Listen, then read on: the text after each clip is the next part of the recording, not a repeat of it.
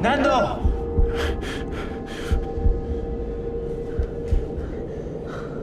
Wake up! He's opening his eyes. Nando.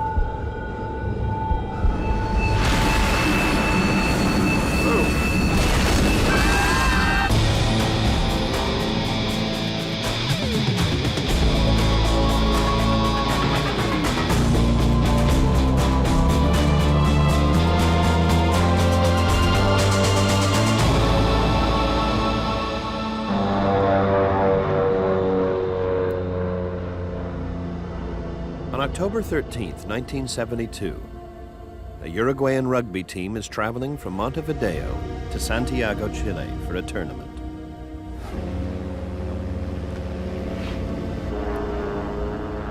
The plane hits turbulence. The pilots stray off course. This is your captain speaking. Please fasten your seatbelts. Among the team members on board is 22-year-old Nando Parado.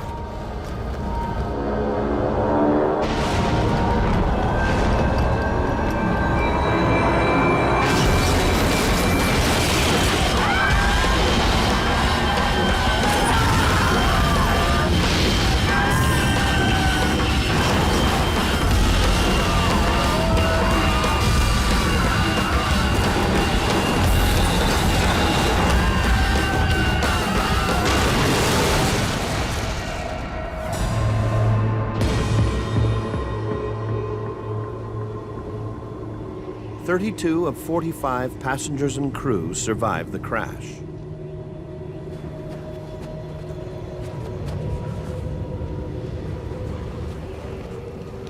One of the survivors is 18-year-old Carlitos Paez. The first thing I noticed when I stepped out of the fuselage was the white scenery, surrounded by mountains. Then, the cold. No one knows where the plane has crashed. They are surrounded by mountains with little food or drink. At 4,000 meters, the temperatures are below freezing. To survive, a group of young men will be forced to break the most sacred of human taboos. It is one of the most remarkable and terrifying survival stories of the 20th century.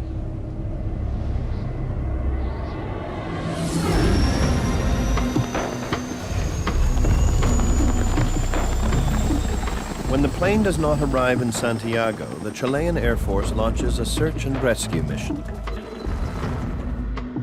Jorge Massa is the joint commander of the rescue operation. Initially, an investigation into a crash should be based on a flight path.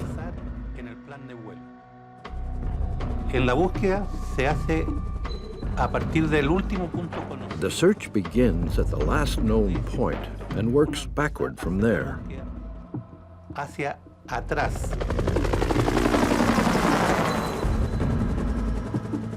The Chilean Air Force searches along the scheduled flight path, but finds nothing.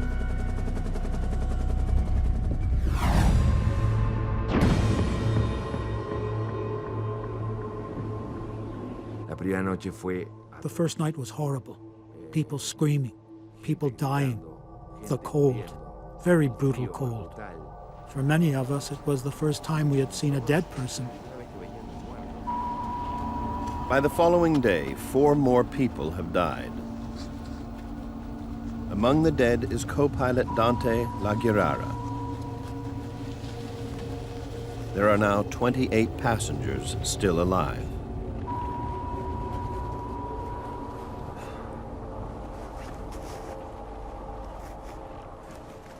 The immediate danger for the survivors is hypothermia, which can occur when the body is exposed to cold. As their body temperatures drop, blood vessels close to the surface of the skin constrict, reducing blood flow to the extremities.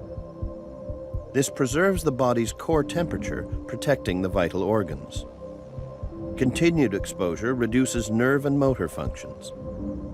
Heart rate and breathing decreases. Slowly, the body shuts down.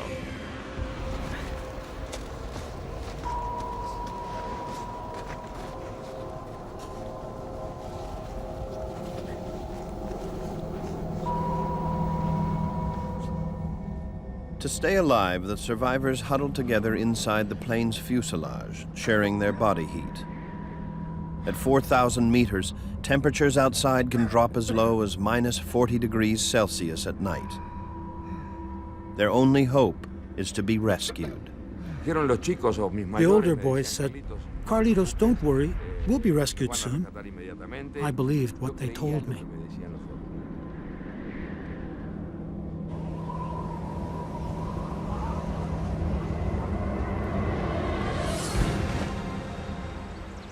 Carlitos' father is the first family member to arrive at the rescue headquarters in Chile.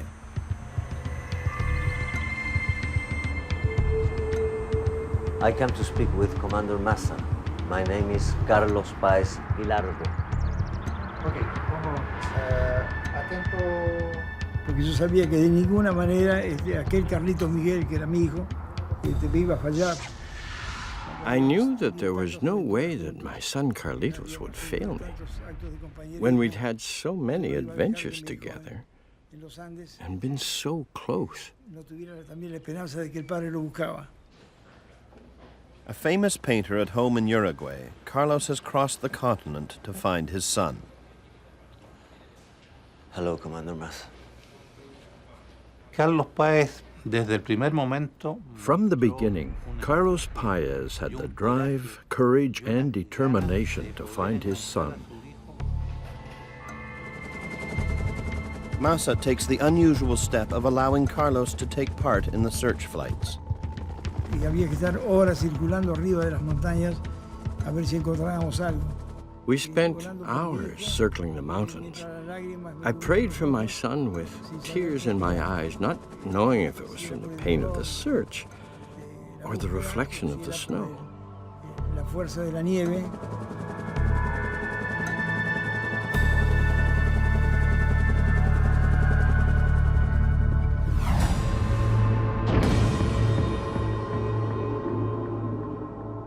After 3 days on the mountain, the survivors grow weak from hunger.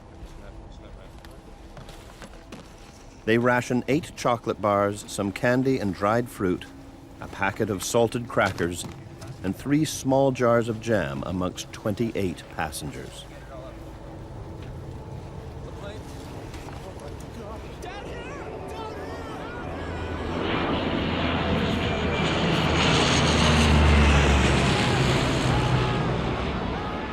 Carlitos and the others are sure they've been spotted. They're wrong. Los problemas que encuentran las personas. The problem that many search parties encounter when searching from a plane is that it's difficult to distinguish objects from the glare of the surrounding snow. In this case, the plane was buried in the snow, so we were never going to see it.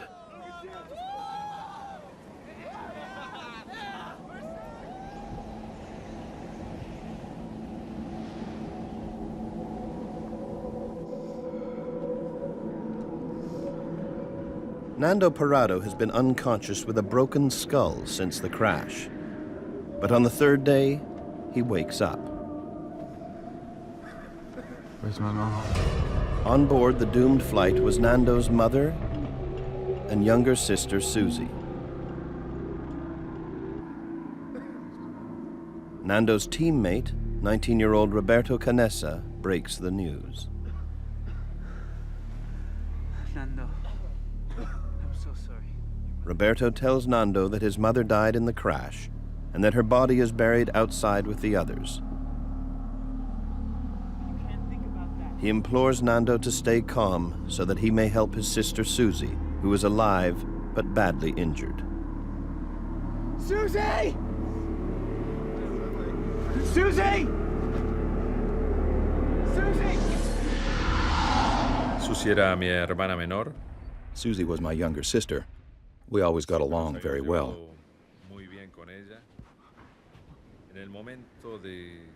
When I realized that my sister was in the front section of the fuselage, she became my priority.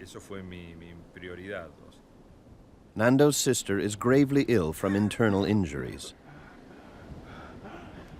Lo único que yo podía hacer para The only thing I could do for her was to keep her warm by hugging her.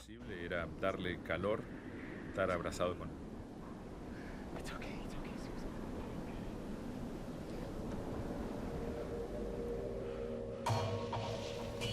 The boys scavenge through the wreckage of the plane, searching for anything that may help keep them alive.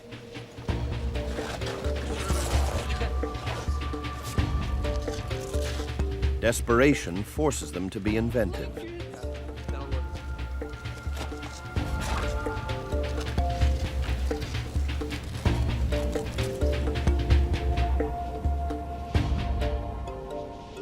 The survivors use seats, debris, and suitcases to build a protective wall against the savage cold.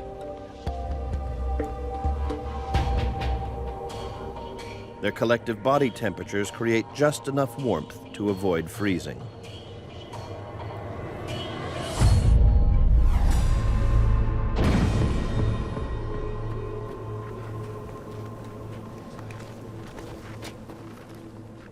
Although surrounded by snow, Nando and the others suffer from dehydration. La sed. The thirst at that altitude is exactly the same as the one you can feel in the middle of the desert, in the Sahara. You dehydrate a lot faster than at sea level. Dehydration happens when a person's breathing rate increases. To get sufficient oxygen from the thin atmosphere, Nando must breathe more quickly, which expends more moisture than normal.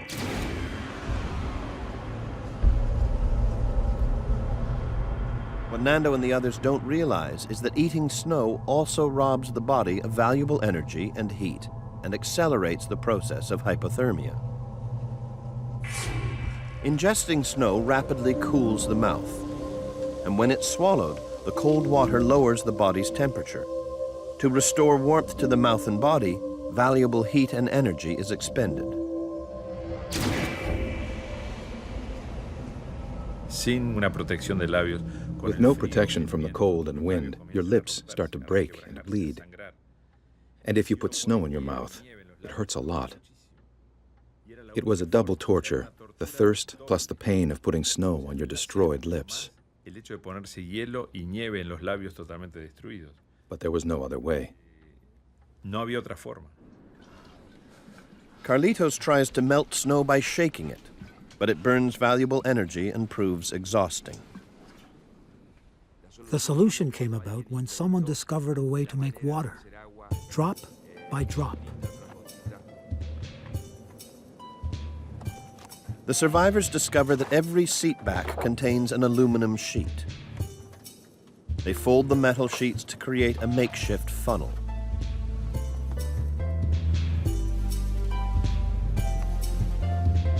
Una hoja de aluminio. You put a thin layer of snow on the aluminum sheet, and the sun melted that layer into a tin can. And once that can was filled, we'd all take turns taking a sip of water.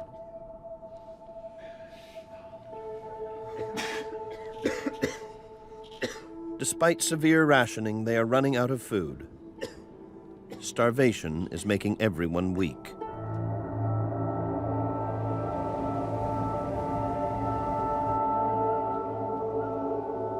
Carlito. Nando quietly confides in his friend Carlitos. You awake? Yeah. I'm gonna climb up. Nando is becoming obsessed with the idea of walking out of the mountains to freedom. Carlitos doesn't take it seriously. He insists Nando is too weak from hunger to even think about it. We have to eat something or we're gonna die.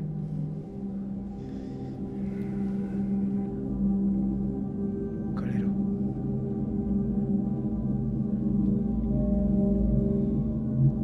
Hunger forces the survivors to think about cannibalism.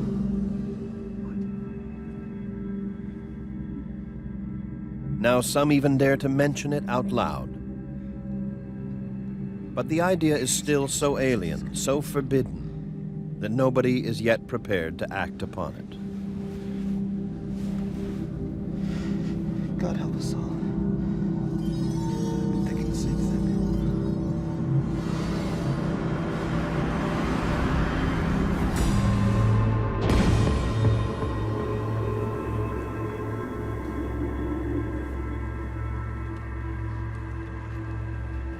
No, it doesn't matter. We need to get the battery. 5 days and still no sign of rescue. Using snowshoes made of strapping and seat cushions, Roberto, Carlitos, and 2 other survivors plan a trek up the mountain in search of the plane's missing tail. Nuestra obsesión era encontrar la cola del avión, porque en la cola del avión We estaba. were obsessed with finding the airplane's tail because that's where all the luggage was, and also the batteries to power the plane's radio. Que nos daban la posibilidad de juntarlo al radiotransmisor. Careful, all right? We will. If they find the tail, the boys hope to bring back the plane's battery so they can power up the cockpit radio and send out a distress call.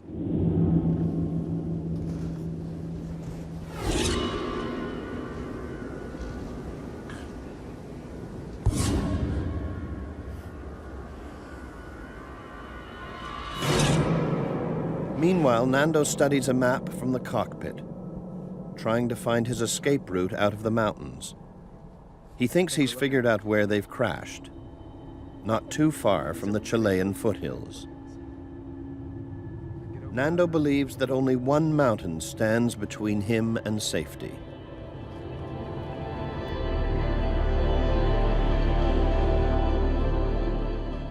We thought we were very close to Chile. Chile was to the west, and if we climbed that mountain, we would be saved. After trekking for hours, Carlitos and the boys return to the safety of the fuselage.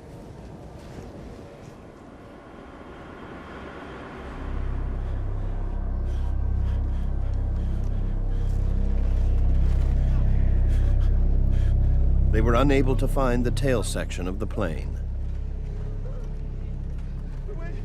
Todo era en contra nuestra. Everything was against us.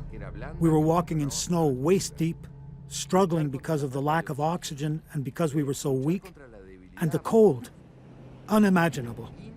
Human beings cannot imagine how unbearable it was. The boys are frozen, exhausted, and defeated.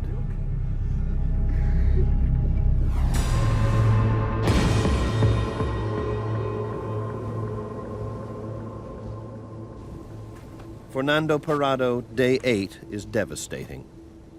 After a painful struggle, his sister Susie has died. The only thing that comforted me was that she died peacefully in my arms, and she wasn't alone. After my sister died, I felt a change, a very important change. There was an inner voice that was instinct or heart or will, I don't know how to describe it, that told me I have to go on. You have to move forward. You cannot cry. You can't destroy yourself morally or emotionally. You have to fight to survive. Sino que tenés que luchar para sobrevivir.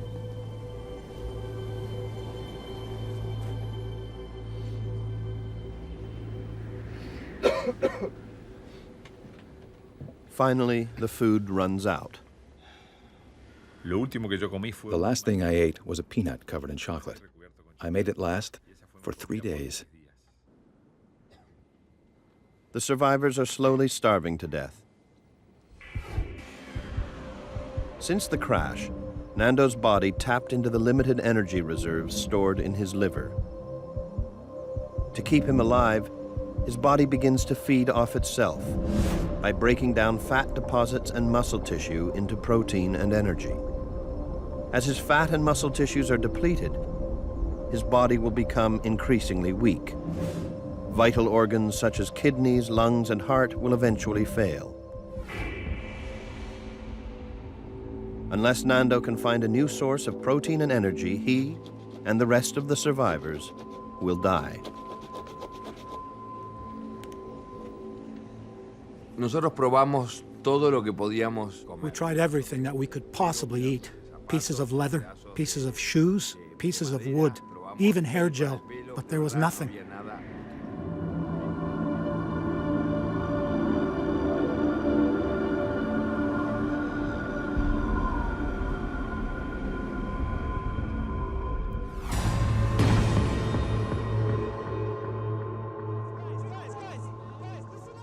As survivors continue to starve, Roberto Canessa, a medical student and respected leader, broaches the taboo subject.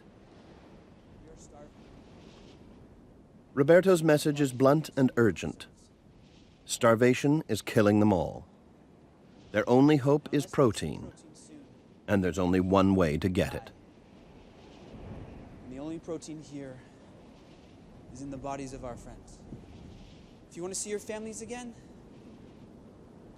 then this is what we must For some of the survivors, the idea is too repulsive to consider.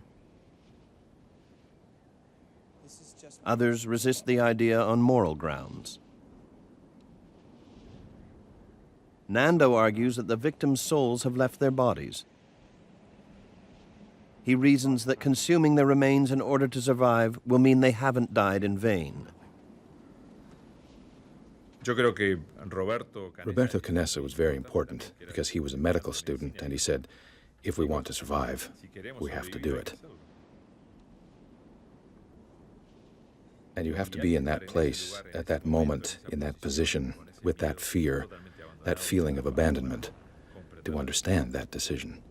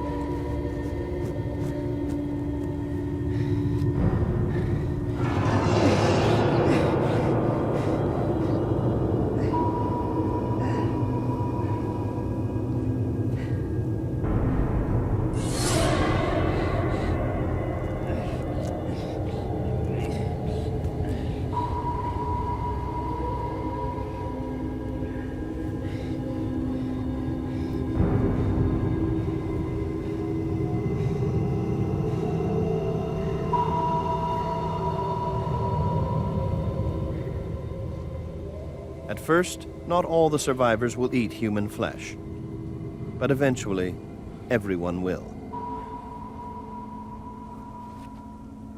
The flesh they eat provides enough protein to keep them alive.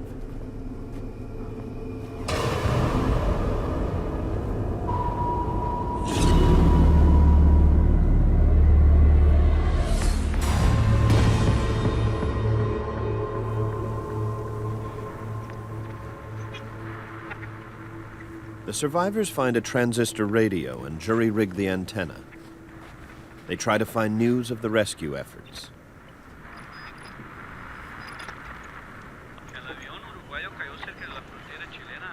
They are stunned to hear that they've been given up for dead. The search has been called off.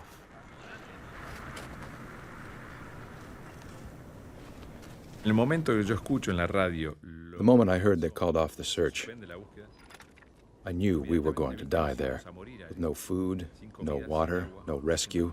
We were trapped. And I told myself, rather than dying slowly here, I would prefer to die fighting. prefiero morir una muerte un poco más honorable, luchando. Nando is convinced that he must climb the mountain to find help. Yo sabía que yo me iba a ir, pero tenía miedo de ir solo. Y sin saber lo que I knew I was going to leave, but I was afraid of going alone. Without realizing it, I began to analyze the boys. I was thinking, with this one I can go, with this one I cannot. Yes, no. Slowly, the list got smaller. Paulatinamente la lista se va achicando mucho. For Nando, there is only one choice for a climbing partner, Roberto. Yo me llevaba muy bien con Roberto en ese momento. I got along with Roberto very well. Quien tenía un liderazgo muy notorio. He was a leader. He worked hard, and he had courage. I asked him to come with me. Yo le pedía que por favor me acompañara.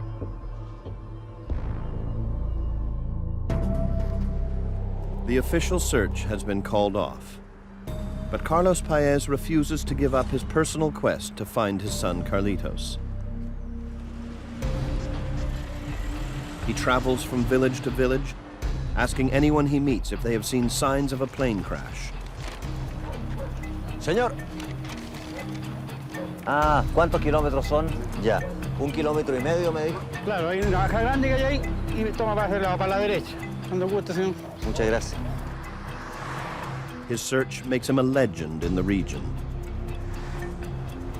Hasta el punto que se corrió un poco. And that's when we started hearing, there goes that crazy old man who's still looking for his son that's lost in the mountains.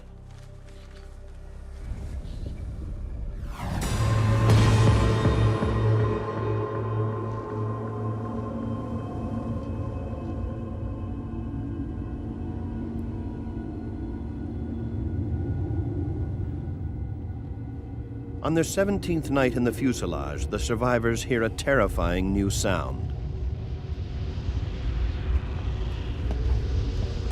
An avalanche has started down the mountain. It's gathering speed and heading toward the fuselage.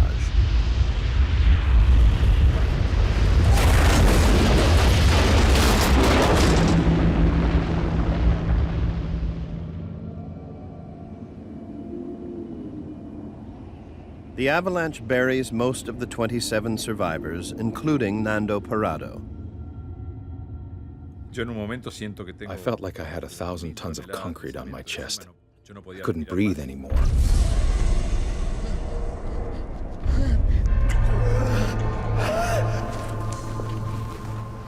Eight people die in the avalanche, including 25-year-old Marcelo Perez, the team's captain and leader. For the 19 remaining survivors, morale is at an all-time low. The avalanche was an important part of the story, more than you can think. The mountain was definitely trying to kill us one by one, and this increased my desire to leave as quickly as possible.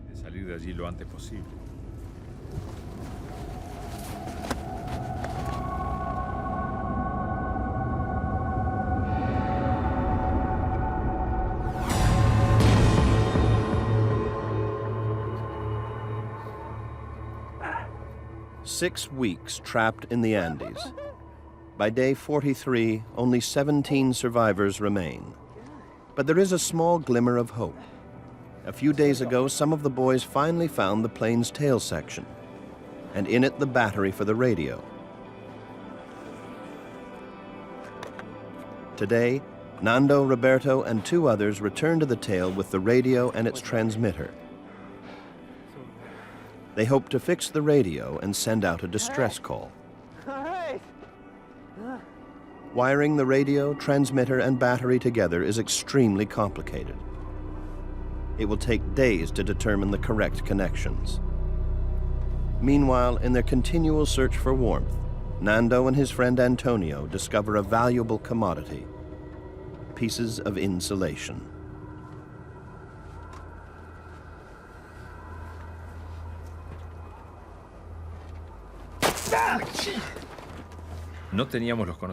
We didn't have the knowledge, the capacity, the gear. We didn't know how to make it work. We just had hope. Roberto has been counting on the radio to save them. It was going to be a miracle if it worked. I sincerely think that in the end, nobody expected that radio to work. Their attempt to make contact with the outside world has failed. Nando and Roberto know that death is inevitable unless they attempt the impossible: scale the mountain that stands between them and safety.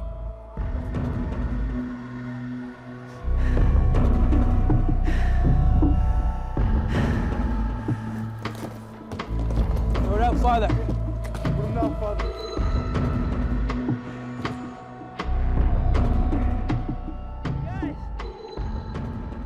The boys build a giant cross next to the tail section as a sign to any rescue planes. It's November 28th. They have been trapped on the mountain for 47 days. Nando plans his escape. I had chosen December 12th to leave, because if you do not choose a date, you stay and stay. I told Roberto we have to leave, because if we wait too long, we will become too weak to escape from here.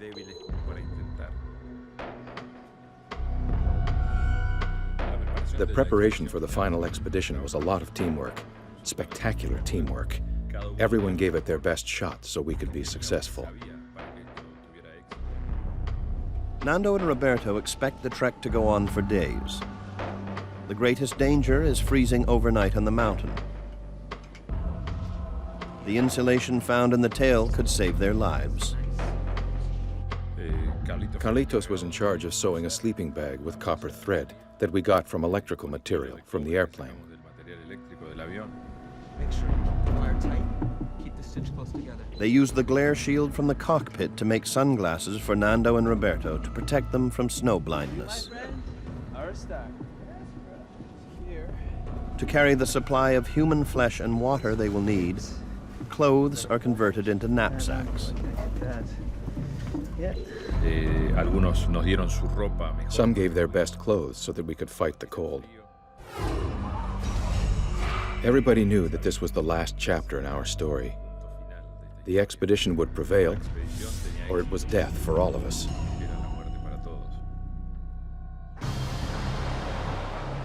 In village after village, Carlos posts a cash reward for any news about a crash site and the whereabouts of his son Carlitos. Estoy tratando de encontrar información sobre el avión que se perdió. ¿Se los pasan a su papá?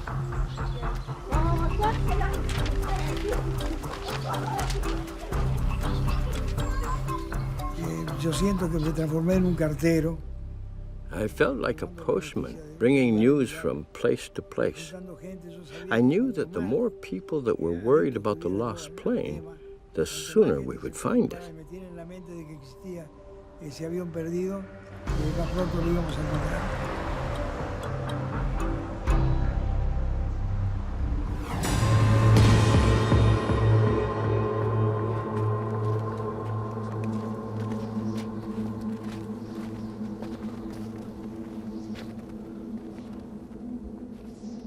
Before leaving the fuselage for the last time, Nando offers the remains of his mother and Susie as food for survival.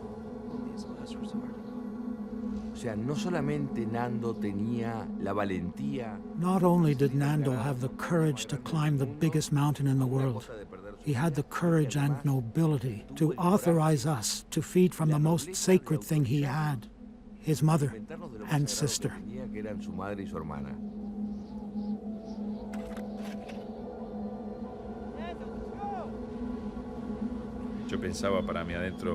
I thought to myself that Carlitos doesn't know how scared I am, or that I don't know where I'm going.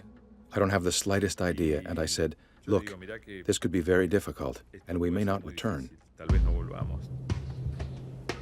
On December 12th, as planned, Nando and Roberto begin their climb. They are joined by 19-year-old Antonio Vicentin. From the outset, the climb to almost 5,000 meters is physically devastating. What I remember most while we were climbing was my breath, how I had to breathe before I moved another step. Nando and the others are feeling the effects of high altitude. The air is much thinner. Every breath that Nando takes has much less oxygen than at sea level. This reduces blood flow to the heart and muscles. Eventually, the restricted blood flow can cause brain fluids to leak inside the skull. The brain begins to swell. If left untreated, the results can be fatal. Symptoms include fatigue, headaches, nausea, vomiting, and loss of muscle control and coordination.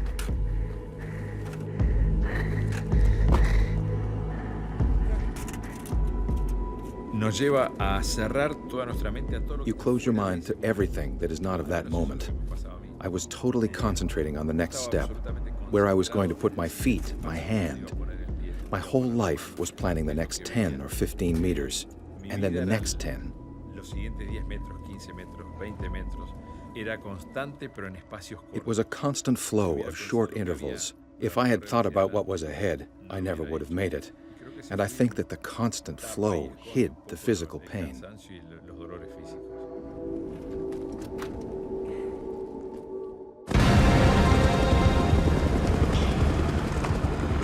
It's been weeks since the official Chilean rescue mission was called off.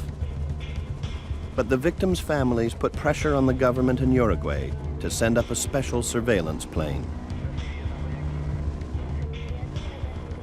High over the mountains, the plane's camera records an unmistakably human sign. A cross. The photos are developed at the Chilean Air Force Base. Jorge Massa and Carlos Paez examine the photos.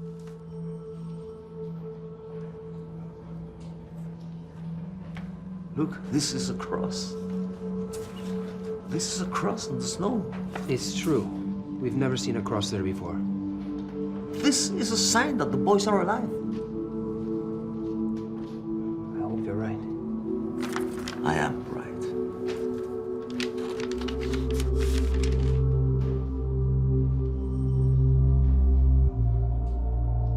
But the next day, Commander Massa receives some new and disappointing information about the origin of the cross. De informaciones que recibimos de Argentina. After speaking to officials in Argentina, we discovered that, unfortunately, the cross was actually made of instruments used to measure snow levels that would tell us how much water to expect in the summer. The cross in the photos is not the one the boys have built. Once again, the rescue mission is called off.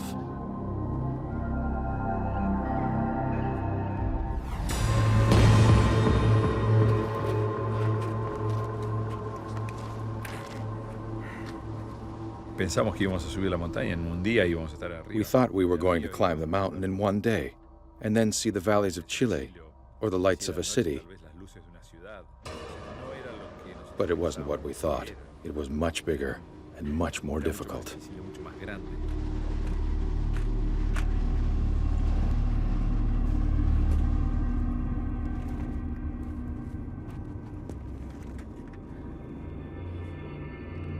Go for this. We'll see the foothills. For 2 months, Nando and Roberto have believed that if they can only get over the mountain, they will descend into the green valleys of the Chilean foothills.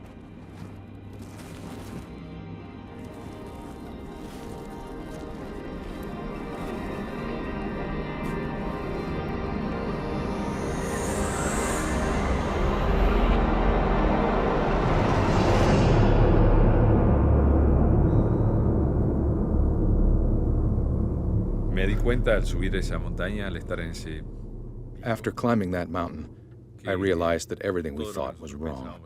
We weren't in the foothills. We were in the middle of a mountain chain. There was no chance of surviving. Absolutely no chance.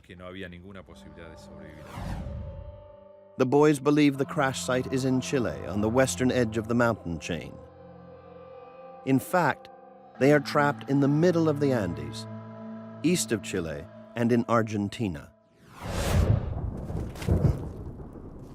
Para mí ese fue uno de los... It was the most decisive moment of my life. I accepted that I was going to die in those mountains. I was not going to return to that plane. But dying up here seemed useless. After 3 days of difficult climbing, they are demoralized, broken, and exhausted.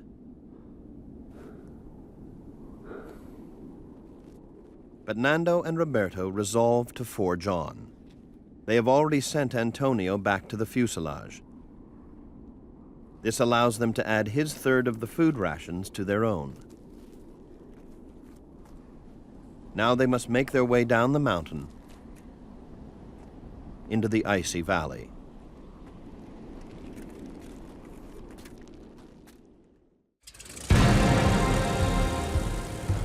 Carlos Paez has not given up the search, though his son Carlitos has been missing for more than 60 days. Carlos rents his own plane to scour the mountains. There were so many days, and so many nights, and so many tears when I was looking for them. I was putting pressure on myself to be the one who found the plane. With Christmas arriving, it was dramatic, because I had to return to Uruguay without Carlitos.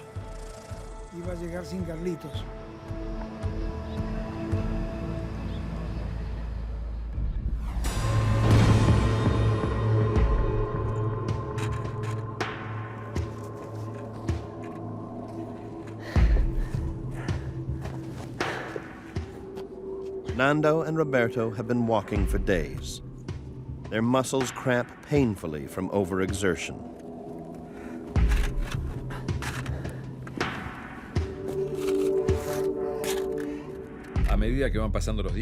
As the days went by, we started to feel weaker, mentally and physically.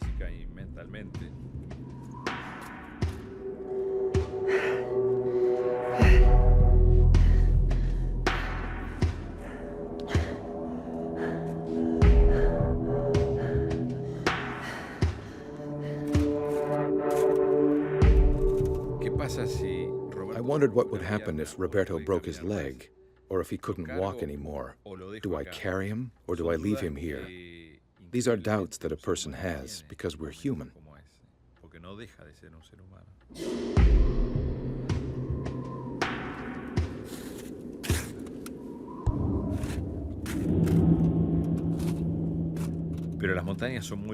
The mountains are beautiful. They're majestic. They rule in that place. They don't want humans there. When one is dying in those mountains, they transform into a truly horrible monster.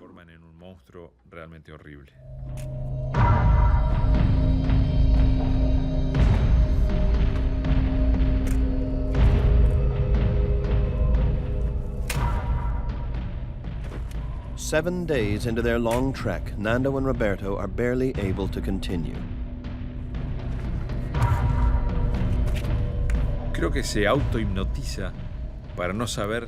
I think I was hypnotized. You don't realize how hard what you're doing is. If I had stopped to think, I would have died.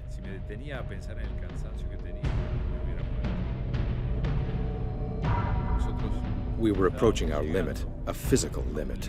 It was a real low. There wasn't much life left in us.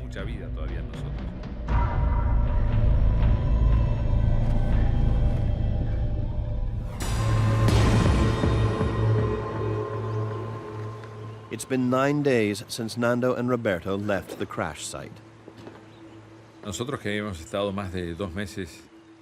We had been living in a black and white world because of the snow and rocks. For me, going from snow to rocks was like crossing a line, a very important line, the line from death to life. We had hope.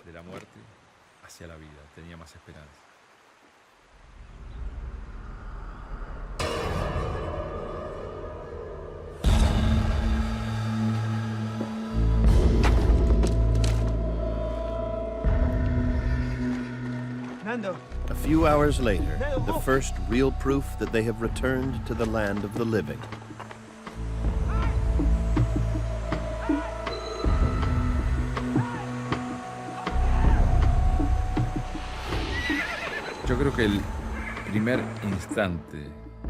The first moment I realized that I might survive was when the man stopped his horse to look at us. And I said, "This is the first contact with civilization. He will save us."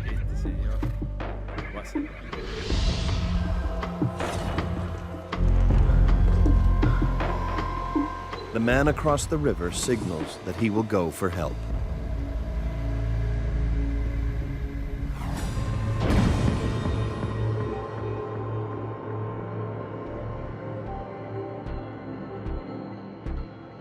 The next day, a group of horsemen carry Nando and Roberto to a local village. They savor the first real food they've eaten in 70 days.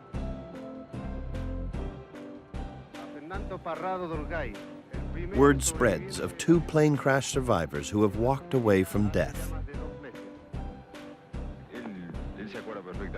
The story grows even more incredible when the boys reveal that 14 other survivors are waiting to be rescued back at the crash site.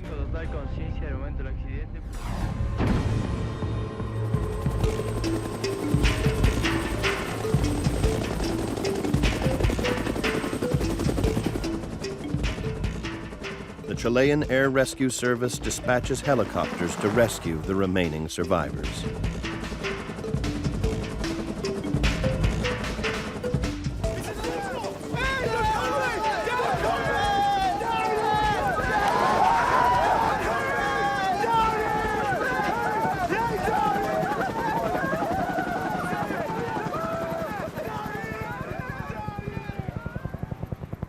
On December 22nd, a Christmas surprise for those who survived 72 days in the Andes. Susie!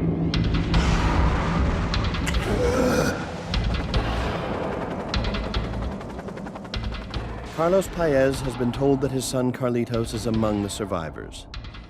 But after his epic 10-week search, he hardly dares believe it. La angustia de la espera del helicóptero fue tremenda. There was a lot of anguish while waiting for the helicopter. When it landed and the dust settled, I saw Carlitos. He smelled of sweat and sacrifice and death. I hugged him intensely. I think that photo of us shows that moment very well, because it conveys the horror and the happiness at the same time. It's a reunion that probably never would have happened if it wasn't for the determination of Nando to find an escape route out of the Andes. As Carlitos exits the helicopter, he embraces Nando. I wanted to thank Nando in some way for what he had done. I hugged him. We fell to the ground. For the first time, I felt warm. Only 16 of the 45 survived, huddled in a battered fuselage, weak with hunger and numb with cold for 72 days.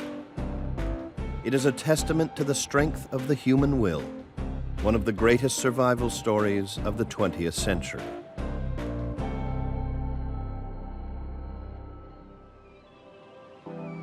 Carlitos Paez lives in Uruguay near his father.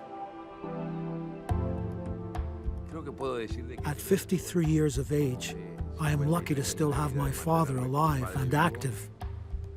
To be able to share a sunset, the same sunset we have always shared.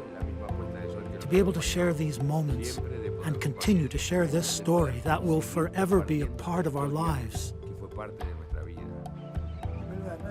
It's true that nothing is impossible if you fight with passion. I believe that the intent is more important than the outcome. But in order to succeed, you must try.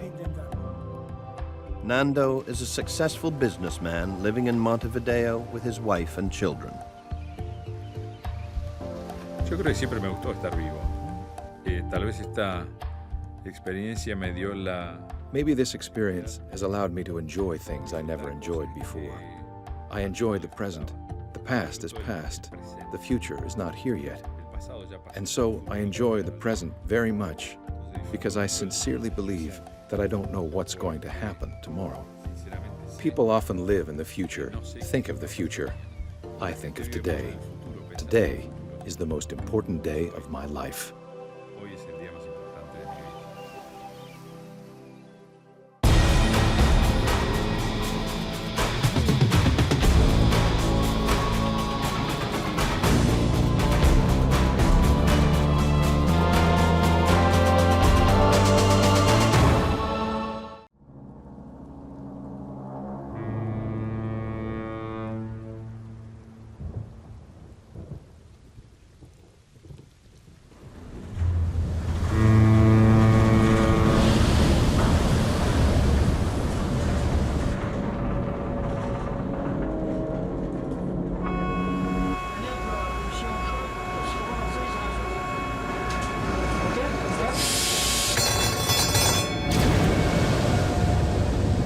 Starting to get nasty.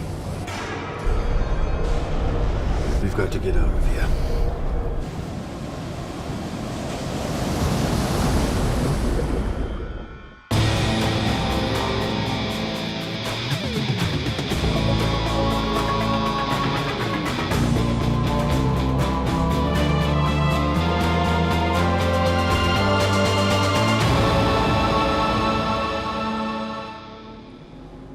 January 2003.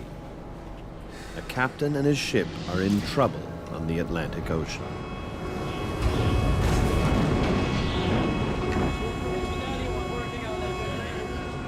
The crew aboard the Finnish cargo ship Camila struggles to get its 7,000 horsepower engine up and running.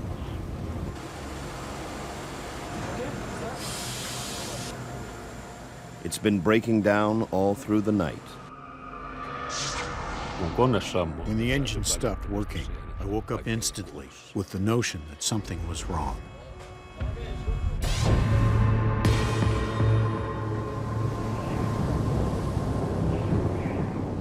The massive 12-cylinder engine has a badly damaged oil filter.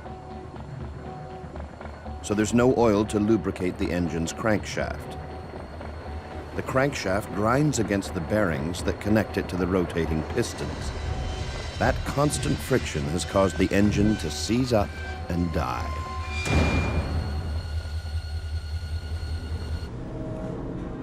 Captain Markku Rakula knows that with no engine power, he and his 15 crew members are trapped. His 28-year-old third officer, Mayu Sari, loves the adventure of working on the high seas. But this is a new and frightening experience. Coffee, do you want one? Kävi ilmi, että when we realized that the engine couldn't be fixed, I remember thinking, this is an impossible situation. I thought to myself, now something is going to happen and there's nothing I can do about it.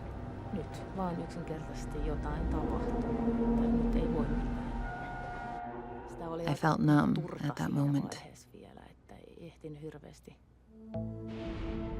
The Camila is stranded more than 450 kilometers from the nearest port, St. John's. The Grand Banks off the east coast of Canada is the last place you want engine failure. The water here is shallow. A shallow seabed creates massive waves. The area is also known for its unpredictable weather. More than 7,000 ships have sunk in these waters over the centuries. And now, even worse news is rolling in.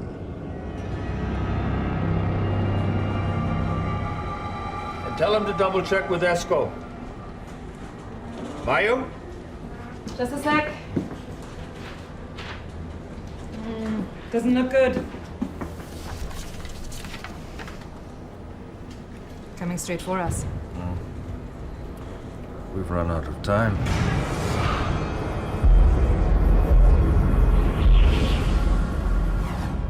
A cyclone is approaching from the southwest. Winds will hit 150 kilometers an hour. Waves will reach 24 meters, enough to sink the stricken Camila. The storm is still hours away, but Captain Rakula knows that help is also far away. Anyone who tries to rescue his crew will have to outrace the storm. Rakula is forced to consider all options for escape. The nearest tugboat is 20 hours away. But it's his best hope. We're going to have to try for a tug. Tugboat? Out this far in this? You really think that... Of course. Even though I knew that our situation was uncertain, I could not show it. Or else everyone would start worrying, and that would lead to panic.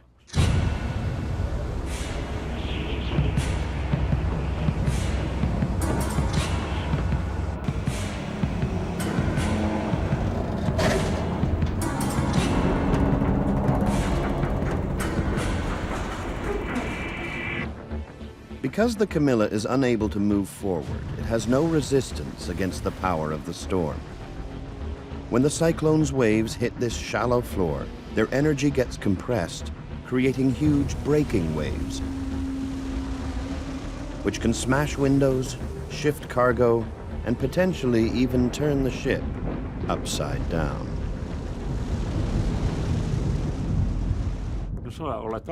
The waves come in like this and beat and shake you. And there is nothing you can do about it. Be right here on top of us. One thing's for sure. We've got to get out of here. I'll call the owners.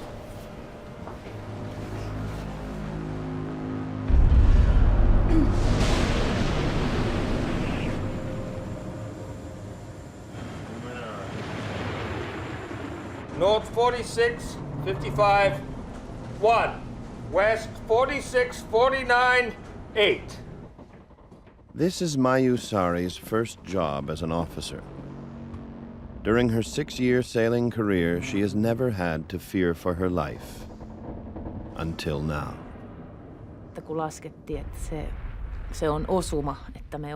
When we realized that the storm would hit us if we didn't get out of its way, I had to switch into a certain mental mode in order to cope with the situation. Because even if something was going to happen to us, I couldn't start crying there or panicking.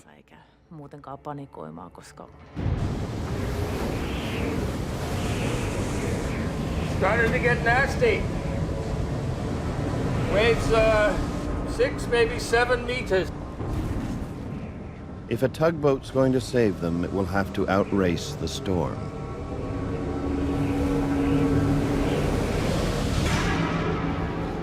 Hey, the engine won't be fixed for 24 hours, so we're looking for a tug. Yeah, okay. Okay, good, thanks. What'd they say? They're going to try to send us a tug. Great. Yeah.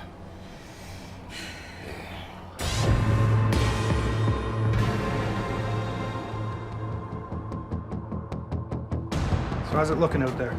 It's a big low-pressure system moving in from the east. It's going to be poor visibility, high winds. Waves are going to be very big.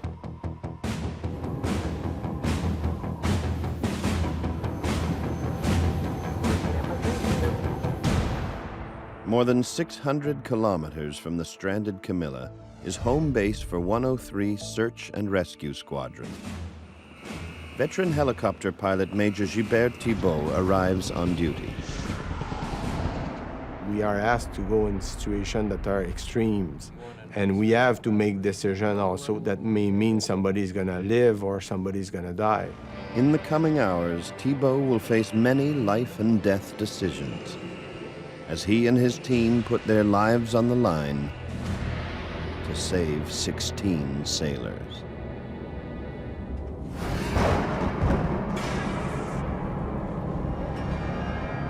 The Camila has now been stranded for 2 hours.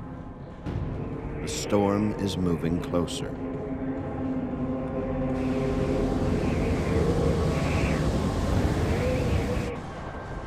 Okay, yeah, will do. Right, thanks.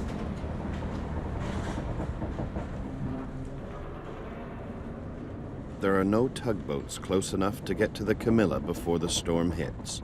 Captain Rakula will have to find another way to save the lives of his crew. We could not afford to take the risk of staying there in a storm of this magnitude, and then in the morning to have to check whether we were afloat or had drowned.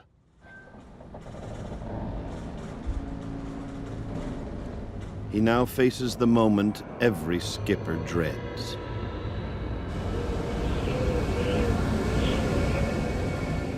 When I started to make a decision about abandoning the ship, it was certainly the toughest decision of my life and of my entire sailing career. Rescue Center Halifax to Camila.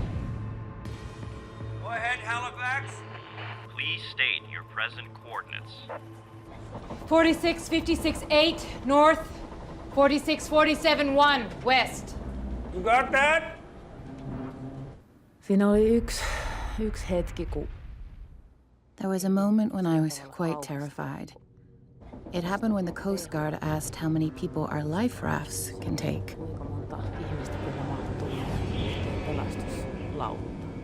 Then I thought if we have to go on those rafts, in that weather, that will be really serious.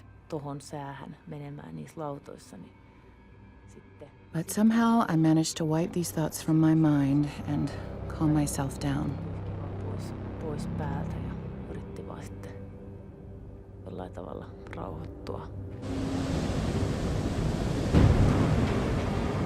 The ship is now rocking so uncontrollably that it's simply not possible to attempt escape in the lifeboats. We cannot stay here, but lifeboats are not an option. What we're going to do is send a helicopter to you. There's 16 of us! Your situation has been designated an M1 emergency. An M1 emergency. Top priority because the Camilla's crew is in danger of injury or death. Now we see. The hopes of rescue for Captain Rakala, Third Officer Sari, and the rest of the crew now hinge on a helicopter reaching them before the storm hits. But the nearest helicopter is in Gander, 618 kilometers away. St. John's is the closest point of land. The entire journey is more than 1,000 kilometers. On top of that, the helicopter will have to hover for more than an hour to hoist the 16 sailors to safety. It's impossible without refueling.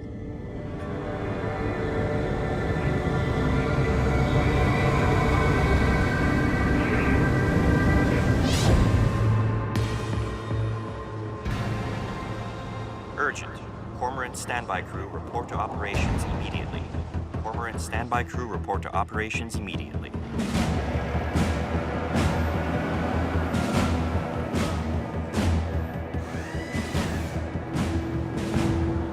Okay, guys. We have got a cargo vessel out of Finland. They've lost their engine.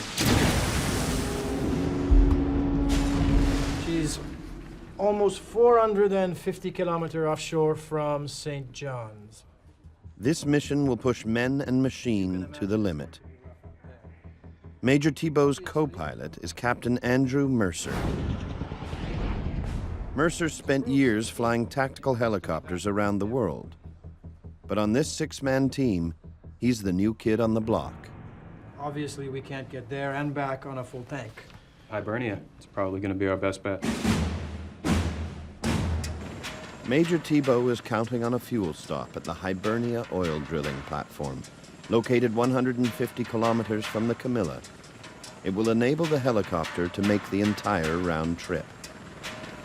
As far as time on scene, I know you guys would like as much as possible. Major Thibault has calculated exactly how much time they can spend on the rescue itself and still have enough fuel to get back to home base. Necessary goes. By my calculation, I can give you 75 minutes. That's less than 5 minutes to hoist each of the 16 sailors. In 30 minutes.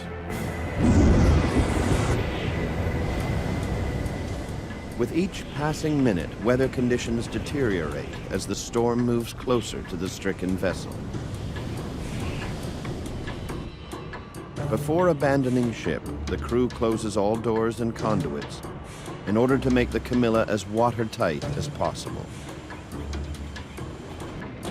Third Officer Mayusari notifies everyone of the decision to abandon ship. We're abandoning ship. Hey, everybody, wake up! Let's go! Let's go! Back at the base, Major Thibault is relying on this impressive piece of machinery to save the lives of the sailors. The newly acquired CH-149 Cormorant. He has stripped excess equipment from the helicopter to make room for 16 passengers. He must eliminate all unnecessary weight. The lighter the load, the more fuel they can carry. And Thibault knows that every drop will count on this mission. An helicopter is not like a car. You cannot run out of fuel and park it on the side of the road. I mean, running out of fuel is not an option.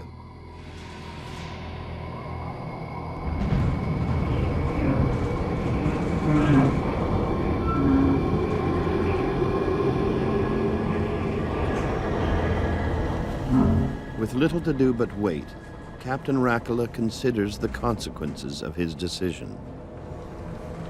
päätöksenteko on joskus pikkusen vaikeaa, mutta ei... Making a decision is sometimes a little difficult, but if you make right decisions, then anyone who knows about sailing will know that this guy is not dumb. He has been able to make the right decision at a critical moment. But if you make wrong decisions, after that your career may be gone as well. Sen jälkeen voi olla karrierikin mennyt.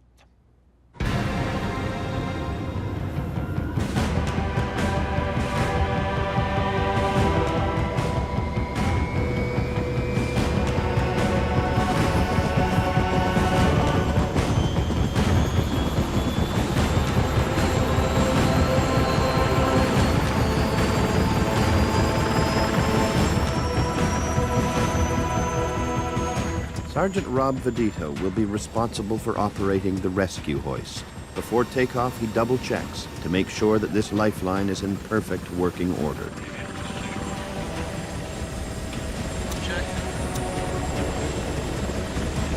Right handout is approved. Surface winds are 310, 15, gusting 20 knots. Clear takeoff from the south pad. The cyclone is closing in on the Camila. For the rescuers, the race is on to get there first. I would lie to you if the adrenaline's not pumping. The adrenaline is definitely pumping, and your mind is rushing. I'm going through all these different scenarios. How can I make it better? Where can I go for fuel? Do I need medical? It just keeps going on and on and on and on and on. You just keep going through the scenario, going through problems, coming up with answers, solutions. It's just a constant, your head's going all the time until it's done at the end. For Major Thibault, the Cormorant is the ultimate flying machine. Its 3 powerful turbine engines produce an incredible 6,400 horsepower.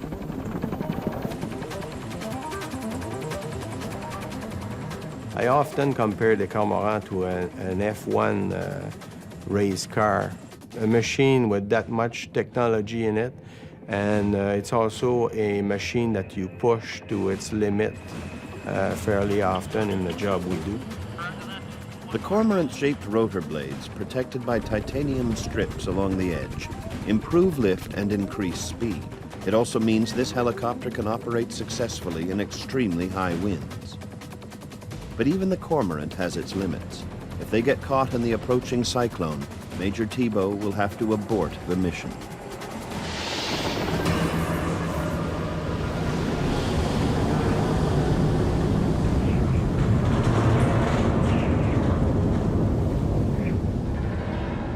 Rescue headquarters has warned Captain Rakula that it's not certain the helicopter can get to the Camila.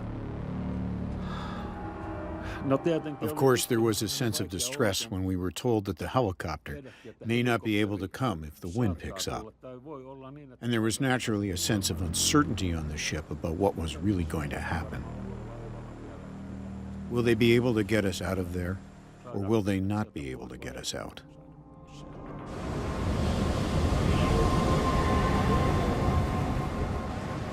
Because the crew is in danger, the ship's owners have already contacted the families of everyone on board. Yksi ehkä pahimmista tunteista, mitä tuli sitten. One of the worst feelings was the fact that my parents and sister knew about my situation, but I couldn't contact them to tell them how it's going so far. Silloin tuli. It was really bad to think about how they must have felt when they didn't really know anything. Well, other than the fact that the ship was in distress, at sea, in a storm.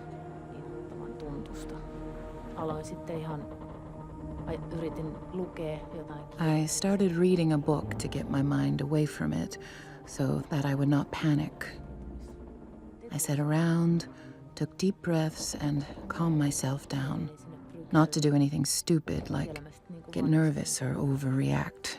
Hengittelin rauhallisesti ja rauhoittelin itseäni, että nyt ei saa tehdä mitään typerää. Ei saa hermostua eikä ylireagoida. It did help me. It was like a meditation. Ikään kuin meditaation omainen. The pilot's plan to refuel at the Hibernia oil rig is shattered. They've just been informed that Hibernia can't supply them with fuel. Well, that's too bad. For us. Okay, over. Go figure, huh? Hibernia out of fuel. We got information saying that the Hibernia had run out of fuel, and being the biggest oil producer out there, it was kind of just ironic that they didn't have the fuel for us. Major Thibault was forced to divert to another oil rig to refuel. Make our way over to the Henry Goodrich. The Cormorant heads for the Henry Goodrich drilling platform, an additional 35 kilometers away from the Camilla. The diversion will add 10 minutes to the journey. That means less time for the rescue itself. And now there's no hope of beating the storm. It's closing in at a rate of 85 kilometers an hour. The Henry Goodrich is a floating rig, not anchored to the seabed. So landing in high winds is extremely dangerous. Thibault will not be able to control the landing from his side of the helicopter. Never landed on a floating rig before, huh? It's different. So to keep the helicopter into wind and to keep visual with the platform, I had to let Andrew fly. I didn't have the references on my side. Co-pilot Mercer has never landed on a floating platform before. It's a rare and difficult operation that requires enormous skill and nerves of steel, a critical moment to capture on video. One of the search and rescue technicians starts the camera rolling as co-pilot Mercer closes in on the rig. All yours, Andrew. I'll let them know we're coming in. Rescue 911 to Goodrich. Seeking permission to land for refueling, over.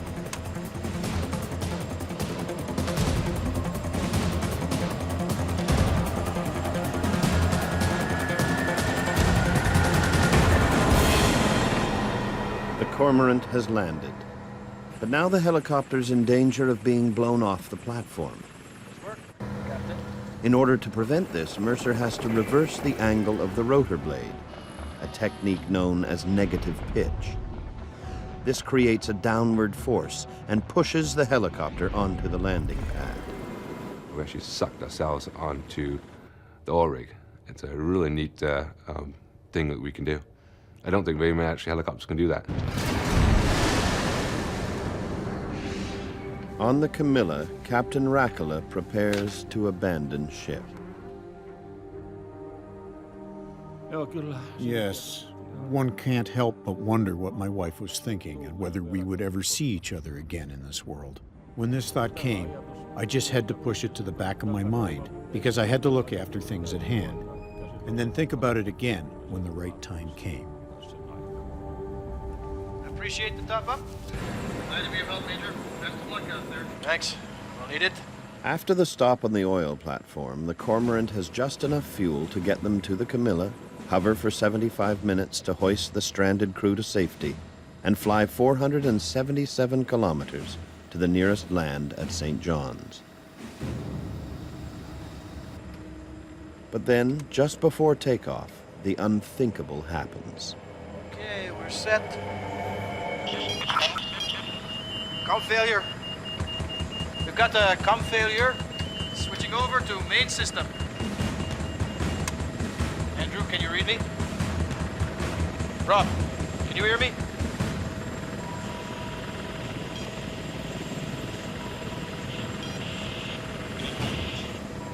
The Cormorant's complex fiber optic communication system has stopped working. Rob, can you hear me? I'm not getting you. Okay, we're gonna do this by the book. We're gonna run a full system check. While Thibault and Mercer can talk to each other, they can't communicate with flight engineer Rob Vedito in the back, and they have to be able to talk to him to execute the hoisting operations. With Combreaker 3, AC bus. Can you read me now, Rob?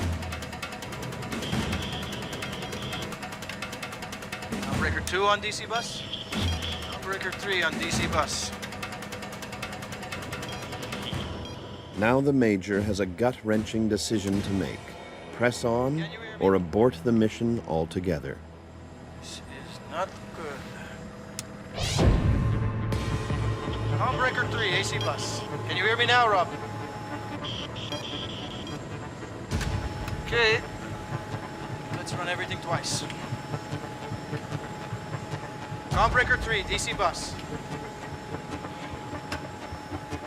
The first thing that came in our head was that we won't be able to do this. You know, if we cannot communicate, there's no way we're going to be able to recover these people. So the first thing, I think, for all the crew members was, you know, we're stuck. We're going to have to go back. There's only an hour and 40 minutes until sunset.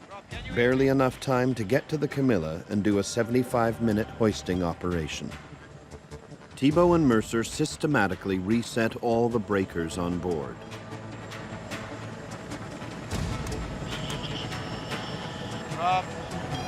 Rob, anything? Can you hear me, Rob? Gotcha, Major. Loud and clear. Eventually, success. We're back. Let's get moving here. The delay has cost another precious 15 minutes.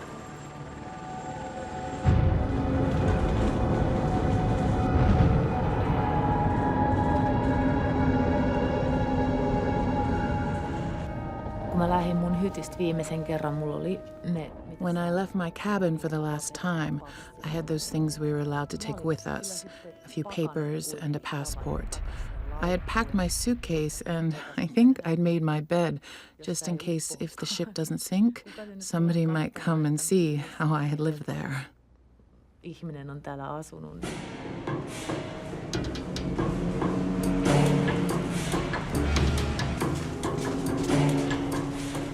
Captain Rakula orders everyone to put on their survival suits.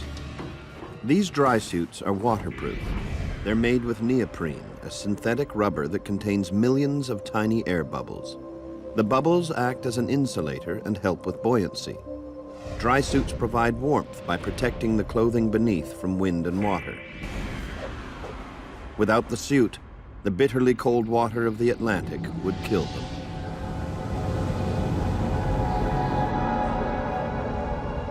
The last thing I wrote in the logbook on the command bridge was, of course, that most difficult fact, that we are now going to abandon the ship. Captain Rakula is now certain the ship and its cargo are doomed. He relays the grim news to the ship's owners in Finland. You dial, huh? Yeah. Sure. Niin me puettiin ne pelastuspuvut sitten niinku. It was pretty difficult with that suit. He would hold the phone and I would push the buttons and he would talk. It was a strange feeling that this may be the last time they'd hear from us. Me sitten mennään tonne alas, että mikä on tilanne. Rakula here. ETA 5 minutes on scene. Andrew, get the captain. As the Cormorant closes in on the Camilla, the search and rescue technicians make final preparations. Rescue 911 to Camilla. Rescue 911 to Camilla. This is Camilla, go ahead, 911. Rescue helicopter approximately 5 minutes from you. All crew should gather on deck. Tell them everyone's down there. We're just on our way. We're on our way. Hang in there, over. Hey. We should go. One last smoke.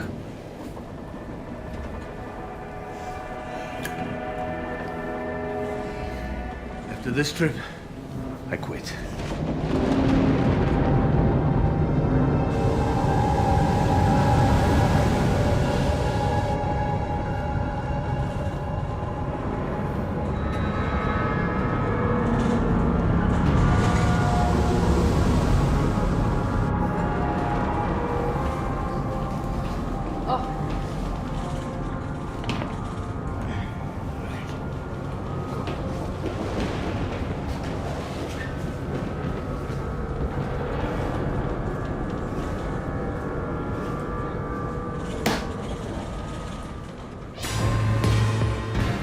There's now just over an hour of daylight left. After flying for 3.5 hours, Thibault and Mercer catch their first sight of the stranded ship. From a distance, the situation doesn't look life-threatening.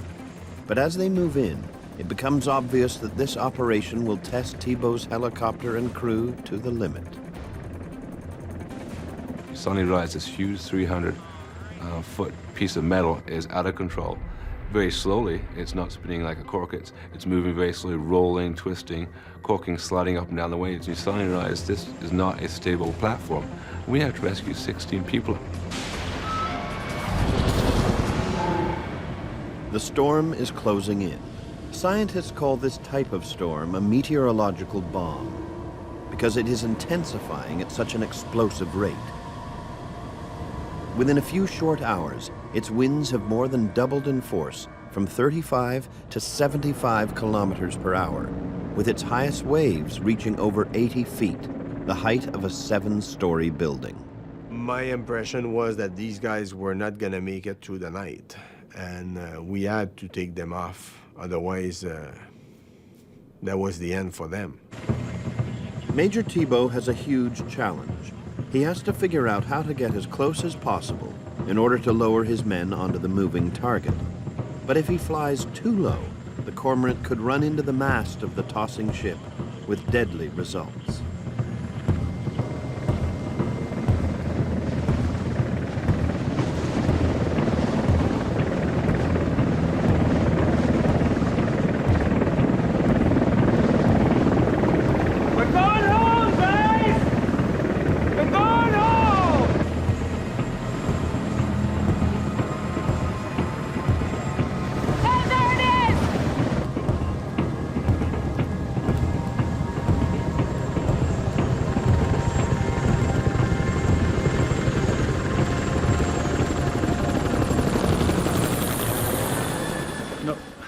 When the helicopter did arrive, I was naturally very excited that now we are finally getting out of here.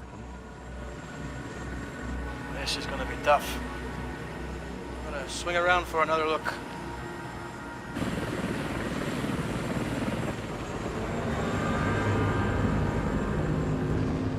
The jubilation on board the Camila doesn't last long. But all of a sudden it circled the boat and then headed away from us. Well, that is when we all thought, hey, wait a minute. Has the wind now gotten so bad that we won't be taken away from here? The sailors are certain the helicopter is abandoning them, their one and only hope of escape vanishing on the horizon. Major Thibault circles around to check out potential obstacles and determine his best plan of attack. He has precious few seconds to decide if a rescue is feasible.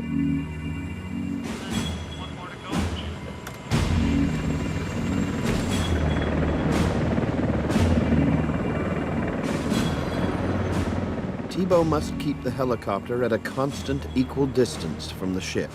To achieve this, he must make the helicopter rise and fall with the waves. 2 search and rescue technicians will be lowered onto the deck. One man will control the guide cable to reduce swaying during the hoisting. The other, Corporal Scott Elliston, will hook each sailor to the hoist and ride back up to the helicopter with them, one at a time. Kind of thinking it's a big boat, it's moving, it's dead in the water, so it's going to be a different challenge. It's not facing straight into the seas where it's a more controlled situation that we're used to. It's rolling differently, which means as things move and we're on the hoist, there's a potential for us to be, banged off part of the boat or hit or something. So you're kind of thinking of how you're going to do the business and, sometimes what might go wrong. The success or failure of this mission will come down to split-second timing. That's where flight engineer Rob Vedito plays a crucial role. He has the best view of the deck. He must tell Thibault when the search and rescue technician has landed safely and is ready to begin the hoist.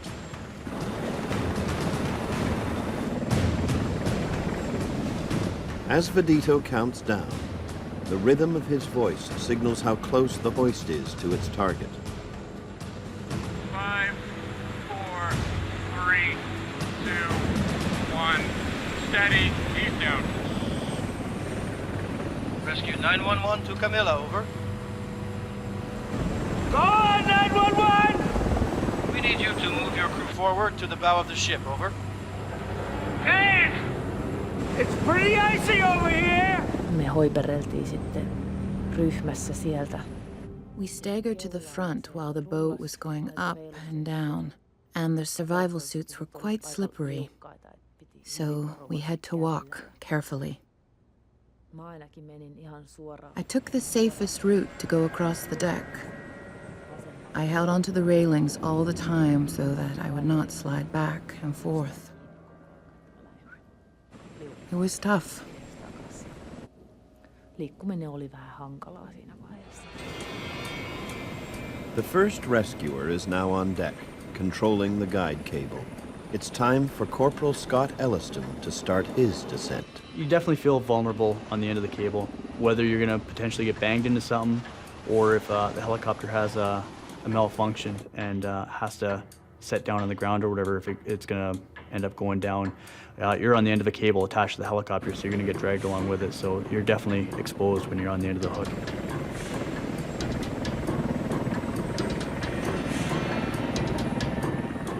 Timing here is crucial. Getting it wrong could mean serious injury for Elliston or one of the sailors. Okay, sir, raise your arm. When we get up there, I'll guide you in. Do not reach out at any time, okay? Here we go.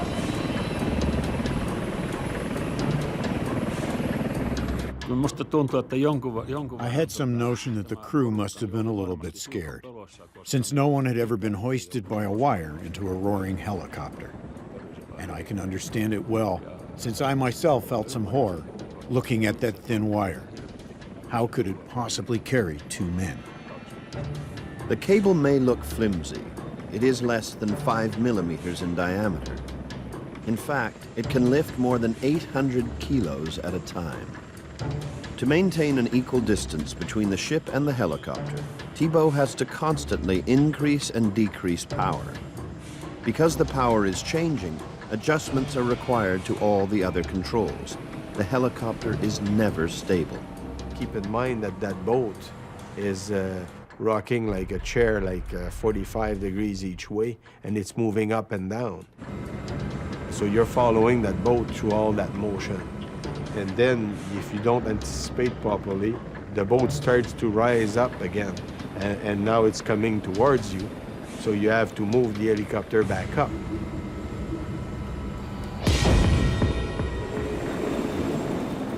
One by one, the crew are lifted into the cormorant. There are still 6 sailors left on deck, and only enough fuel to hover for another 25 minutes. Right now, Major Taboo has another challenge. The power demand on the engines is constantly changing. To maintain the hovering position, the engines are working at 100% capacity. Now and then, strong crosswinds blow into the rotors, causing problems for Taboo.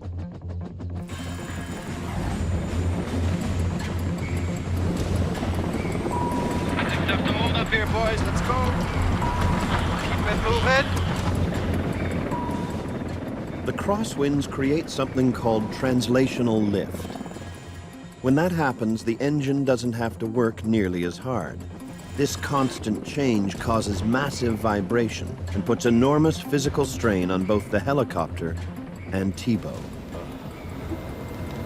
Well, it's very tiring, obviously.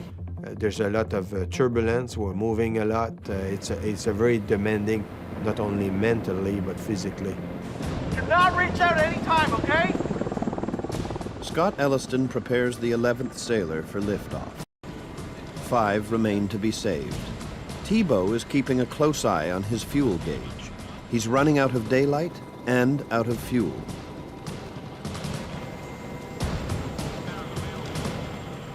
Soon there will be no choice but to leave the Camila whether or not there are any sailors left on the ship. Even for a veteran like Taboo, the pressure is huge. Saying that there's never any emotion would be probably lying. There's always emotion. Let's put it this way. If one of our family member was in there, it would probably be impossible to make a reasonable decision. So in many ways, I believe not knowing the people you're helping is probably what allows you to make the right decision because it's always very difficult and you have to go step by step very slowly and very safely.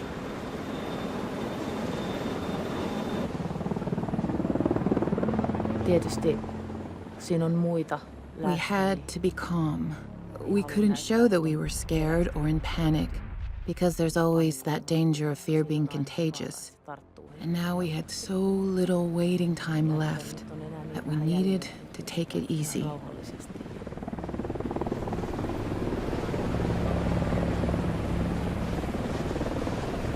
Save a seat for me, Mayu!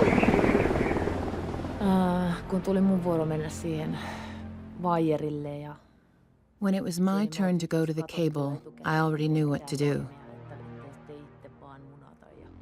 I just tried to do what the guy told me. When we were going up, I remember wondering, what's going on in this guy's head? We didn't really talk that much on the way up to the helicopter. But I wasn't scared at that time anymore, because it was obvious they knew what they were doing.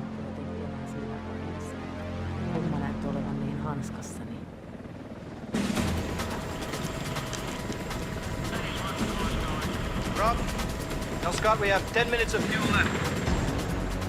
The helicopter has been hovering over the thrashing boat for more than an hour.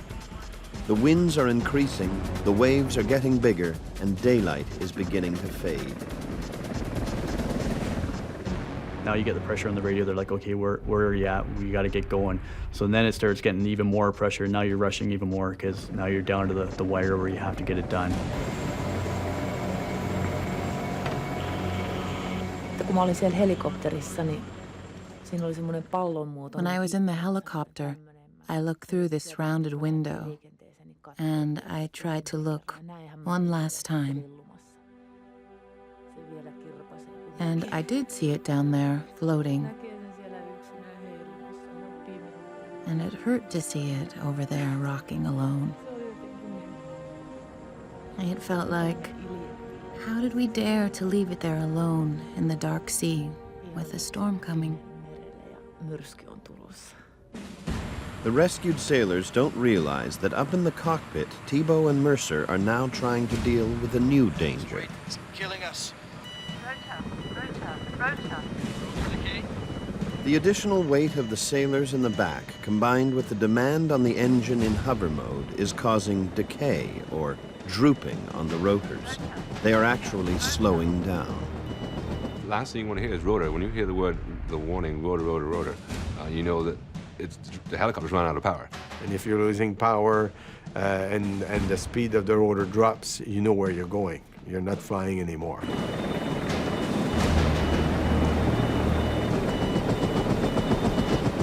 But this time the dusk was upon us, the storm was coming upon us, you're getting the last couple guys in. Slowing down of the rotors is critical. Thibault can continue with the mission or abort. The fate of those remaining on the ship is in his hands. He has very little time to decide.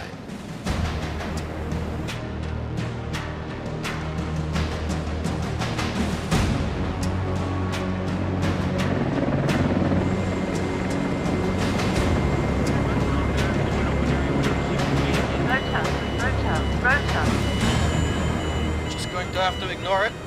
Thibault takes a chance and ignores the warning. Captain Rakala and the two rescuers are still on the deck. You notice the winds were picking up. It was getting worse. The winds were stronger. The boat was rolling more. So it definitely became more of a challenge as the mission went on. Captain Rakala has watched his entire crew of 15 ascend to safety. After more than an hour on the ship's icy bow, it's his turn. It was, to say the least, a little bit difficult to run to the hoist guy. You had to always watch whether the deck was like this or if it was like this. And when the deck was level, you had to run and be careful not to start running when the deck was tilting. The deck had to be level, and then you would go.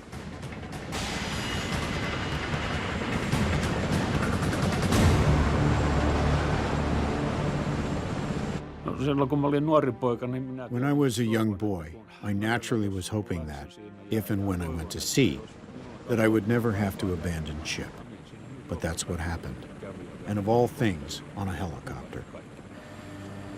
My last look at Camila was when I sat in the doorway of the helicopter, just before going in to sit down. I thought, this is where you'll be left rocking. It is a pity that we had to leave. But there was no choice. Thibault and his team complete the evacuation in 70 minutes. The Cormorant has just enough fuel to get to St. John's. As the helicopter picks up speed, the drooping rotors return to normal, but the storm is closing in.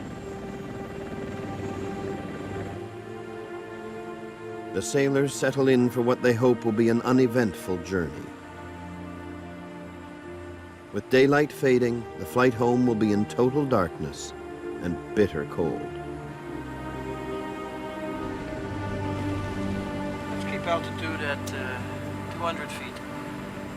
May as well avoid these headwinds. We might even save some gas. You know, it wasn't that long ago we wouldn't even be flying in these conditions. The storm is closing in. Temperatures are dropping.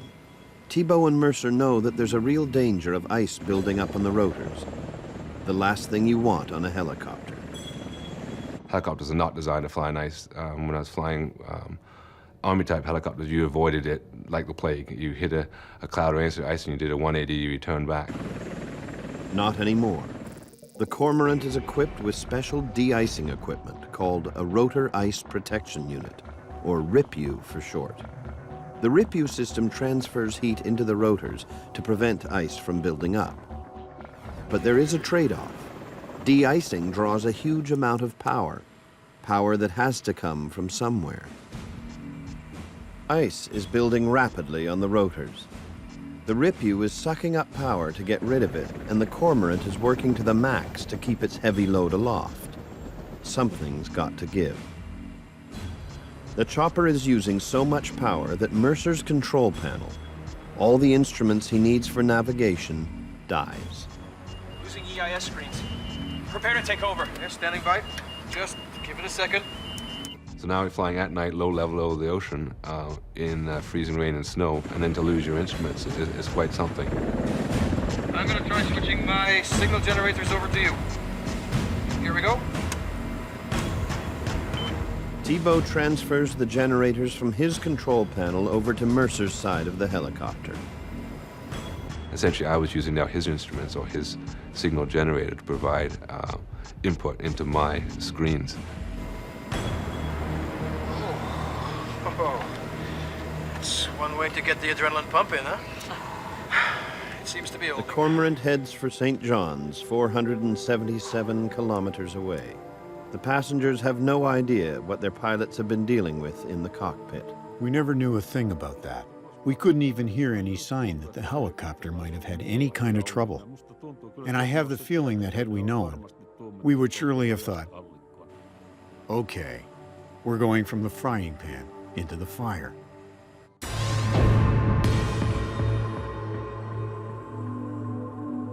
"13 hours after the Camilla's engine died, the Cormorant finally touches down in St. John's. It's been the longest day of Captain Rakula's life.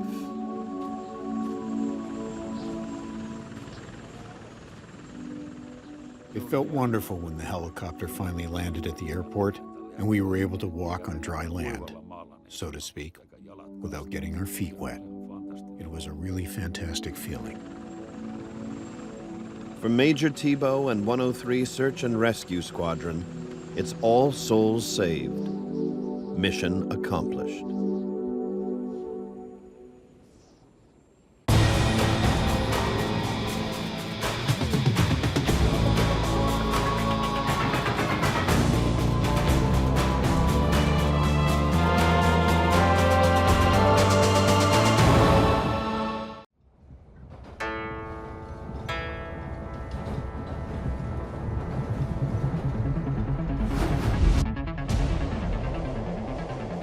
Rapid train number 5418 is behind schedule just outside Osaka, Japan.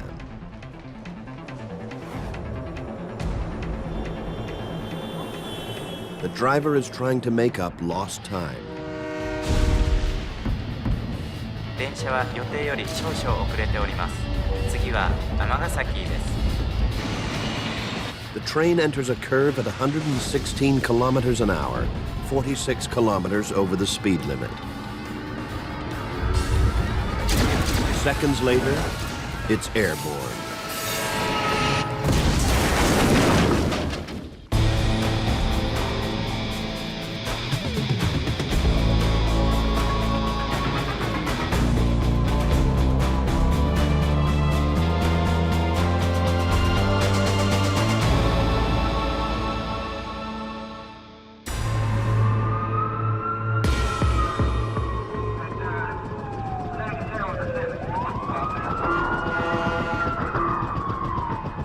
Monday, the tail end of rush hour.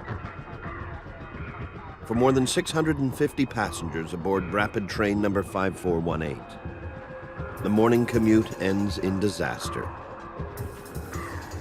The train derails at more than 100 kilometers per hour and smashes into an apartment building in Amagasaki, 2 stations short of Osaka.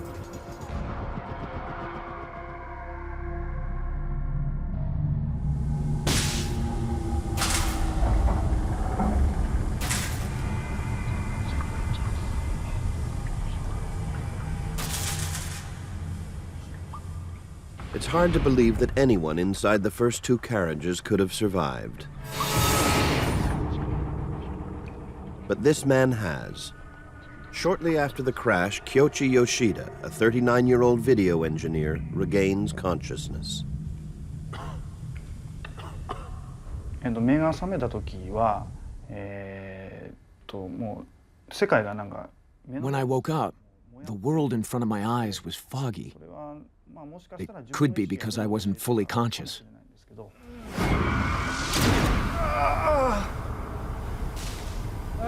まあその場所閉じ込められてた僕は閉じ込められた。I couldn't recognize the place I was trapped in. I mean, I saw a concrete ceiling above the window of the train, and I thought, what am I doing here? I couldn't recognize the situation. But I knew I was in a dangerous place.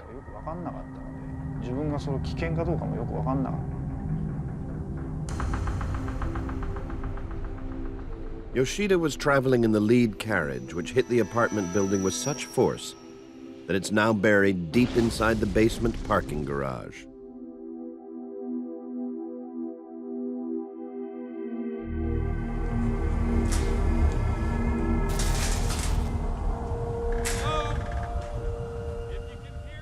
The first rescuers arrive at 9:24 a.m., just 6 minutes after the crash.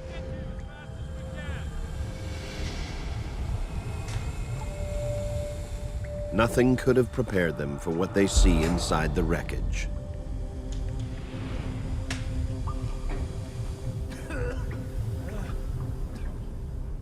Kyoichi Yoshida remembers the moments just before the crash. He was traveling to his work at a local TV station when the train suddenly shifted violently. I was imagining the train would fall on its side. And while I was thinking about it, it actually started to happen.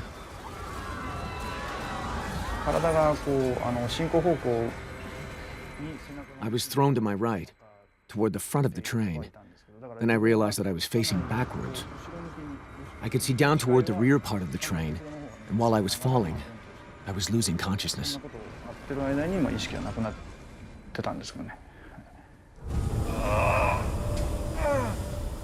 All around him, underneath him, are the bodies of strangers. Then he spots something familiar lying right on top of him. And then when I looked at my chest, there was my laptop computer I'd been using just minutes before, hanging nicely right there in front of me. Yoshida believes that the gap between the laptop and his chest may have saved his life, giving him just enough space to keep breathing.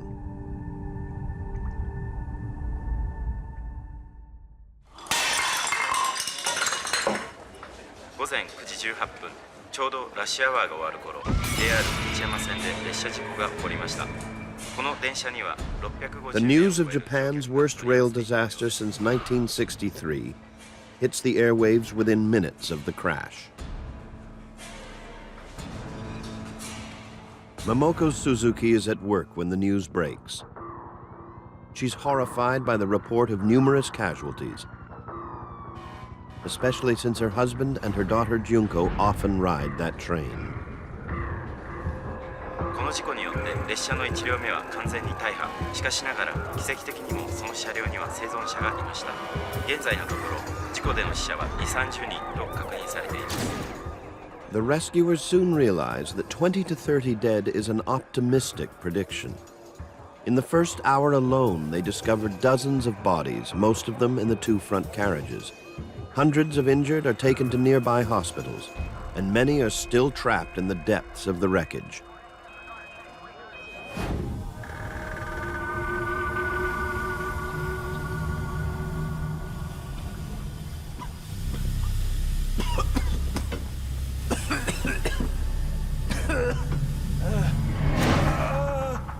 Kyochi Yoshida has injuries from head to foot.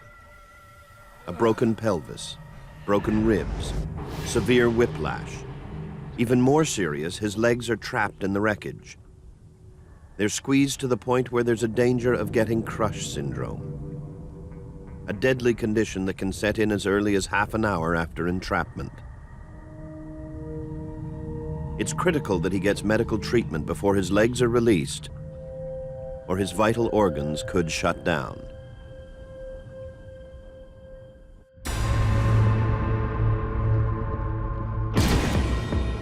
Saisakai Shiga Hospital is 70 kilometers from the crash site, home base for a remarkable medical specialist, Dr. Takanobu Hase. He and his team are prepared to treat conditions such as crush syndrome. They work right at the crash site while patients are still trapped. As much as we have room for it. It's good to prevent hypovolemic shock. As well, make sure we have enough. His second-in-command, Dr. Shinji Akatomi, has heard that there are already many rescuers at the site. Even so, he knows this kind of disaster calls for experts who know how to work in confined spaces. The key is to get to the crash site in time. コンファインスペースメディスン、いわゆる瓦礫の下の医療が必要な救助者がいる。I believe that the rescuers would need us, that we'd be able to help them. Meanwhile, Momoko Suzuki tries to find out if any family members were on board train number 5418. Checking to see that Masashi is in the office. I'm watching the news about I worried if my husband had made it to work.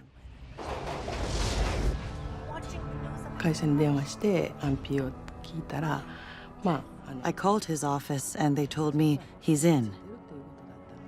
I was relieved. But then I thought, maybe Junko is on that train.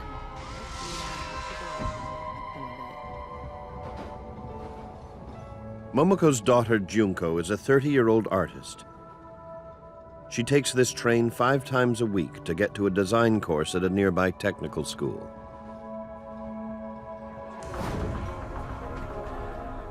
Momoko calls Junko's mobile phone.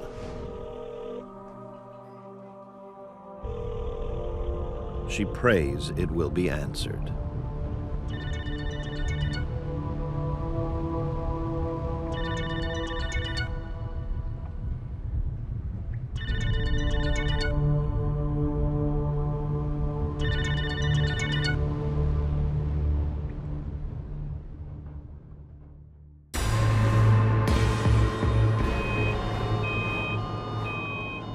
The team from Saisakai Shiga Hospital races the 70 kilometers to the crash site. Dr. Takanobu Hase has years of experience in emergency medicine. The massive Kobe earthquake of 1995 was a turning point in his career. Hase was shocked to see many people die in the days following the quake, because they didn't receive on-site treatment for crush syndrome. Ever since then, he's taken a special interest in confined space medicine.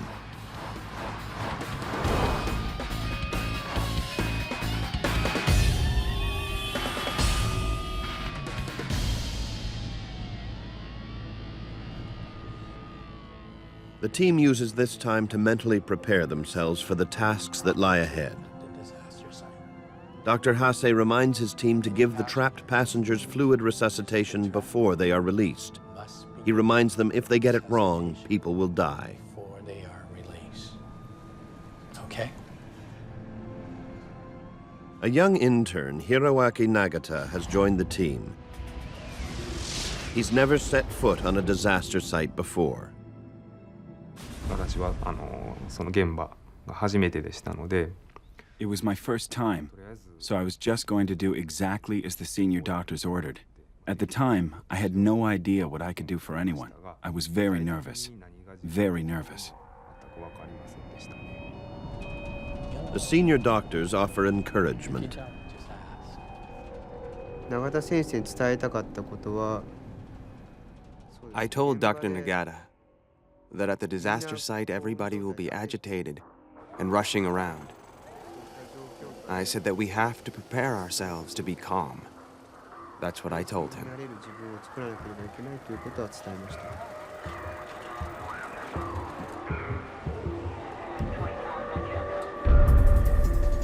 At the crash site, passengers are still trapped in the wreckage of the first two carriages. The rescuers run out of stretchers to move the wounded.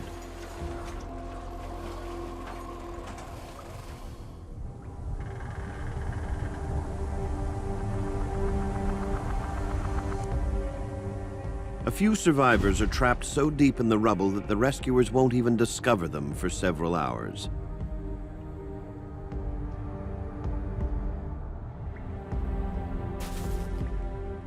One of them is a 19-year-old student who had been standing at the front of carriage number 1.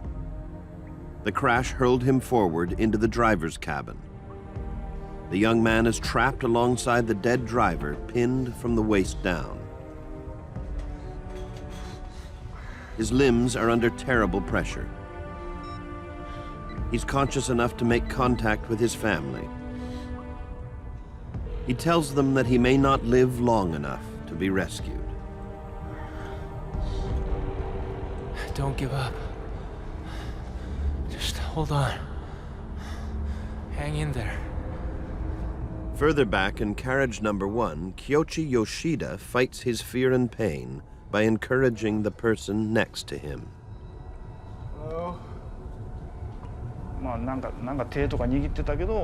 I was holding somebody's hand for quite some time. My mental state was not normal. It took a long time to realize that the person whose hand I was holding had already passed away.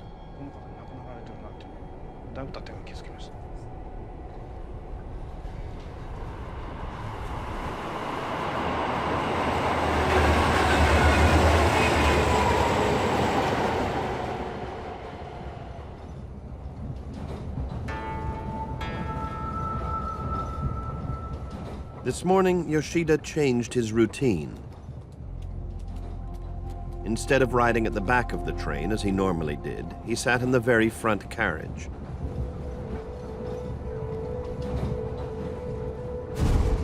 Car number 1 is the most mangled of the train's 7 carriages.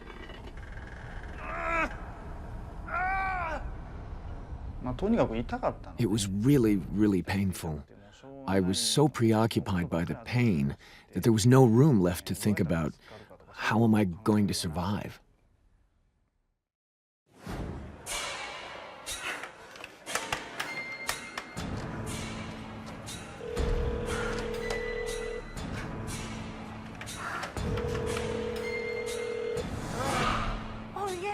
Momoko Suzuki calls other family members to see if they have heard from Junko. But there's no answer.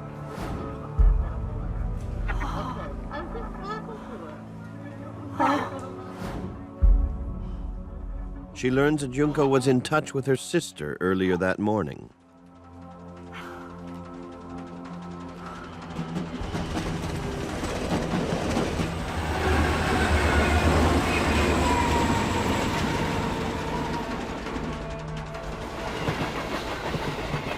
事故の日25日の朝は私の方が出勤時間が早いので、その時にこんなことはめったにないんですけども、純子が。 That day the accident happened, on the 25th, I had to leave home before Junko.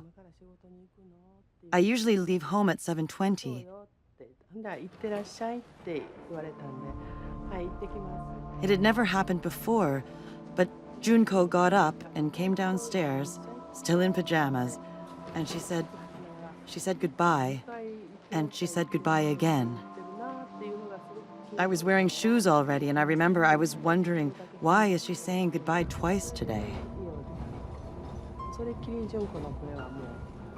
That was the only conversation we had that morning. それが純子と朝の会話っていうんですか、それだけですね。連休があって。 There was a long weekend approaching, so my daughters had been exchanging text messages about having some dinner party.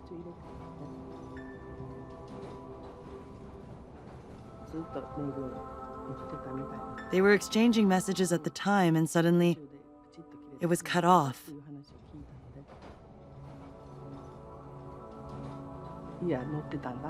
It made me realize she was most probably on that train, and I started to feel very panicky.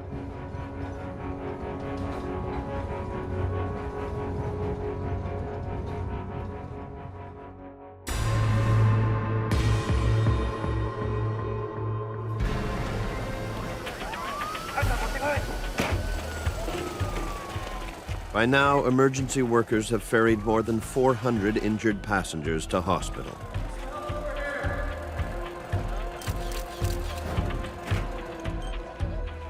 At the disaster site, they are now concentrating on body recovery.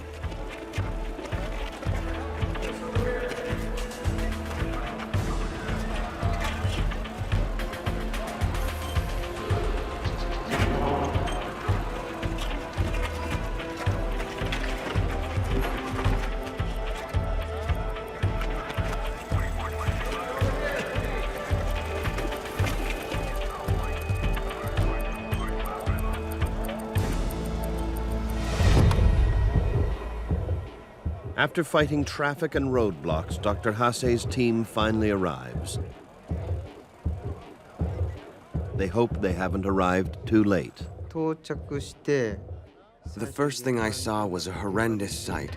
This huge train bent into a V shape, hanging from the apartment building.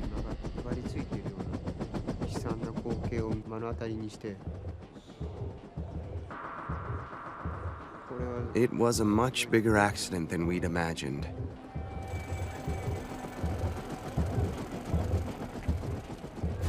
As they approach the wreckage, team members check victims for vital signs. All are dead. But Hase's team know from experience that there might still be survivors inside.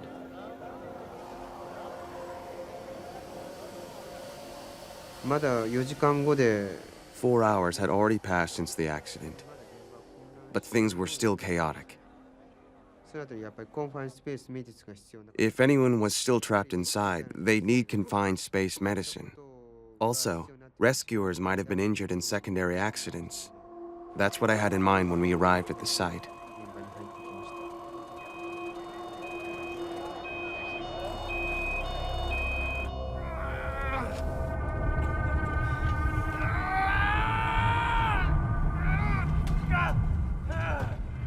Inside carriage number 1, emergency workers have removed some of the bodies. But they cannot release Yoshida.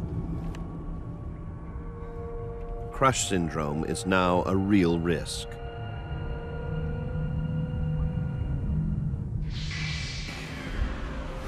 When muscles are under intense pressure, the damaged cells disintegrate. If the pressure is released, potassium and a protein called myoglobin flood through the bloodstream. Elevated myoglobin levels can cause acute kidney failure, and increased potassium concentration can lead to cardiac arrest. Without Dr. Hase's help, Yoshida could die. Doctor! We need a doctor!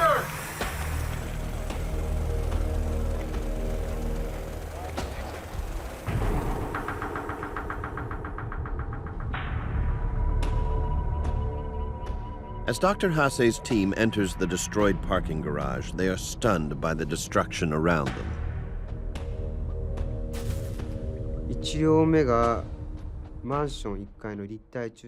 The first carriage of the train was crushed into the parking space of the apartment building.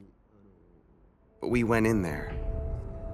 I remember it was very hot and smelled of gas, because fuel was leaking from the cars in the parking space.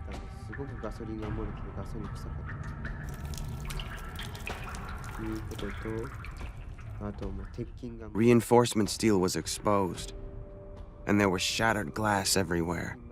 Iron frames were bent and the edges were as sharp as knives. I felt it was very dangerous as soon as I entered. It looked like all those things could fall on you at any time. Also, evaporated gasoline could catch fire and explode at any moment.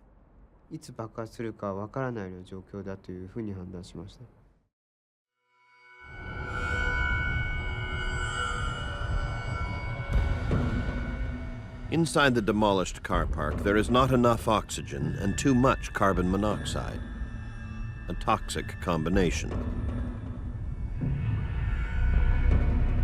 In this confined space, rescuers also risk contamination and infection from the blood and other body fluids of the victims. The temperature inside the wreckage is hit 40 degrees Celsius.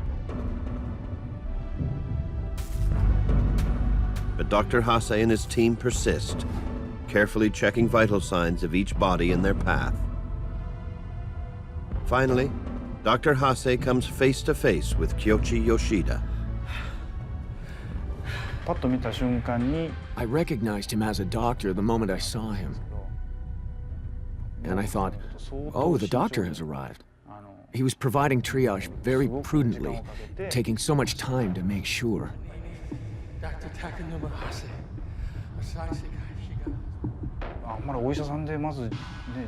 I'd never met a single doctor who first introduced himself, so I was very surprised, and at the same time, I was deeply moved by it.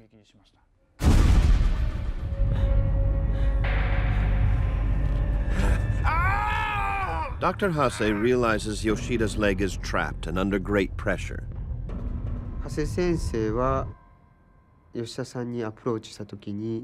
When Dr. Hase approached Mr. Yoshida, he assessed what kind of situation Yoshida was in. His legs were trapped, and he was starting to feel numb. Dr. Hase was thinking about crush syndrome.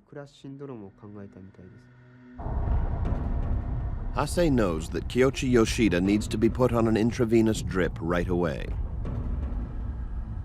But Yoshida is confused by pain, shock, and stress, so he doesn't understand why he needs this kind of treatment.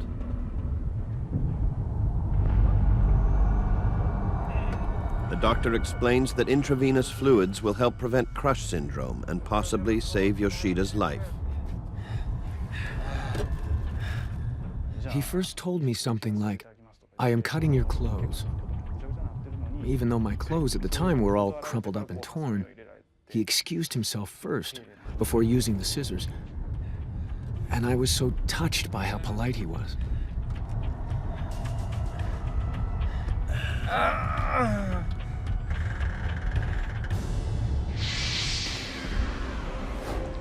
The intravenous fluids help flush out the myoglobin and potassium that will otherwise flood into the bloodstream as soon as his leg is released. The treatment will help prevent kidney and heart failure. Fluid resuscitation also reduces the possibility that he will go into shock once released.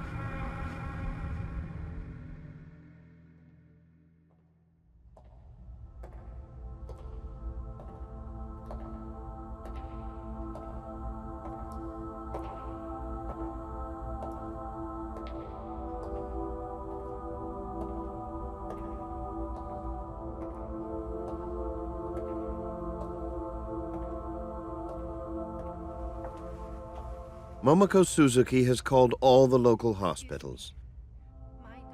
Her daughter Junko isn't at any of them. Type B blood type. Fearing the worst, she tries the last place any parent wants to visit. Have you seen anyone like that here? I called many hospitals, but I couldn't get information about Junko from any of them. So I realized there's a possibility that Junko is already dead and at the morgue. We were not allowed to go into the actual morgue to see the bodies. We had to wait in a room, and if there was a positive identification, then we could go into the morgue.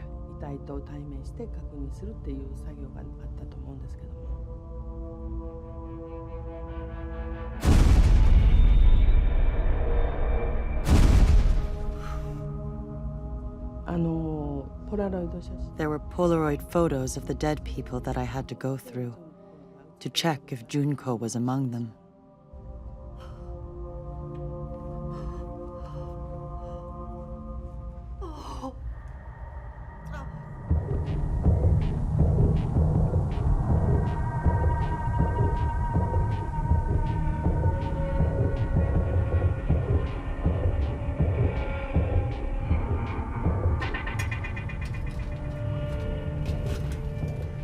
At the crash site, rescuers are still finding victims.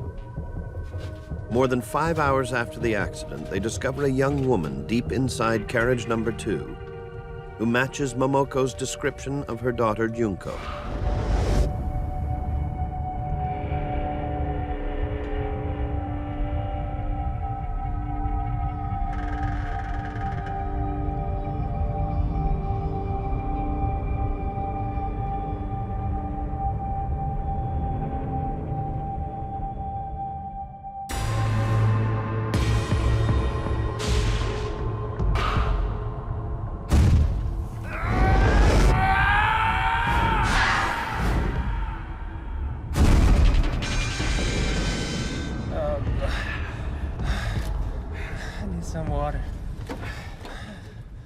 Dr. Hase's intravenous treatment has dramatically increased Yoshida's chances of survival. But 5 hours after the crash, his left leg still remains completely trapped.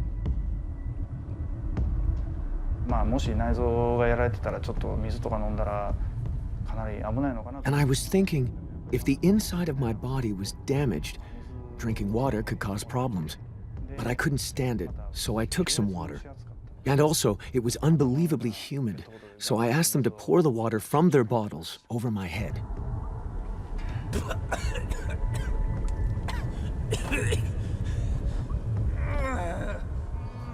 The pain is excruciating, but it will now be less risky to release him from the wreckage.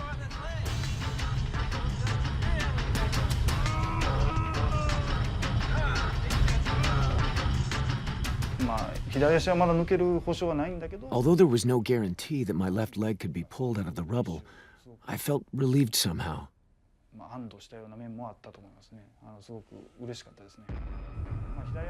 The left leg was so hard to pull out that someone, I think it was the leader of the rescue team, said, if this situation doesn't change, it's not looking good.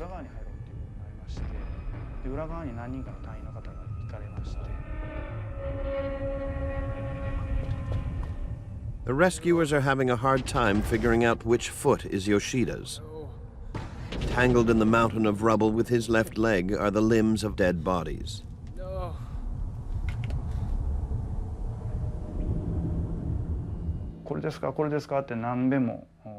They asked me many times, is this it? Is this it? While they were tapping shoes. But I couldn't feel anything. I actually thought that my shoe was being tapped, but that my foot might be partially dead. I was worried.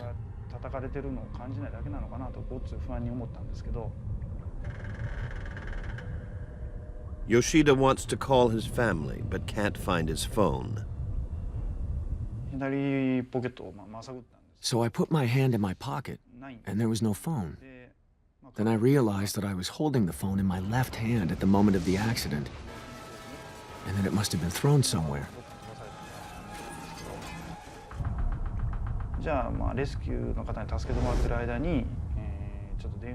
I thought about asking the rescuers to lend me their phone, but it didn't seem that my left leg was going to be released.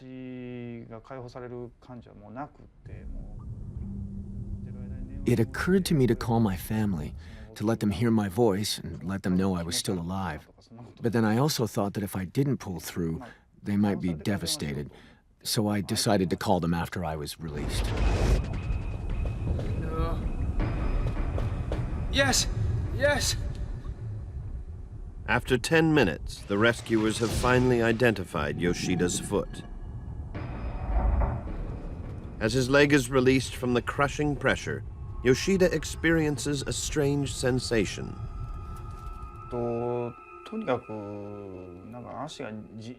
I felt a strong pounding in my leg. The condition was such that I didn't even know if the information from the tip of my foot would be going from here or come back to here. I couldn't actually feel whether my leg had been released or not. I'm gonna roll him over gently. Blood rushes into his left leg, which increases the risk that Yoshida will go into shock.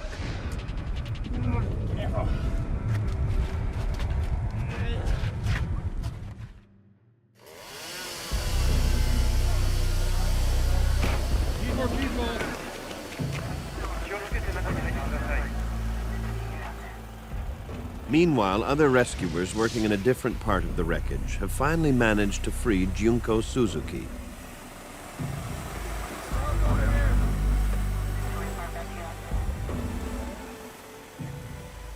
They ease her out of the rubble of carriage number 2 and bring her motionless body to Dr. Akitomi. He checks for any signs of life.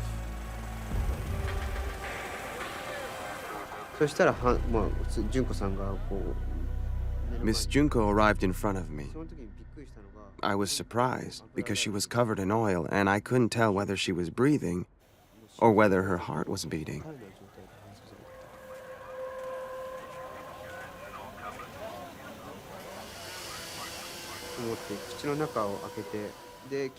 I opened her mouth a bit and found it was filled with tiny pieces of glass. I did not have any equipment with me. I just had 2 ballpoint pens. I put one of them between her tightly closed teeth and forced her mouth open. Then, using the other pen, I removed the glass from her mouth.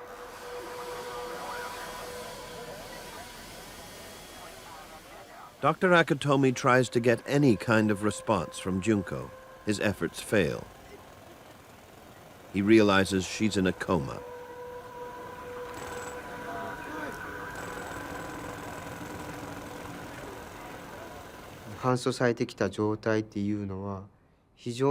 Her level of consciousness was very low, and there was the possibility of head injury. Also, her blood pressure was very weak.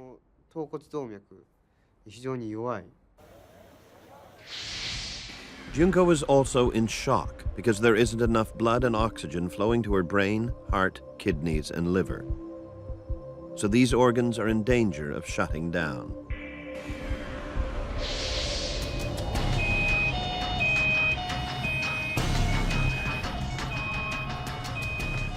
Dr. Hase and Dr. Akitomi ride in the ambulance with Junko,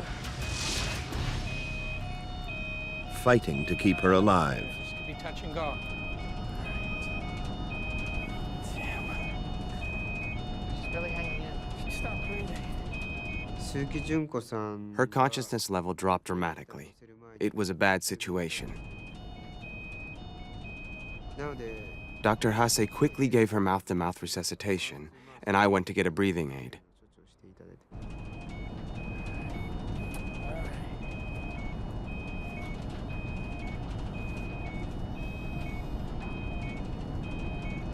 Okay. Got it from here. All right. 僕にとってハセ先生というのは本当に尊敬する。 Dr. Hase was someone I really respected. He was very understanding. 受け止めていただいて適切な And he was my mentor. スペシャルでありよく理解者であったというふうに思ってます。 Dr. Hase manages to revive Junko.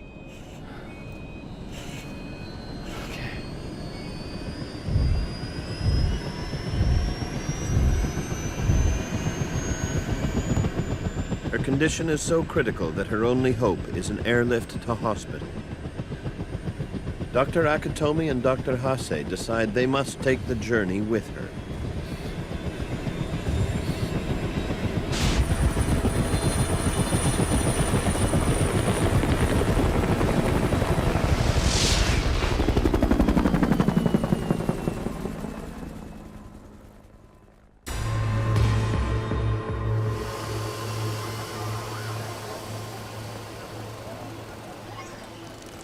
As rescuers lift Yoshida out of his prison and into the light of day, he's overcome by a flood of conflicting emotions. I was moved, not just because my legs were released, but also because the rescue people were working so hard. It took 5 hours and I was finally taken outside. I was so grateful to my rescuers that I ended up having tears in my eyes.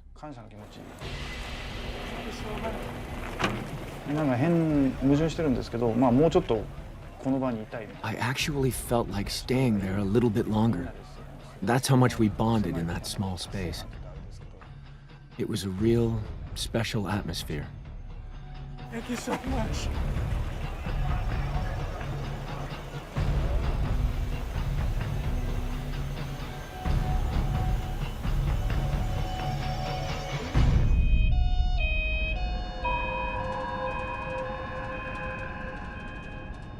It was really cold, and I started to have a chill.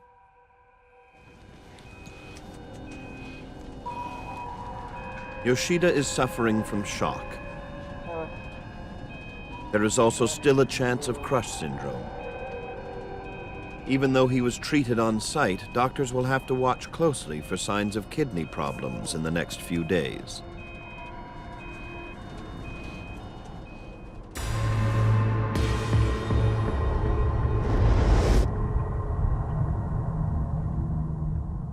By late afternoon, many rescuers have left the accident site, certain that there are no more survivors. But Dr. Hase's team isn't so sure. After they've delivered Junko to hospital, they return to the wreckage.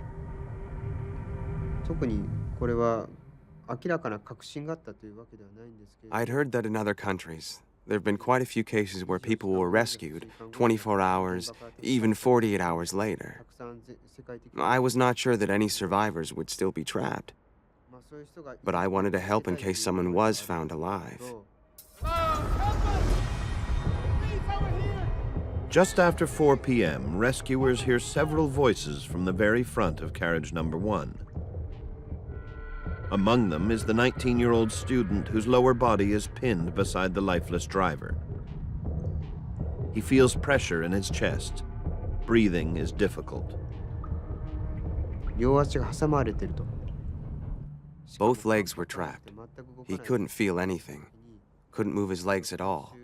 When I heard that, I knew there was a chance he would have crush syndrome, that if he did not get treatment for it, he may not survive.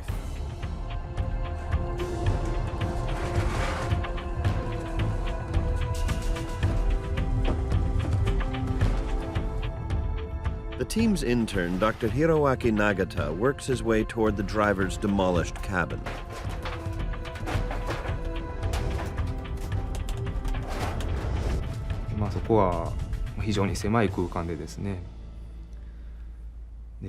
It was a very small space. The train was crushed in like that, and there were a lot of dead people, dead bodies. It's not a nice way of saying it, but they looked like bats hanging down.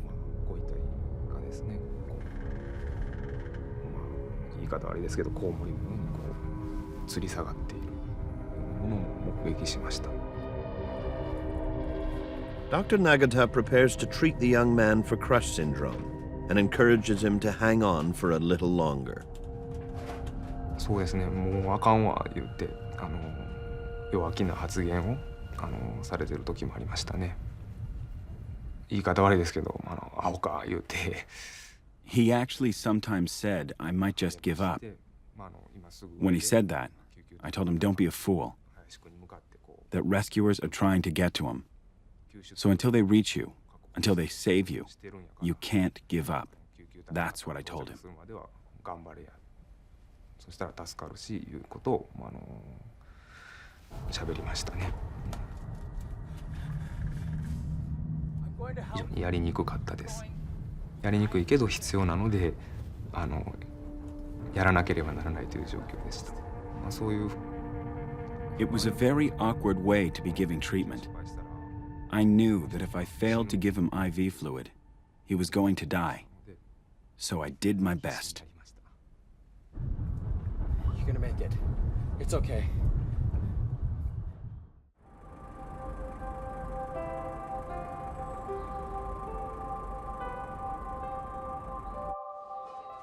Junko's mother has found out that there's a badly injured survivor in Osaka General Hospital who could be Junko.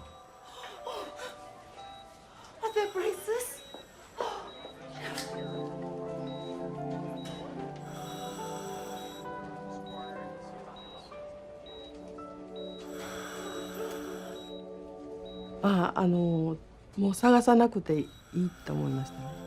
I felt my search is over. I have found her.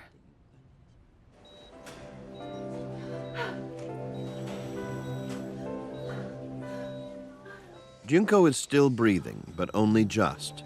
Her doctor estimates that her chance of survival is a mere 1%.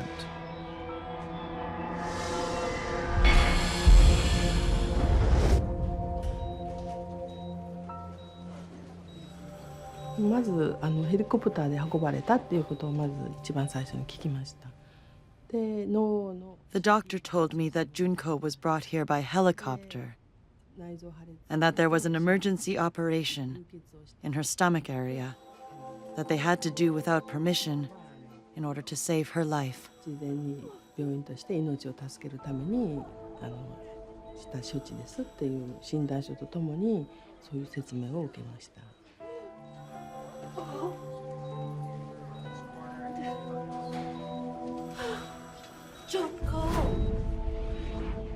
Junko has suffered a severe blow to the head. Her brain tissue swelled, creating great pressure inside her skull. This pressure compromises blood flow and oxygen that nourishes the brain. After hours in this condition, it's very likely any damage could be permanent. 一応手術して処置は一応全部するだけのことは処置はしましたから、あとはThey'd done all they could. The doctor told me that we'd have to see what happened over the next 3 days, that there could be brain damage. 脳を打ってるので。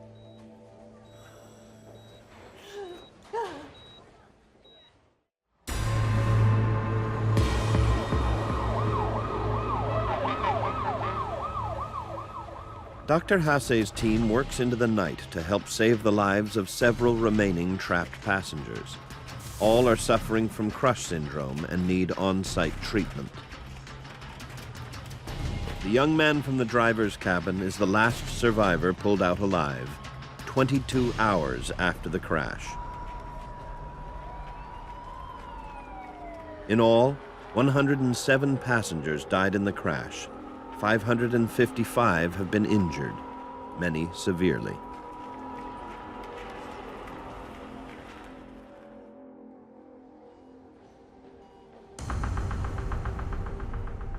Kiyoshi Yoshida's injuries are so serious that he stays in the hospital for more than 2 months.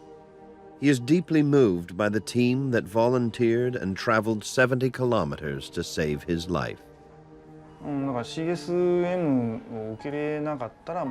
If I didn't get treatment, I might have died or ended up on a kidney machine. If I'd been rescued before Dr. Hase treated me, it's likely I would have ended up with crush syndrome. It took 5 hours to rescue me. But that means I was treated by Dr. Hase. There was luck in a very unlucky situation. He wrote a book about his life and death experience on train number 5418.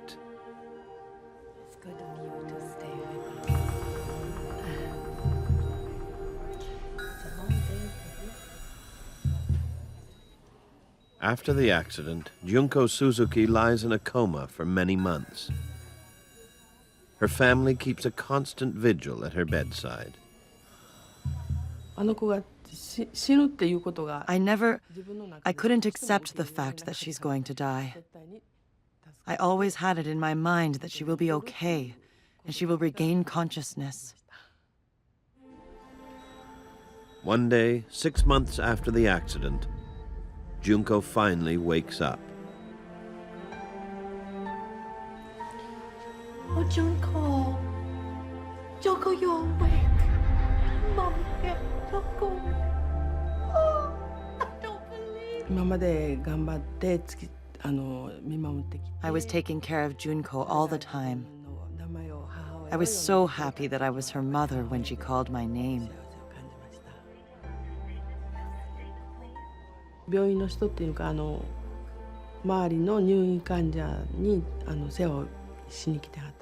nurses at the hospital heard her voice with me. They were actually crying. They were so happy for me.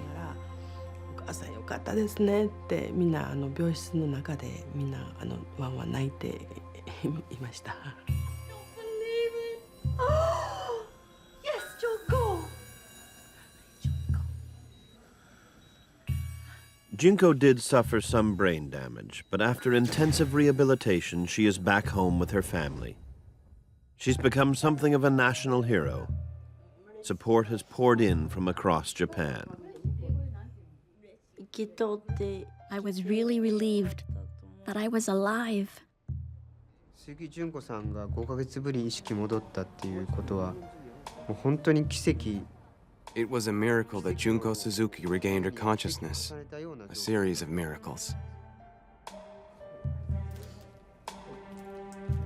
Dr. Akatomi often goes to visit Junko and her family, even though he now works 3 hours away in Tokyo. Junko's life changed forever the day train number 5418 went off the rails. But she hasn't lost her artistic dreams. I've got good eyesight, and I've got capable hands, so I would like to find some kind of job using my hands. I want to be an illustrator, or something like that.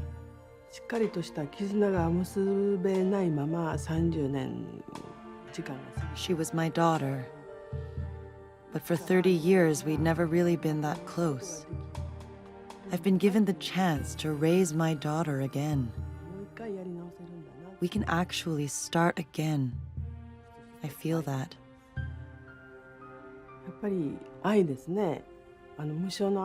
I've started to notice what love really means.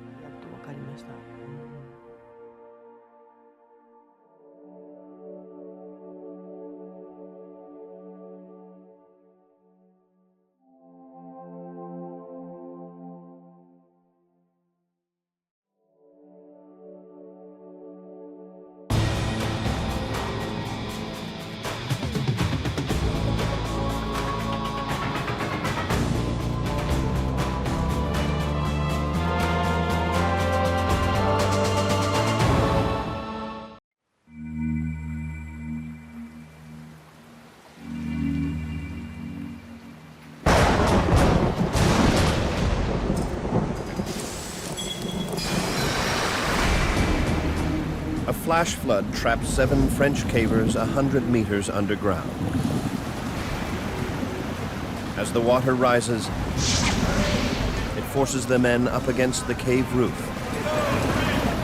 There is no escape.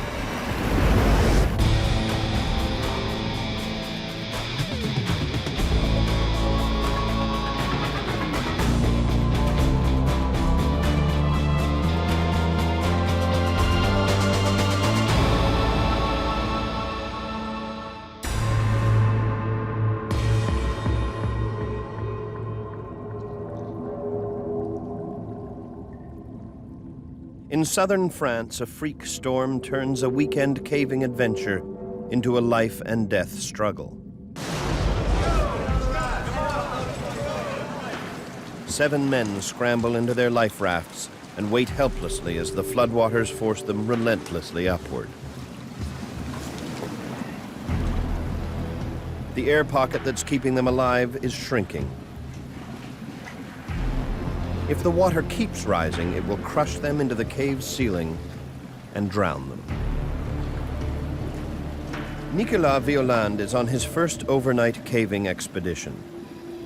It is a terrifying initiation. I was 19 years old at the time. Why, at the beginning of my life, am I going to die here? Nicolas is the youngest member of the team.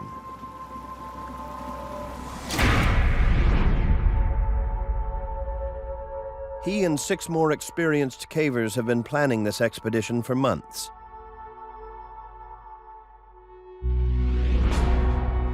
All of them are from the nearby town of Grammat. They all share one passion: exploring the planet's underground frontiers. The Vitarelle cave system is right in their backyard. It stretches for 14 kilometers beneath the fields and forests around Grammat. It's a giant subterranean network of caverns, with an underground river and caves up to 40 meters tall. There's only one entrance. This is how Nicolas and the others have descended into Vitarelle. The entry point is a narrow, 40-meter-deep well that connects with the underground river. At the start of the expedition, the river is just ankle-deep in most sections. In other areas, they need rafts to make their way through the deeper water. Our goal was to follow the underground river and check out parts of the cave that hadn't been explored in 15 or 20 years.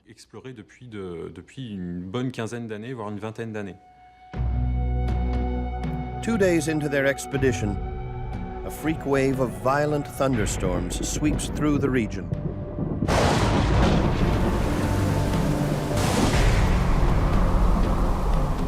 Dumping 62 millimeters of rain in just 12 hours. The underground river rises quickly, flooding the cave and blocking the cavers' only escape route.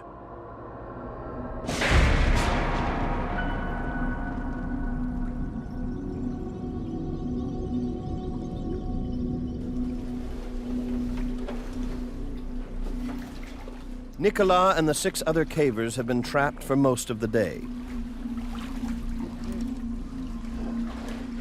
They huddle together just 1.5 meters from the roof of the cave.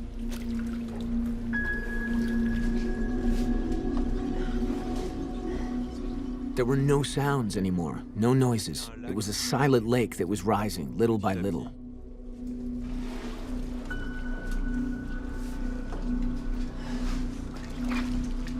Listen, guys. Nicolas tries to boost the group's morale. He tells his friend that he'll buy them all a car if they get out alive. He's only half serious.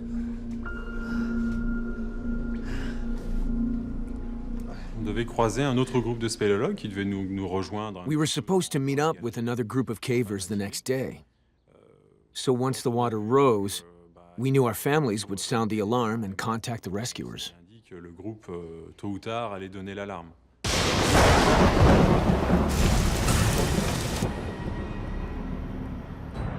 300 kilometers away in another cave system, Bernard Tort leads a rescue training exercise. Bernard is a world-renowned caver with nearly 2 decades of experience. Now his expertise is urgently needed in France's biggest ever cave rescue attempt. Hello? On reçoit un nouvel appel, nous annonçant We got a phone call that there was a group of 7 people trapped in the Vitarelle. On apprend l'ampleur de la cavité. It's a huge cave system, and the flow of the river there gets incredibly powerful when there are massive floods. It becomes really dangerous. So we took this call very seriously.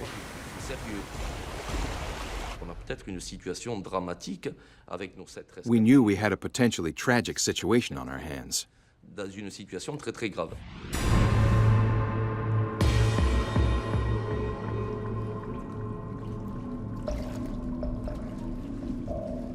For the men trapped in their life rafts, the hours pass slowly and painfully.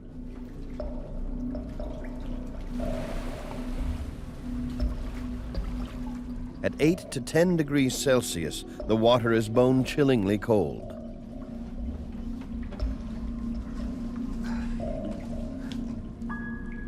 We felt abandoned. We asked, why did this happen to us? The only thing keeping them alive is a pressurized pocket of air between the water and the top of the cavern. The men know their situation is precarious. Any change in the pressure inside the cave could make the water rise suddenly. I was asking myself, will I have enough air to breathe?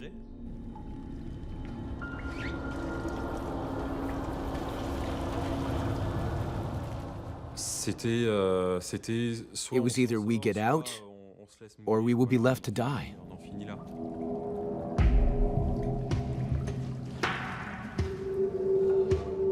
The men must use their lamps sparingly. The lamps burn a flammable gas to make light, and this process consumes precious oxygen. With every breath, they rob the tiny air pocket of its life-saving oxygen. And every time they exhale, they fill the air chamber with increasing amounts of deadly carbon dioxide. As carbon dioxide levels accumulate in the body, breathing accelerates, heart rate increases, tissue fluids become acidic. Extremely high levels of CO2 can cause respiratory paralysis, convulsions, coma, even death.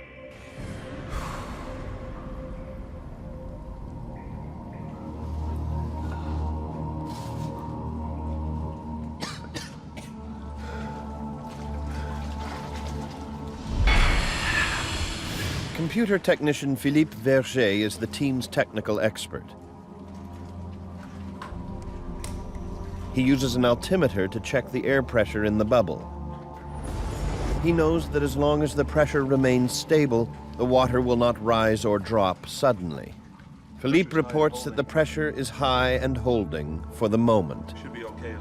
But any change in another part of the river could eliminate their safe haven in seconds.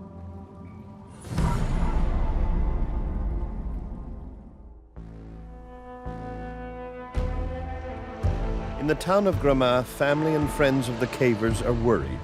They fear that the torrential rains have turned the Vitarel cave system into a death trap.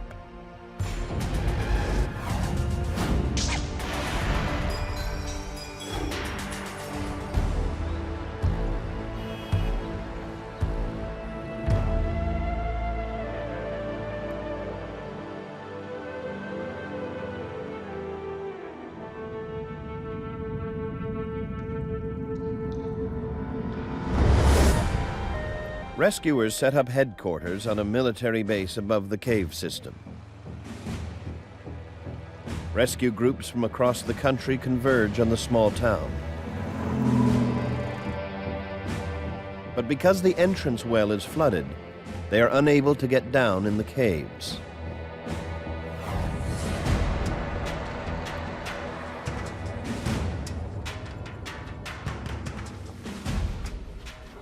One of the key rescuers to arrive on the scene is Guy Barriviera.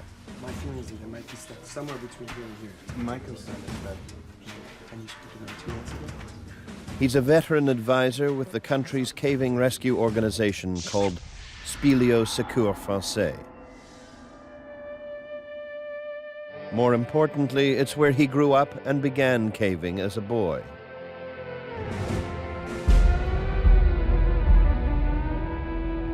Here's what we know. There's been a ton of rain. We have 7 cavers trapped underground, and they've got enough food to last them 3 days. We have to try and rescue them. But we know the only entrance is filled with water.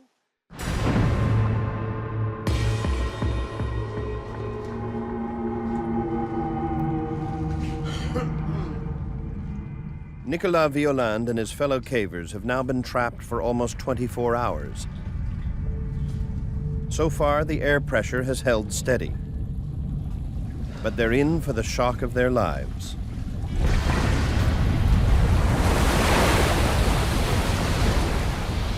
Upstream in another part of the cave system, some debris breaks loose.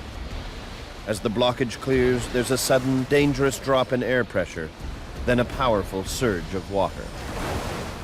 The moment the water goes down, it goes down fast. Faster than it rose. On a la cage thoracique qui est prise. Our torsos were shaking and trembling. Our ears were blocked. You really had the impression you were squished into a bottle and being shaken in every direction. As the water level drops, the men clamber onto a ledge that had been submerged until now. We were worried. It was like a whirlpool that was going to suck us down underwater, bash us into the walls, and drown us in the current. The sudden draining of the water disrupts the pressure in the gallery and creates a bizarre phenomenon. For a period of nearly 10 minutes, multiple waves batter the inside of the cavern. The noise was absolutely infernal. We were really in the middle of the elements that were in a fury.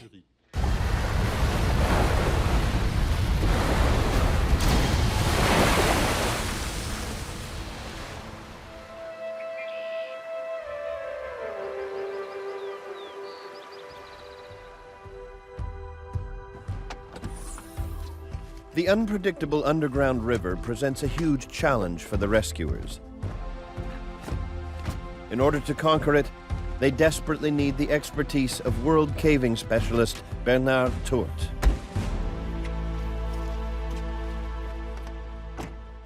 The cave system actually descends, and the river flows through it. So essentially, the current flows downward from the highest point to the lowest point. He heads for Gramma with a special kayak ideal for this kind of rescue.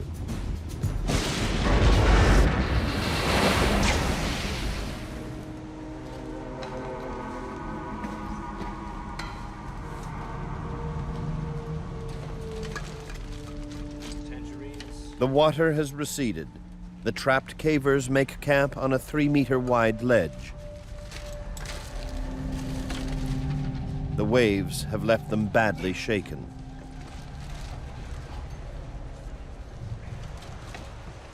Il fallait s'organiser. We had to organize. We had to do something. We said to ourselves, survival starts right now. We had about 3 days of waiting. We figured it would take about 3 days for the water level to drop before we could head back out. The men carefully ration the food that's left. Packets of soup, a few cereal bars, rice cakes, and some caramels. On a commencé à faire un peu le compte. We started to tabulate what we had for supplies, what we had for light, how much water we had.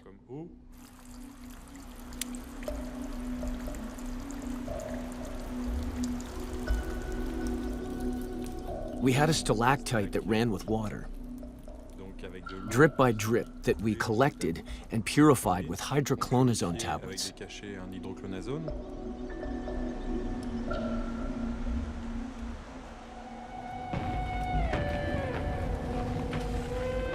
Bernard Tourt arrives at Viterel. By now, the floodwaters have receded. This means that Tourt can attempt to enter the cave system along with Guy Bariviera, the local expert. Une fois que je suis arrivé sur place, As soon as I arrived on site, I was updated on the situation, and we quickly made the decision to form a team that would include Guy Bariviera and myself. qui serait constitué de Guy Bariviera et moi-même. Rescuing the trapped men is the biggest challenge of Bernard's career. He and Guy will have to navigate a maze of dangerous caves and unexplored galleries to find the cavers. The rescuers know that the trapped cavers planned to go to some of the highest points of the system. If they made it that far, they might still be alive. Even though the water rose 30 meters at the lower end of the cave system, it didn't mean that it completely flooded the upper end. So, if the trapped cavers were up there when the water was rising, we had every hope of finding them in perfect health.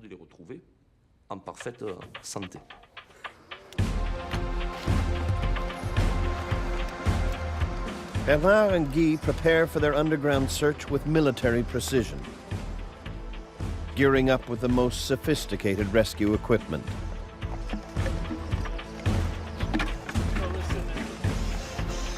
This includes Bernard's special two-man inflatable kayak.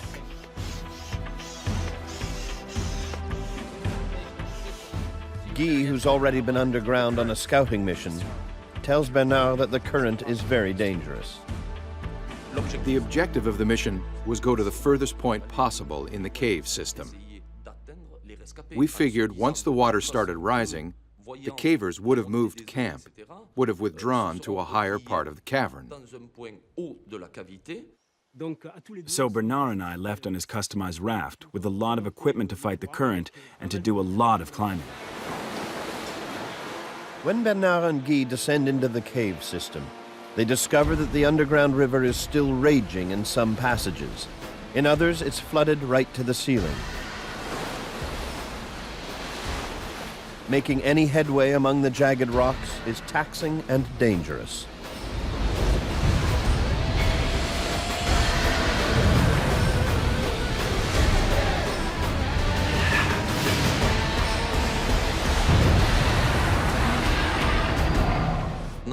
We had enough room between the roof and the surface of the water to move forward, but it was difficult because the water had a violently strong current. After nearly 5 hours of slogging through the cave system, they're finally within striking distance of the cave called Salle du Cône. This is where Bernard and Guy hope the men are trapped, in the higher galleries. The only way to get to those galleries is to climb.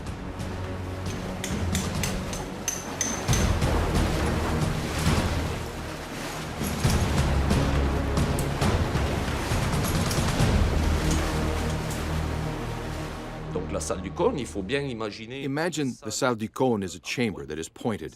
So we arrived at a gallery that is situated at this level, and then we had to climb the slope towards the summit of the chamber. It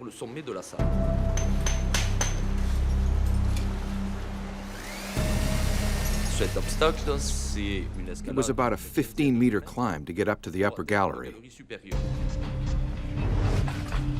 It's a grueling 5-hour climb.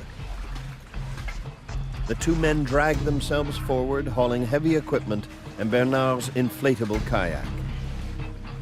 When they finally reach the upper gallery, it's waterlogged, but otherwise empty, except for one disturbing sign that someone or something has passed through here. Once we made it to the upper gallery of Salle du Cône, it's basically the highest point in the area. We looked around and noticed there were little bits of plastic stuck to the ceiling. That was incredibly disappointing and distressing because this meant the whole network had been filled with water. It was pretty tragic. Guy and Bernard know that if the men were here, they would have drowned.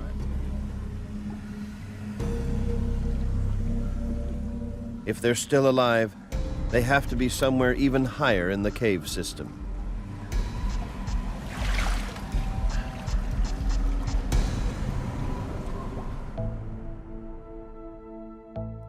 The next big cave is Clé de Voûte, another 2 kilometers upstream.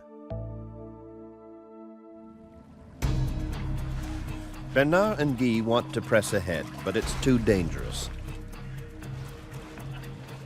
The water completely fills the low sections in front of them. They're forced to turn around and head back to rescue headquarters to devise a new plan.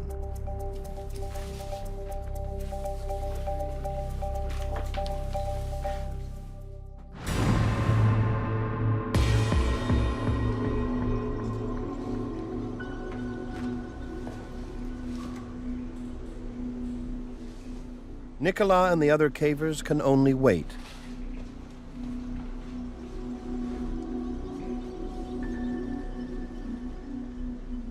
With no sense of time and no daylight, sleep comes in fits and bursts.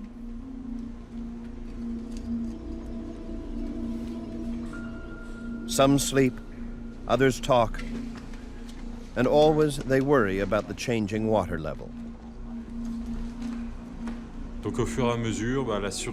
So basically, we went into survival mode. We figured it would be a good idea to eat every 12 hours. And we try to really conserve our energy. We had a stove to heat the water so that we could hydrate ourselves as well as warm ourselves. And we still had a bit of fuel for our lamps to eventually light the way out.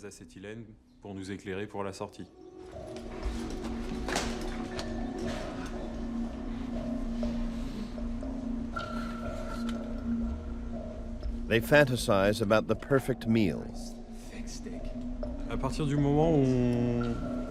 Almost immediately, the first thing that comes to mind is hunger. They share and savor memories of great restaurant meals and favorite recipes. All you think about is food. Eat, eat, eat. And so we had to be really careful and ration our meals.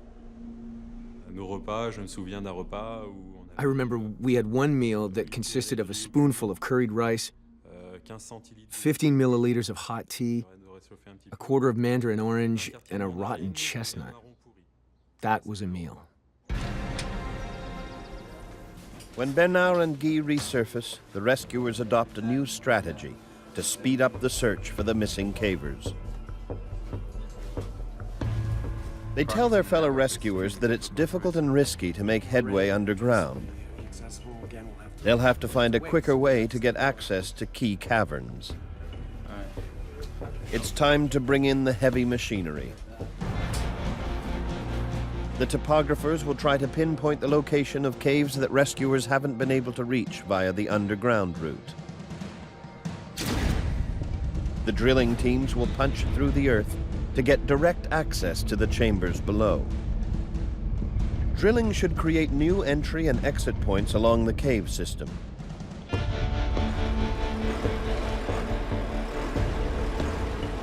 This will provide shortcuts for the rescuers and hopefully bring them within reach of the trapped cavers more safely and more quickly.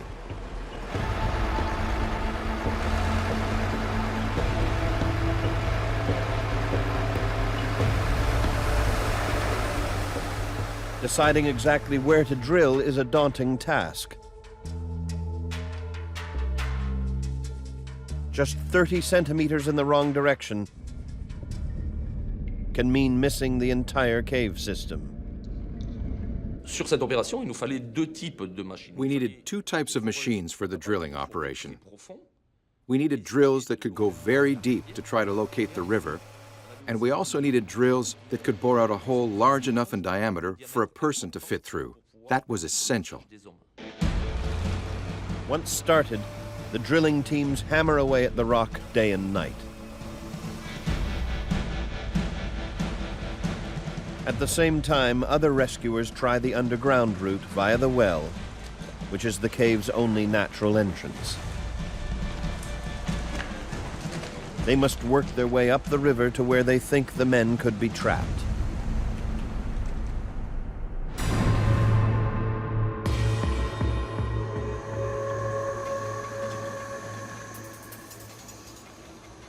The 7 trapped cavers have managed to hold on for almost a week. What if it snowed in the valley? But their situation is getting desperate. It's totally impossible. They're almost out of food. What's worse, I just wish they knew. Can you imagine what your mother... the water is rising again.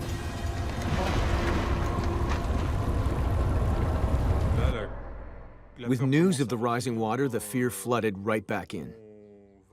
We checked the level quickly and saw the water kept on rising, and the current was getting stronger and stronger. And then the biggest fear for all of us was, we all looked up at the ceiling. Everyone said, No way.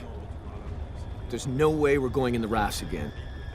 It was so horrible, so difficult physically, that we wouldn't survive a second flood. Rescuers work around the clock to find the 7 missing cavers.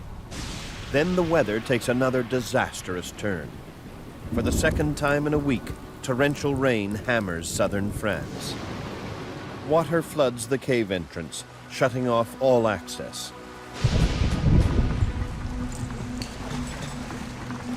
A team of rescuers is underground. Now they too are cut off by the rising water.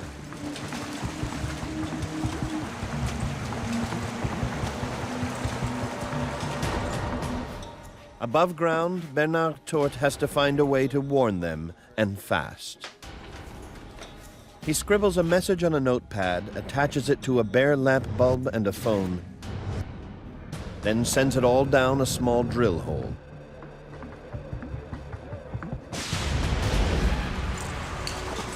He must draw the attention of his men to warn them of the dangerous new flooding.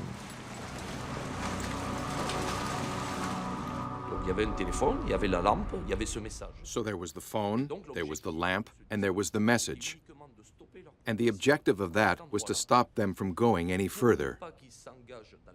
We didn't want them to keep going back toward the entrance to Vitarelle because we knew the water had risen there and they would have been trapped. At first, Bernard gets no response from the team underground.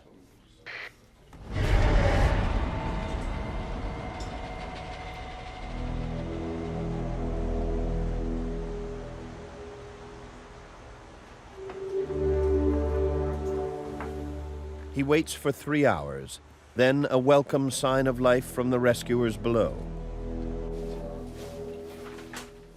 Bernard warns them to stay where they are until the floodwaters recede. Okay.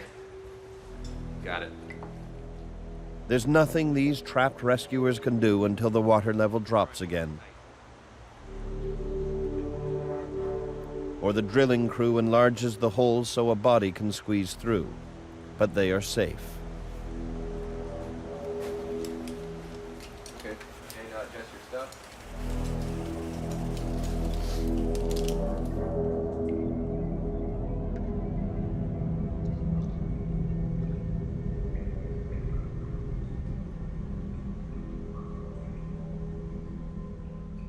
Elsewhere in the cave system, Nicolas Violand and his 6 trapped colleagues have used up almost all the fuel for their headlamps.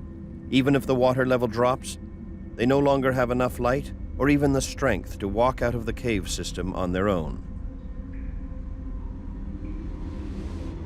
Depression sets in. We were really wishing the water wouldn't rise to that level again. For me, if that was the case, I would have probably let myself sink. It was a point at which we all wanted to abandon it, to let it all go. On avait envie de tout abandonner, de tout lâcher.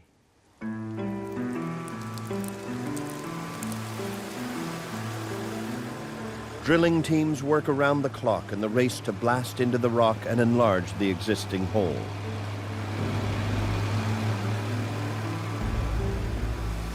Finally, the giant drill busts through. Donc ça, c'était vraiment capital pour nous, ce forage. Donc c'est clair que une fois... That was a major accomplishment for us. Once we created the new opening, it was like removing a whole piece of the cave network. Tout un morceau du réseau. But the rescue mission is far from over.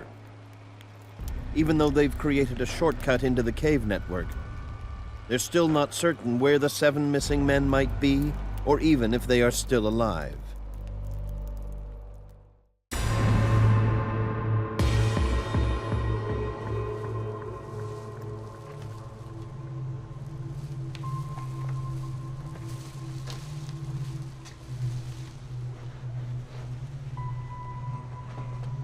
Time underground takes its toll on Nicolas and his fellow cavers. Their main preoccupation now is to fight off dehydration and hypothermia. And now there's another worry. Their supply of water purification tablets has almost run out. J'étais pas fâché contre quelqu'un ou contre. I wasn't mad at anyone. I was depressed. I felt abandoned. Abandoned by life completely. Par la vie, quoi, tout simplement.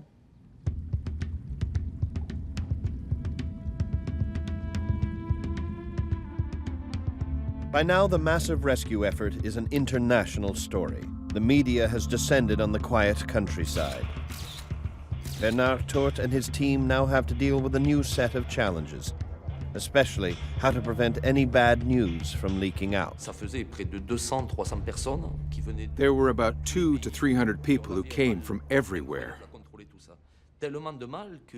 And we had huge problems trying to control that. We heard that some reporters had plugged themselves into our telephone system. We had microphones planted in different command posts. We had people listening to our conversations on long-range microphones. On avait des gens qui écoutaient avec des micros à longue distance les conversations qu'on pouvait avoir d'un côté ou de l'autre. Bernard gathers his team and briefs them on the media storm. From now on, they must use coded messages when calling each other. The codes were used so that the media didn't understand the meaning of our words. So basically, we had time to organize and tell the families. The rescuers' code, if they find the survivors alive, is "send us some food." If the cavers are found dead, the code is "send us some carbide." As the drilling team zero in on the large gallery called Clé de Voûte, the calcified rock slows them down. This kind of rock has a lot of cracks and fissures, which can cause the drill head to bend or break.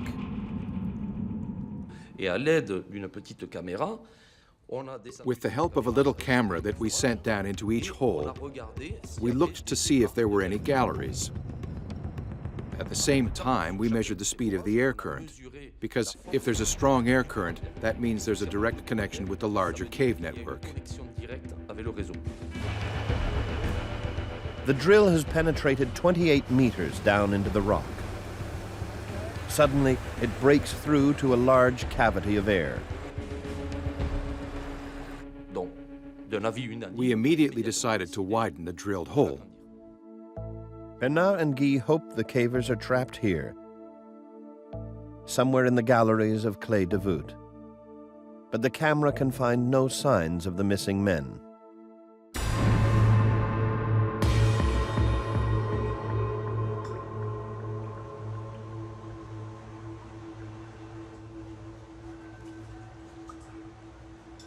Underground, we always have the impression of hearing noises, bizarre noises, strange noises. Above all, when there's a river and the sound of water. Whoa. Nicola thinks he hears a voice. One of the others is also sure he's heard something. In the midst of the sounds of water and the sounds of voices that we constantly heard, I believe I heard something a little bit stronger, a little bit louder. Do you think they're coming? They wonder if it might be rescuers. But for every moment of hope, there's a moment of despair when they realize it's just an illusion. Something's holding them up. Yeah. On s'est dit, We said, is it hallucination? Two people at the same time? That would be bizarre. Is there someone who's trying to contact us? Is there a rescue? We looked to our left, looked to our right, but there was no one. There was nothing.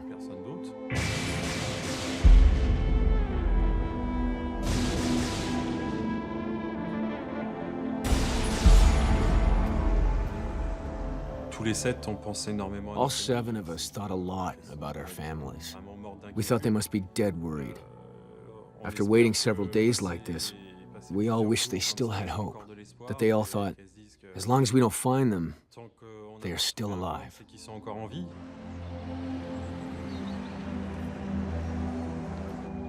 Les rescapés se connaissaient tous, mais les familles se connaissaient pour la majorité d'entre elles. The survivors knew each other, but the families also knew one another. During the whole rescue, they tried to help us. Essayer de nous aider, essayer de nous soutenir. Les équipes de foreurs, les équipes, toutes nos équipes de sauveteurs qui travaillaient en surface, travaillaient 24 heures sur 24. The drilling teams, the rescue teams on the surface, we were all working 24 hours around the clock.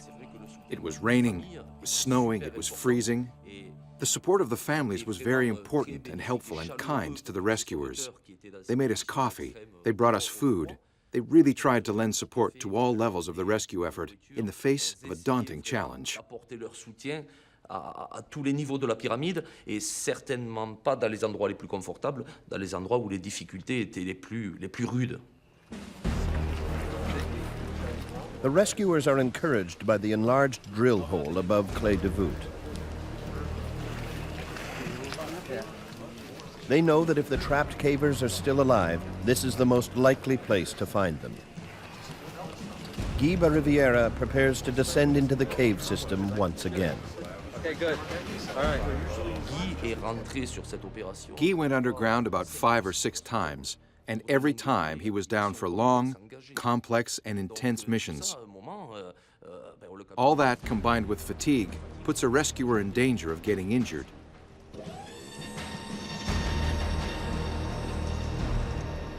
Donc, je dirais, pour moi, il était une personne. For a guy like me, Guy was the most important resource. I had to send him on missions where his presence was indispensable. Où sa présence allait être indispensable.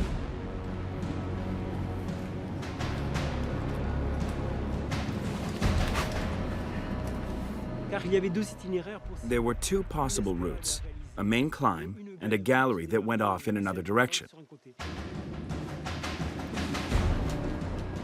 Guy unhooks his line. He will be joined by another rescuer. Guy believes that if he can discover a passageway through to the river, he'll be able to find the trapped men.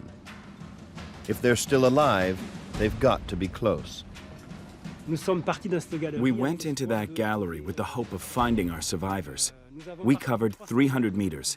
It was the first time that anyone disturbed the soil, and we didn't manage to find a direct link to the river.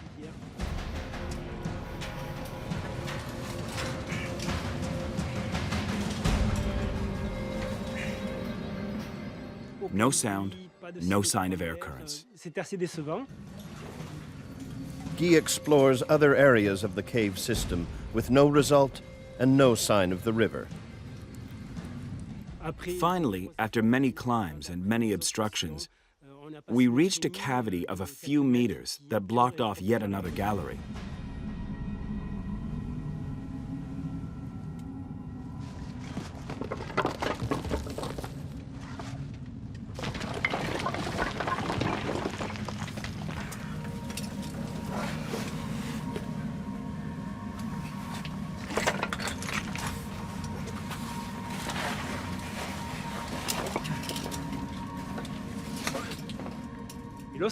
As soon as I got through the rockfall, there was an enormous sound. It was the sound of the river, the rumbling of water in the gallery, the resonance of that water. And also at the same time, there was the current of air that was tickling my nostrils.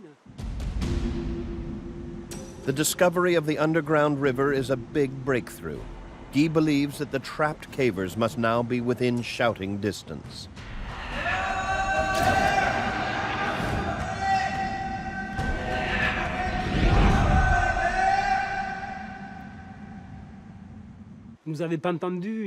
We didn't hear them.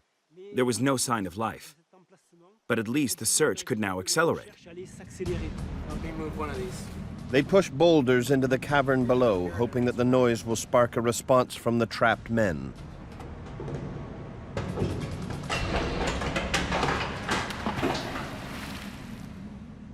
But again, there's no answer. We'd been underground exploring for several hours by now.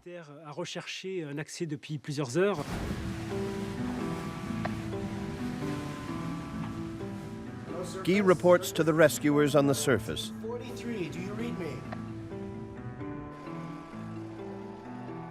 He tells them that although he has found the river and cleared a passageway to it, there is no sign of cavers and he cannot go any further. We'd finally found a connection to the river at this end of the system, but the cavers weren't here, and so we needed to deploy new teams to look for them.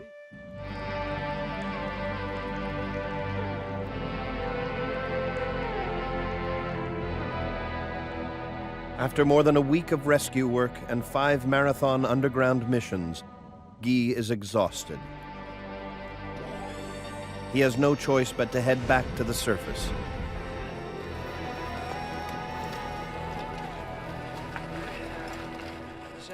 When he arrives up top, he briefs the others about the shaft that leads to the underground river and where they need to go next.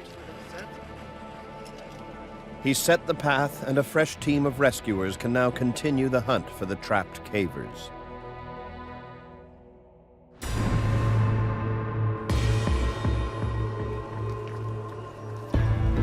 A few hundred meters.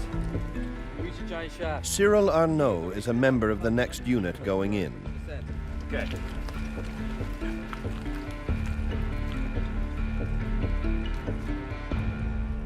Guy's discovery of the shaft leading to the river was huge for us. We now had a new access point where we could quickly put our feet back in the river.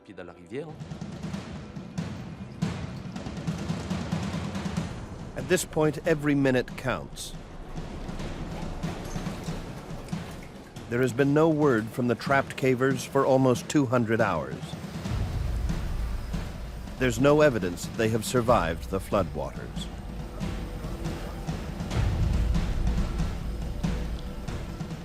Cyril's team plows forward. They see a bend up ahead. I think it was about 8 or 9 o'clock on Sunday morning.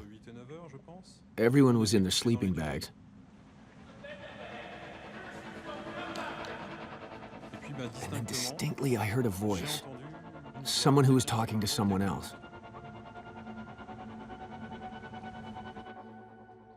There, I felt my stomach going nuts. My throat closed.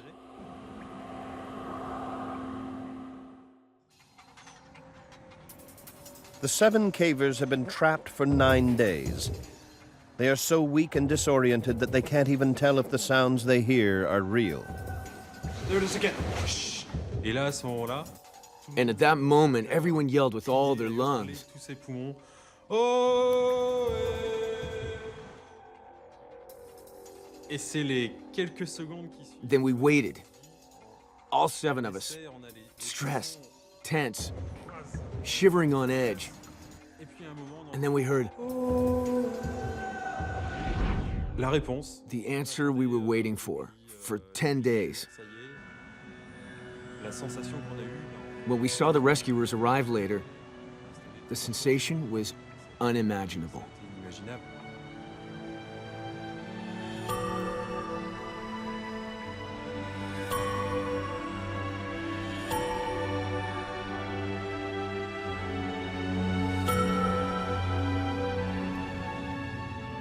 After 9 days trapped 100 meters underground, Nicolas and his friends now know they are going to get out of the cave alive.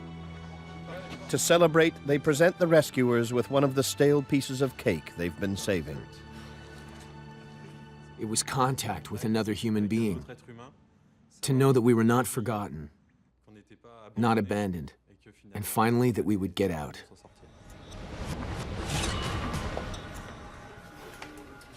Though the men have been found alive, Cyril decides not to call up with the code. Any word yet? He'd rather deliver the news personally to Bernard. Alors, ça a été fait dans un seul but. He did that for one reason only, to keep the information as confidential as possible. Because we knew on the surface there were a lot of people listening in on our comm systems, and if they decoded our message, it could have caused some serious problems. L'interprétation de nos données codées aurait éventuellement pu poser des problèmes.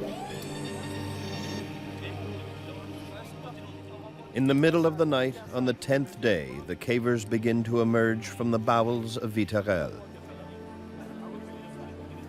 Nicolas Violande is the first to be winched to the surface.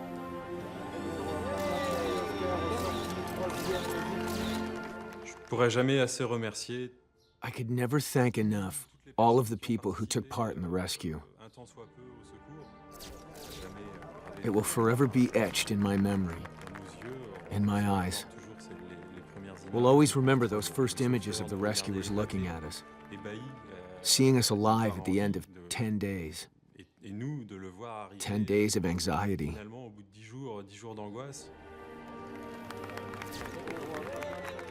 What can I do to thank them? You'd need more than one lifetime for that. It was an immense joy for me when we finally found them. I was a bit disappointed that I wasn't the one who actually met them underground, but to see them a little later when they came out was fantastic. This operation was the biggest and longest rescue effort ever in France. Obviously, the high point of it is that we found the 7 men alive. For me, it will always be one of those experiences that is totally extraordinary. After the rescue, Nicolas became an SSF rescuer himself, as did several other cavers. An experience like the one we went through, it certainly leaves a mark on your life. At the time, I was 19 years old. I didn't know much about life.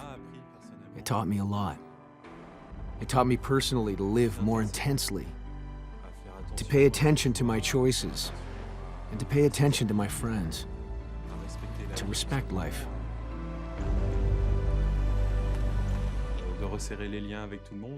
To build ties with everyone, because it could happen to anybody.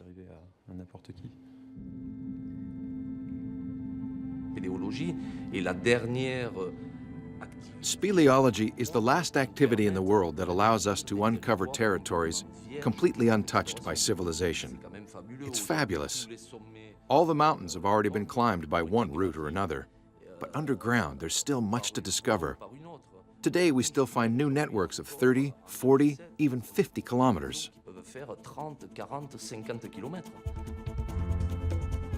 Vitarelle is now officially sealed off from the world. The military zone is closed to cavers. No one will explore the cave system anytime soon. That is, unless cavers can find a new way in. To this day, many continue to search for that possible fissure, that possible crack that will lead them back down into the abyss.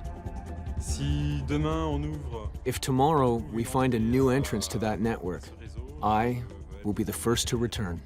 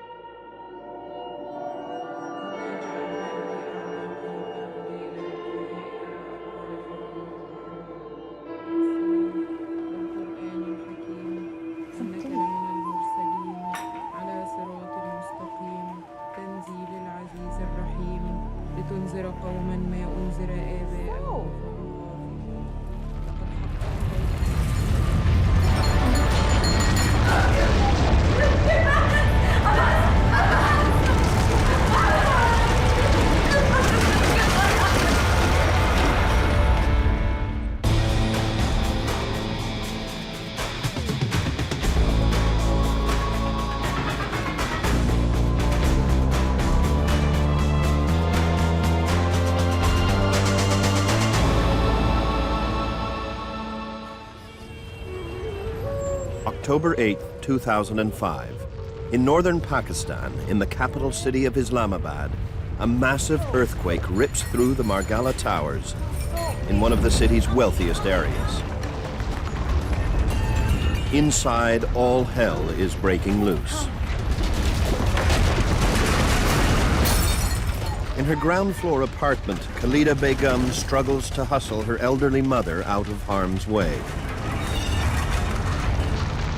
I held her hand and brought her to the corridor. Residents stampede for the exits as the building begins to collapse around them. After taking a few steps, things started to fall on us. Then the ground suddenly opened up and we fell into it. One floor above, May Amin and her family are desperately trying to escape.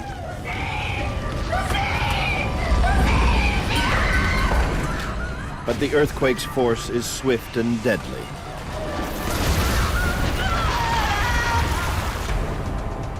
In less than a minute, the seismic monster has wiped out 3 of the Margala towers. The residents who couldn't escape in time were instantly entombed.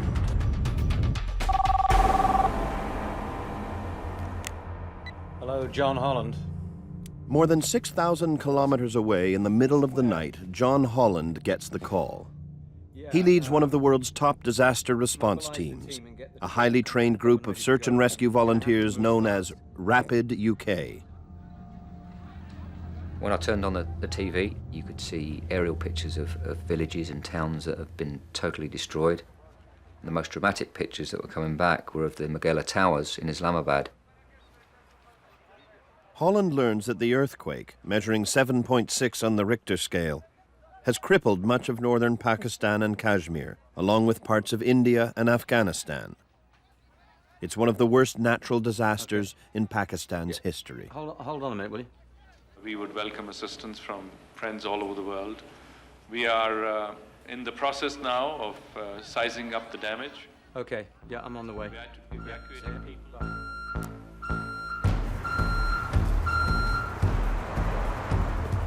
Nearly 1,200 kilos of special high-tech equipment are loaded for the mission. Everything from stretchers and rescue packs to high-tech searching devices like thermal imagers and vibraphones.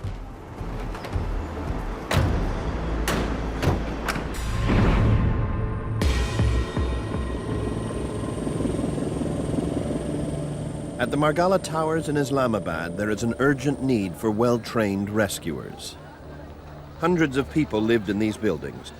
Nobody knows how many of them made it out alive. One of the people searching for loved ones is 34-year-old Mamoon Tariq Khan. He lived in one of the adjoining towers that withstood the quake. Several members of his extended family lived in one of the towers that collapsed. I'll be honest, when I just looked at the rubble, 11 flights, all down to just a floor and a half. It started setting in as to what could have happened to my own family. I was the only one, of my immediate family alive. As Mamoon searches for 4 generations of his family, his thoughts drift to happier times. Mamoon's sister and her young son were inside one of the collapsed towers.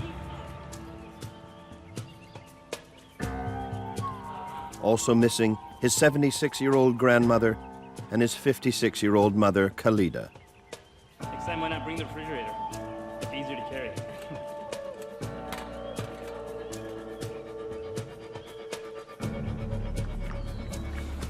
During this state of intense loss, I heard my sister's voice.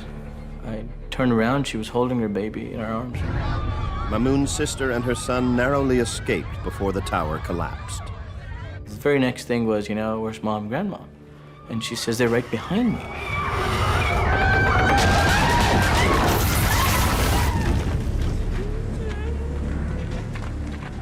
Mamoon and others who gather at the site struggle to stay positive, but faced with such destruction, it's hard to keep the faith.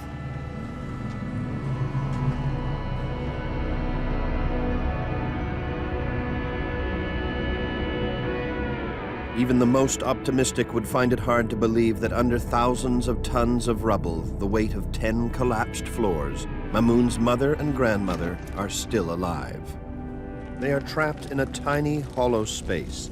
If the mountain of rubble shifts even slightly, it will crush them. I thought it was the end of the world. I was thinking that only my mother and I had survived and everyone else had died. Khalida's mother, Ma Bibi, is barely alive. She has a deep head wound that will not stop bleeding. I was very worried about my mom since she was not in good shape. She was vomiting and I could smell blood. I was expecting death at any time.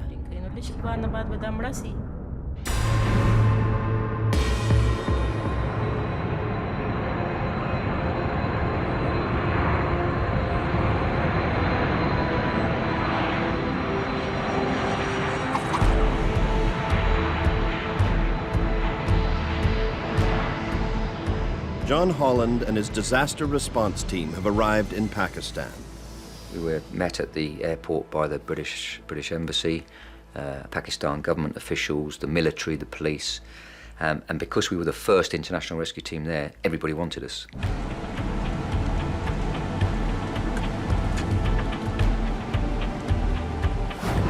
Holland and an assessment team head straight to the Margala Towers.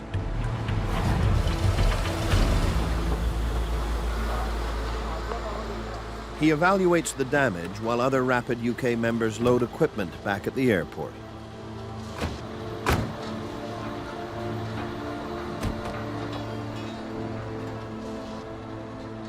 The size of the buildings immediately said to me, these people need specialised equipment.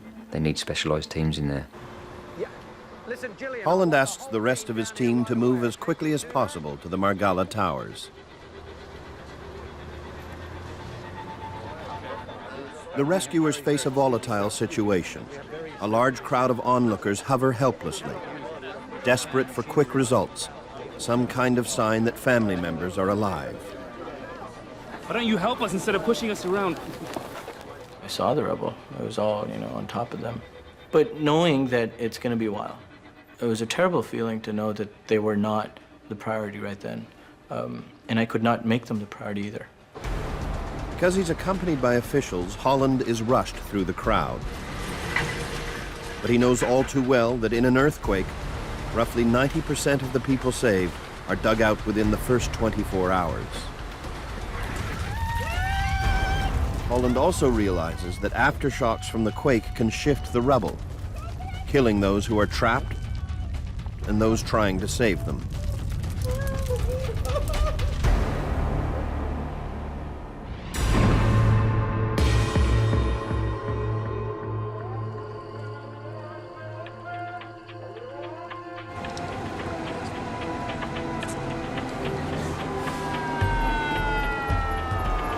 The rest of the Rapid UK team arrives and kicks into action.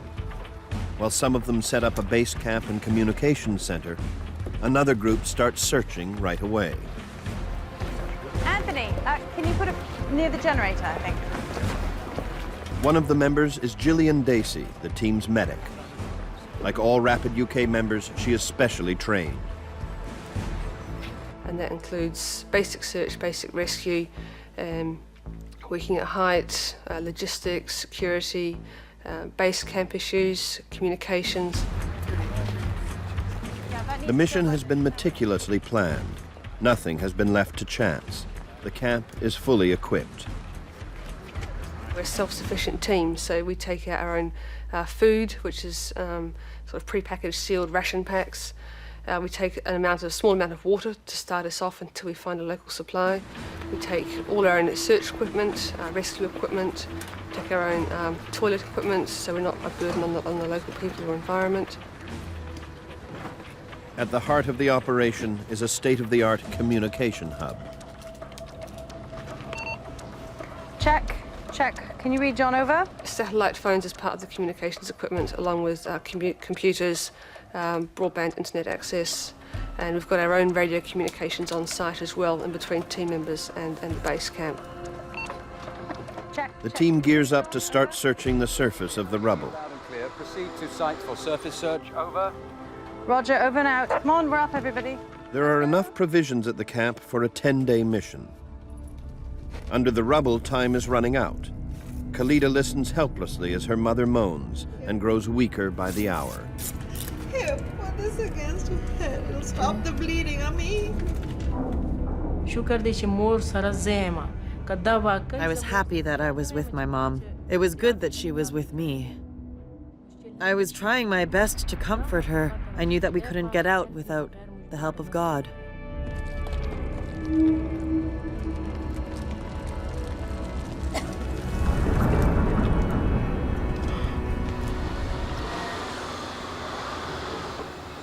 John Holland and his team need to take control of the noisy and crowded disaster site. Before we can start search and rescue operations, the first thing we have to do is clear the rubble. And we're looking at thousands of people on and around the rubble.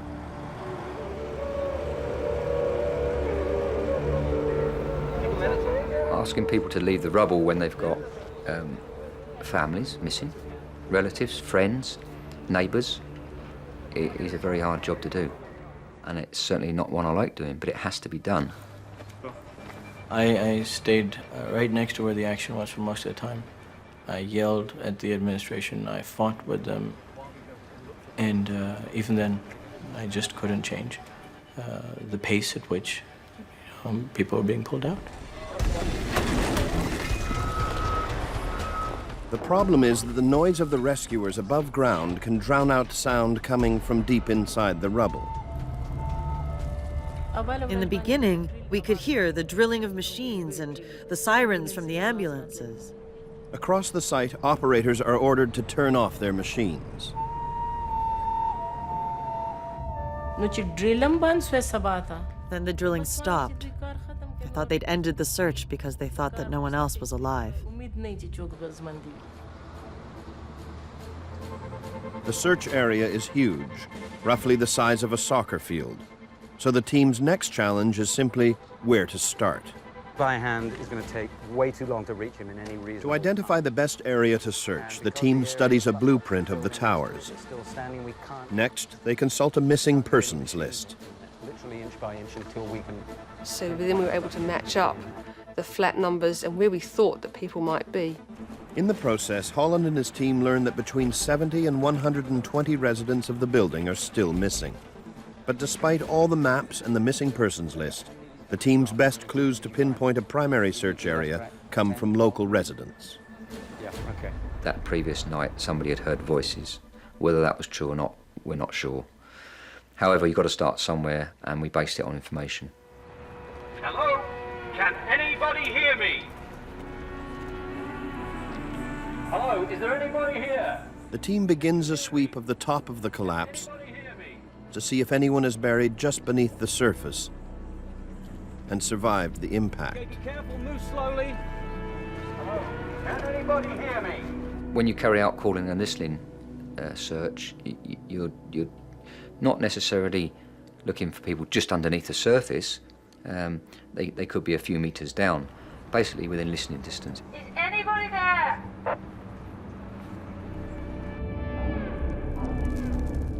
Khalida and her mother are buried so deeply they hear nothing. It was very scary. We were so buried that we couldn't hear anyone from the outside, and no one from the outside could hear us. But on the surface, there's a breakthrough. Okay, everybody over here. Do you have any injuries? After just 45 minutes, the rescuers find their first survivor. What is your name? We had actually located a 14-year-old male who could be heard below the rubble.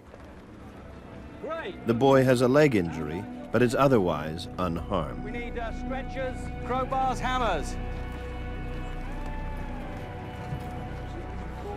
Already the team has living proof that their efforts are paying off. Yeah, the feeling of finding a survivor so quickly after arriving on scene, you think, wow, that is just the most fantastic thing. That's good, guys. Very slowly. Only 15 minutes later, they hear another voice. John, I think we've got a voice here. This time, it's a woman.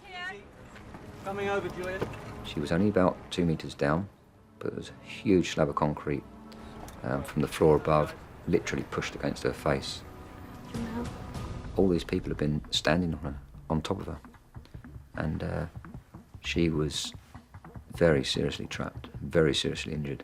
This stuff out of the way. So we had 2 simultaneous rescues going on. We'll get you out as soon as we can, all right? No one was pulled out that was as far down as you know, my own family was. So as, you know, elated as I was that someone else has been pulled out alive, that did not, you know, raise my hopes for my own family.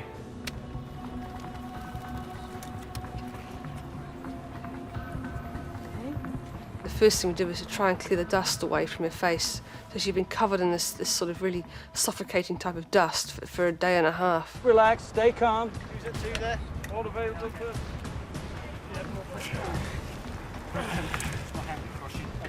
Move out the way. Move out the way. In less than an hour, they pull the teenaged boy from the rubble.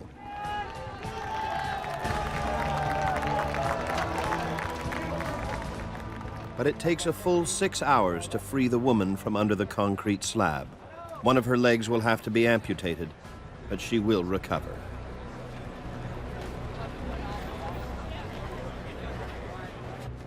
For the Rapid UK team, it's a very good start. Everybody's had a break. We can... Yeah, terrific. That's great. Because you suddenly think, we've got 2 people here. By just doing what we would class as a surface search, how many more are alive inside this building? That spurs you on. It spurred the whole team on. Later that day, the rescuers find a 3rd survivor near the surface. Then the search goes cold.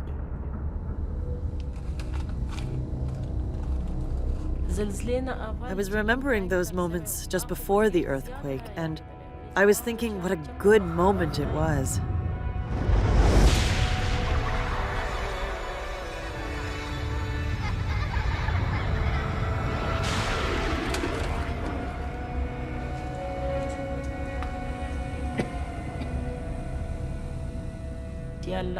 I was asking Allah to keep my kids alive. I was asking this of Allah all the time.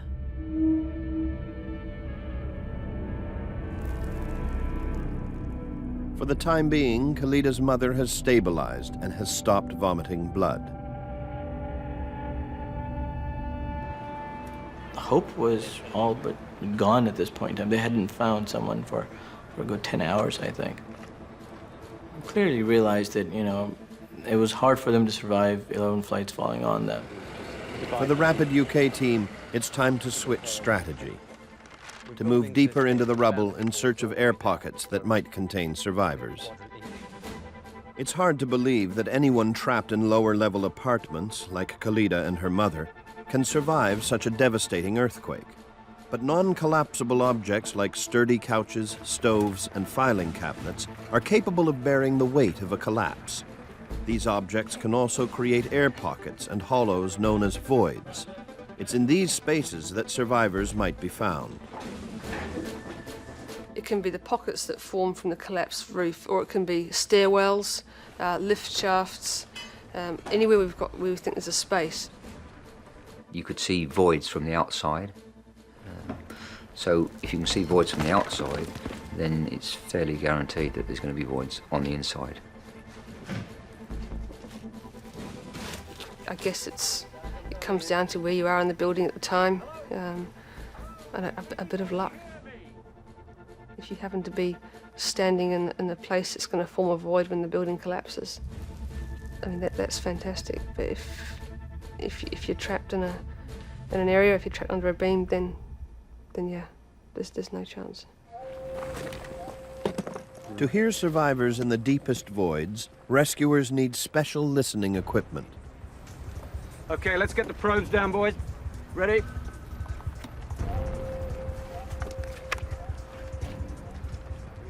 What we use for the sound location is what we call a vibraphone, and that works on seismic and acoustic sounds. And it's basically 3 probes with a control box. Very, very sensitive equipment, and you place it on the rubble or down into voids. All work, stop! Silence! Batten strike! And you tap, you bang to people, and what you're looking for or listening for is a response of some kind. Batten strike!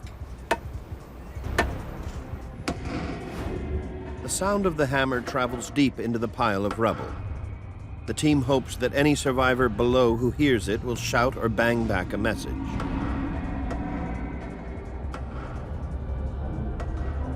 Help me! Please, please, please help!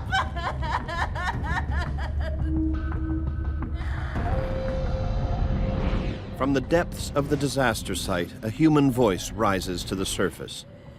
One of the team members who was on the headsets said that he thought he could hear a voice. So I took over the headphones and listened intensely. We banged, we called. Please! And every time we banged and we called out, I could hear a very, very faint lady's voice. Very faint. Okay, we definitely got something. Let's go again. Silence! Baton strike!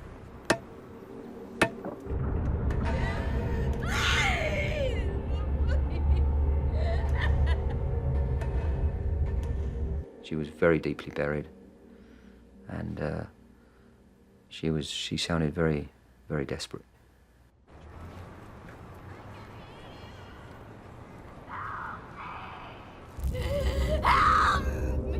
Trapped deep beneath the rubble is 33-year-old May Amin. The quake has separated May and her baby from her husband Firas, a United Nations employee, and their oldest son, Hussein. May has broken her back and one of her legs. She cannot move her lower body at all. But for the rescuers, the question remains, where is she? She was a long way down, and we had thousands and thousands of tons of rubble. I mean, the first thing that really went through my mind, to be honest, was how the hell are we going to get to her? Stu, keep this probe here. They try for a stronger signal, one that will help them better pinpoint her location. Let me know when you're ready, boys. We tried going down the face of the rubble, literally each layer, calling in. Hello? Can anybody? But we couldn't get a better contact at all. If we could get a stronger signal, just say halfway down the rubble, then we could say she's in that area. And there's different techniques of placing these probes to try and narrow down the possible search area. But it is a bit like looking for a needle in a haystack.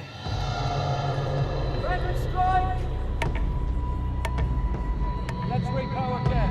Those two Stu, stay there. Okay, let's go one more position.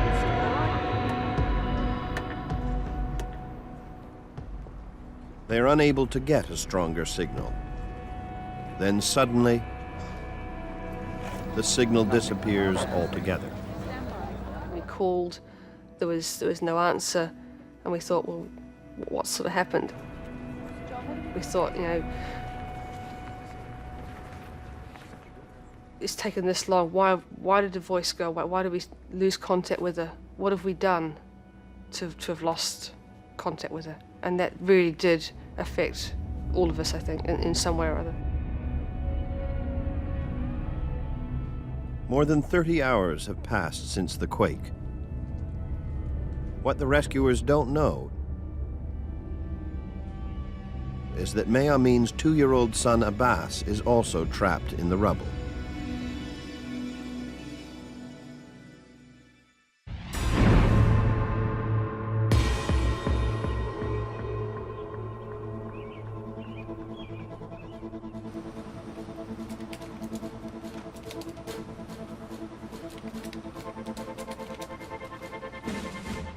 Another rescue team brings in dogs specially trained to find earthquake survivors. But because the bodies are buried so deeply, the dogs are unable to pick up their scent. Yes, that's it. It's perfect. It's working. Lower away. The Rapid UK team turns to another high-tech search tool.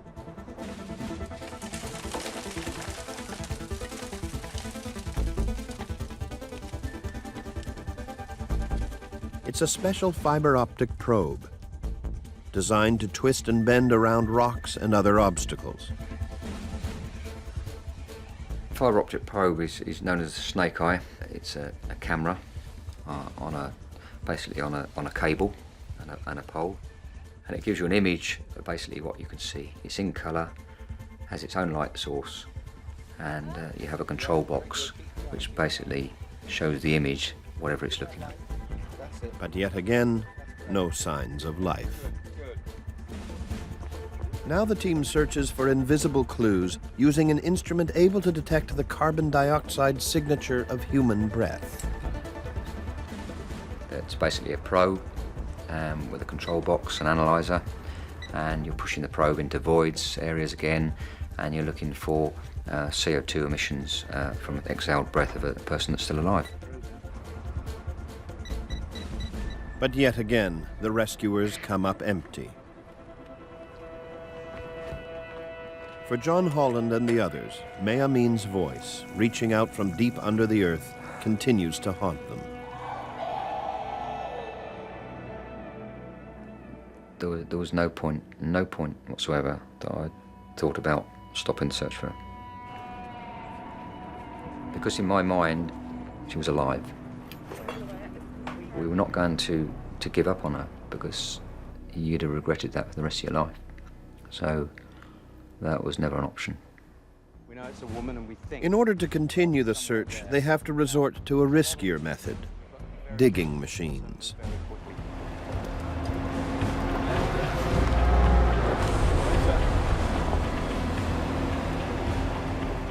We took a look at the map of the building, and we made an educated guess of where would be the most appropriate place to start digging in.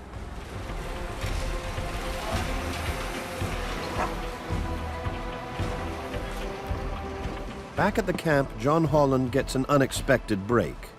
Zone 2 to base. Zone 2 to base. Zone 2 base here, go ahead.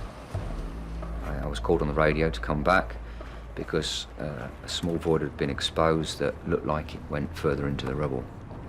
The void is so small that only one person can enter at a time. And we could only get in probably about 1.5 meters at this stage because it was just so small. I managed to get the top half of my body in because I'm quite a small guy, so I can get in there. Is there anybody here? Can you hear my voice? Called out, and amazingly, she called back. And I knew straight away it was the same voice. Suddenly, May Amin's voice is coming in loud and clear. She must be close by. It's amazing. Absolutely amazing. And that was a huge, huge lift for the team. But then it all starts again. Exactly where is she? Now the hell are we going to get her out? Holland burrows through the ground toward the voice. Lined with broken debris, the tunnel is too small to bring in disc cutters and chainsaws. A lot of the rescues come down to using your bare hands and small tools, which is back-breaking work, and obviously it lengthens the rescue. Everywhere around him is the reminder of death.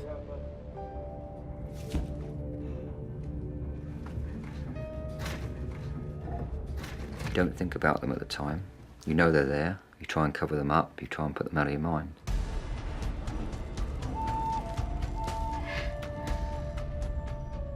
We knew that this is day 3, well into day 3, and this person's going to be very, very weak.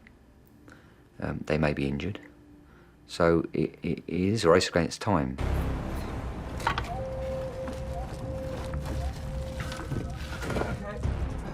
Moving anything in or out of the tunnel requires slow and laborious teamwork. To make his way toward the voice, Holland and his team must clear a path through heavily compressed debris.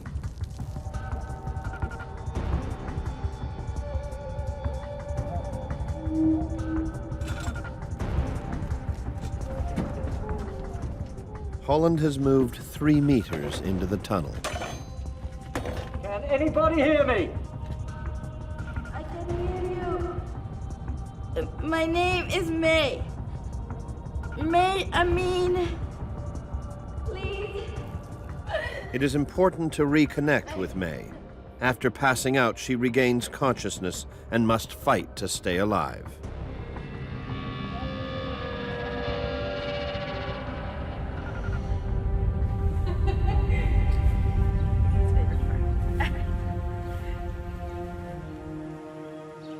Smile!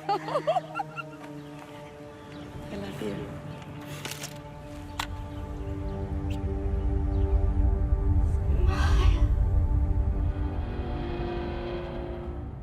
Just past the TV was a picture on the floor, and it was all smashed, and it was a wedding photograph. May Amin is now only centimeters away, but Holland is blocked by a large concrete beam, and now he makes a horrific discovery. Cleared away the rubble and the rubbish, which exposed a body, which was a male, and he was crushed underneath the beam, partially. His head, shoulders were underneath the beam. I couldn't figure it out why he had a small arm. It wasn't his arm; it was a child's arm. I mean, we quickly worked out that it was May's husband and her other son. May's husband died trying to save their 7-year-old son, Hussein. The child is still locked in his father's arms. That beam, in fact, that gave us safety and protection, and gave May probably safety and protection, took the life of her husband and our child, because they were underneath it. Holland is shocked when May tells him that she can hear her son. And then I said, what's your son's name? And she told me it's Abbas. I said, call out his name, May. And he called back. Unbelievable. This is a real race against time now, because we've got a young child here that's been buried for 3 days. May, can you hear this? Yes, I can hear you! You are very close! But not close enough. The beam is too heavy to move or cut. They must get a better idea of May's location.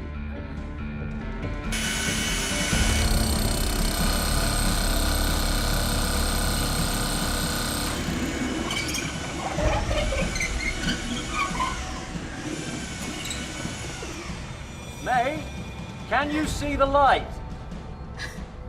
I can see you! The team needs to come up with a different plan. After withdrawing from the void, I spoke to other team members, and we had to basically find a way in on the other side of this beam. 12 meters away and even deeper in the rubble, Khalida and her mother are still hanging on, but barely. I was asking God that if my children had survived, then to save me too. But if, God forbid, my children were dead, then not to let me get out alive. Let me die too. Rapid UK is busy digging a new tunnel to get to May Amin. This one is even tighter than the last. Again, was with hands, just clearing the rubble out with hands, and then chopping up the tape. Was a table in there, so getting rid of that with a saw. Working in an area that you can't turn, you can hardly turn your head, is very, very hard. They are stopped dead by an iron bar 40 millimeters thick. We had equipment that would have cut it, but we couldn't get it in there. Instead, they bring in a hydraulic pump connected to a small jack. The jack raises the bar that they can't move by hand, just barely enough for a team member to squeeze through. Team member Paul Worcester is the first through. Hold on, May. Just stay calm. We'll be with you very, very soon. Moving through the dark void, Worcester comes face to face with May's younger son, Abbas. Once he got that chair away, Abbas came towards him, actually crawled over him. Come on, Abbas. Yeah, that's great. Come on, this way. Now Holland crawls backwards all the way out of the tunnel, holding the tiny survivor. Miraculously, the boy has no major injuries. Him crawling up towards me with my light shining in his eyes. Well, I will always remember that.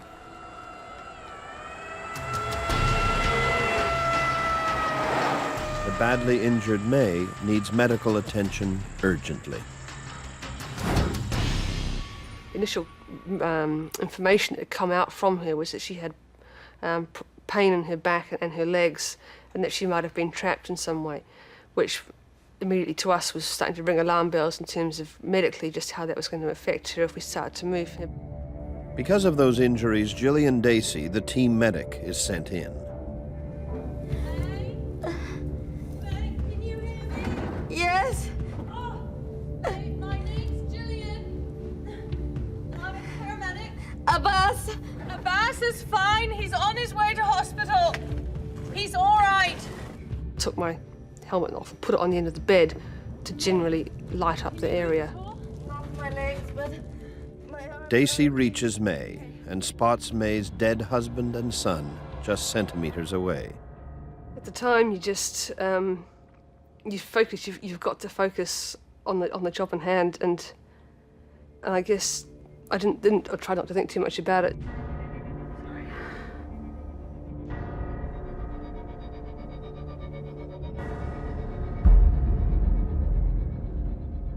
I don't believe that May had any idea that they were there because she was in a dark room, dark void. I don't think she had any, I hope she didn't have any idea at the time. Can you move at all? Dacey learns that May can't move her legs at all. Okay. And I was thinking, my gosh, ideally to treat her for those sort of injuries, I need certain spinal stretches and I need all sorts of things, but realistically in that environment, I knew that was not going to be an option.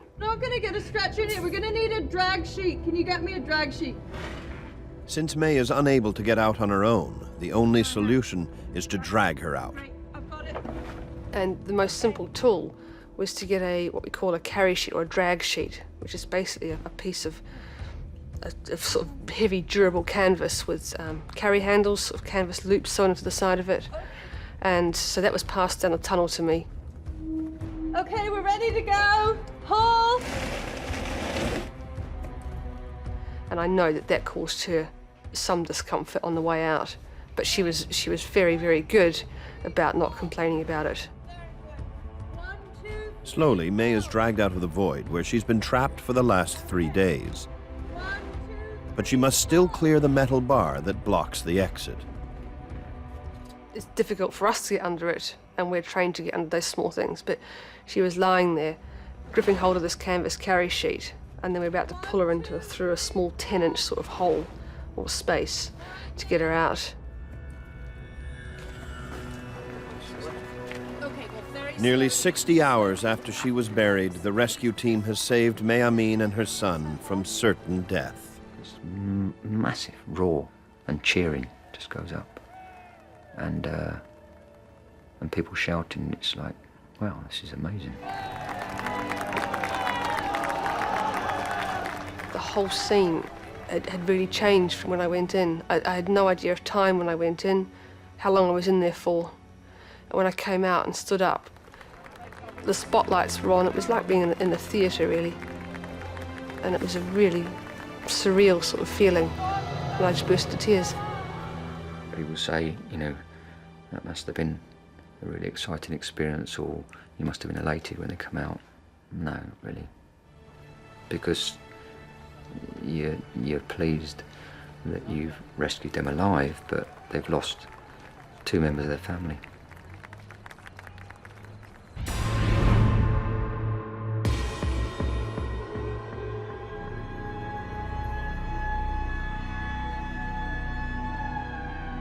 John Holland and the Rapid UK team continue their methodical search of the collapsed Margala Towers.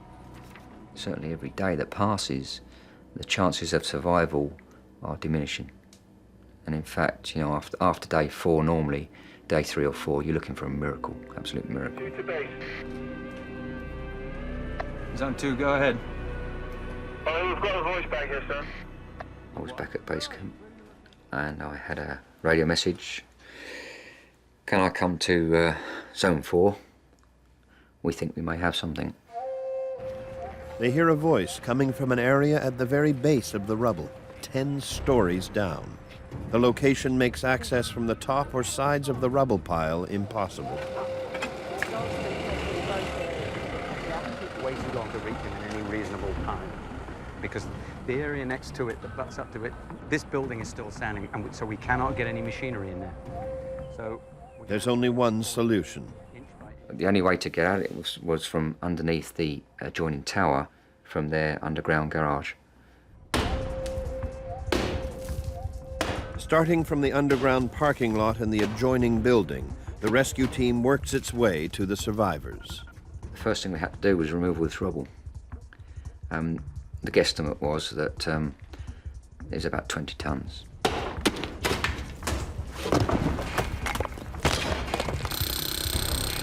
Using a concrete breaker in such a confined space is so difficult that rescuers can only work in 20-minute shifts. In fact, one guy had to lay holding it across his body while the other one operated it because it was impossible to use. After hours of back-breaking work, they finally make contact. Hello, can anybody hear me down here? The voice they hear belongs to Khalida. She and her mother are very close to death. Dei sahar bande chima help da para madad da para ya Allah madad. On the 4th day, when I called for help, I heard voices coming from the outside. I didn't know if it was someone who wanted to help us or someone who was trapped and needed help.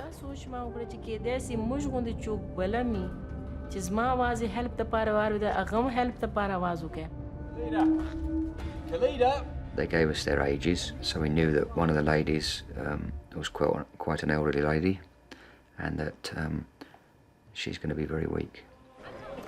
The discovery of a survivor ripples through the crowd. We try not to tell people until we're positive we've got someone and that we can get them out, because it builds up hope for people falsely. Do they know their name?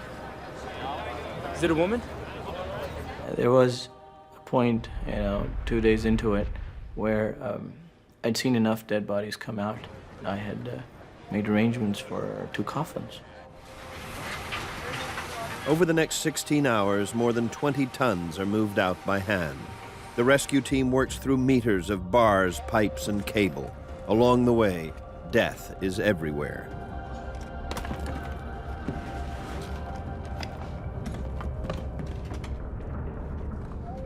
When Khalida and Ma are found, they have been trapped for 70 hours in a 30-centimeter high void. Shone a torch down the tunnel, a powerful torch, and asked if she could see it, and she could.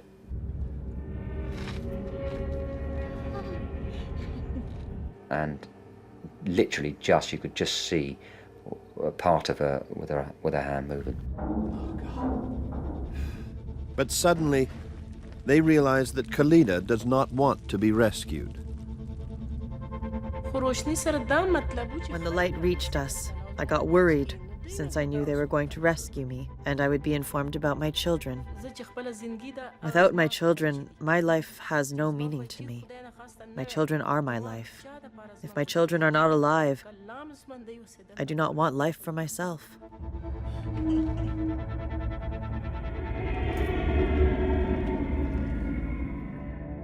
She's fine. She's all right, but she's very distressed, and she really needs to know that you and your... Just turn around for a second. You and your family... To prove that the rest of Khalida's family made it out alive, her son Mamoon is brought to the tunnel. I put my head into a hole and yelled out, and my mother, I heard her very clearly. We're all okay, Mom. Just wait for them to come and get you, okay? They're coming, Mom. The love that our mother had for us, that was clear that day. if not before, and it was that day.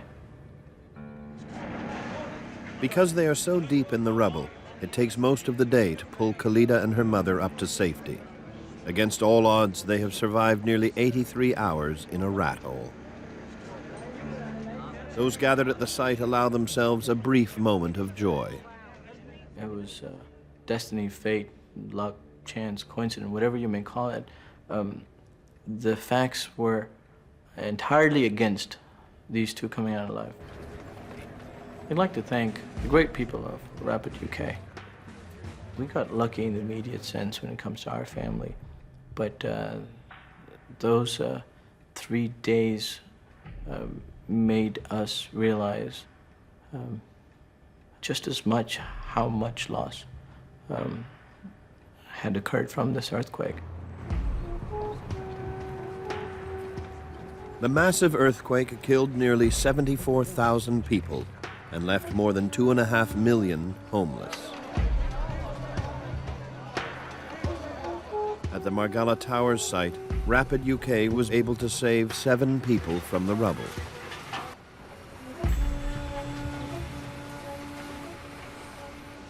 To go out there and to pull people out of a building where they may not have been able to have much chance of surviving, it's a huge rewarding. Give us a chance, and if there's people there alive, we'll find them. A lot of credit must go to the local people that helped and supported us as well. The search continued for a week, but no other tenants from these buildings were found alive.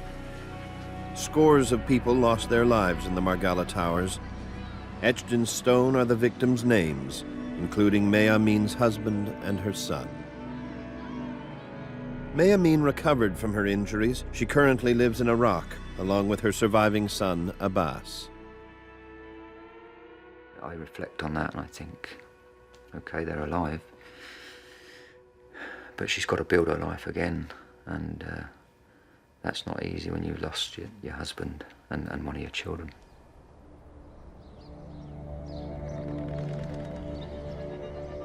Today, what's left of the Margala Towers still stands, but the complex is condemned and slated to be demolished.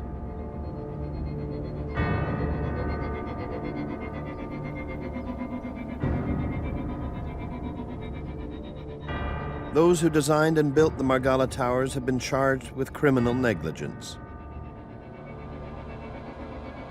Mamoon and others who survived believe that if the building had been properly constructed, dozens of people would still be alive today.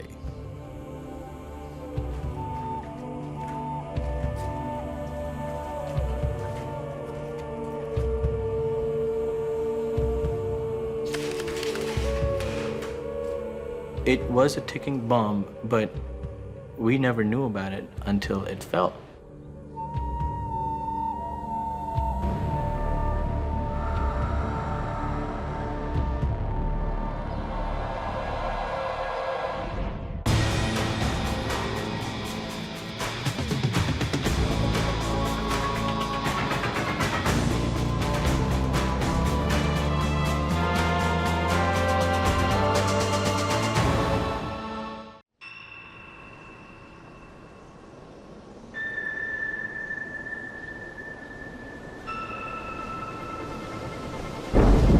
A hurricane descends.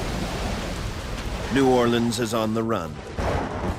At Tulane Hospital, there's no escape for the critically ill. All visitors are advised to now leave the hospital. Those on life support can't leave.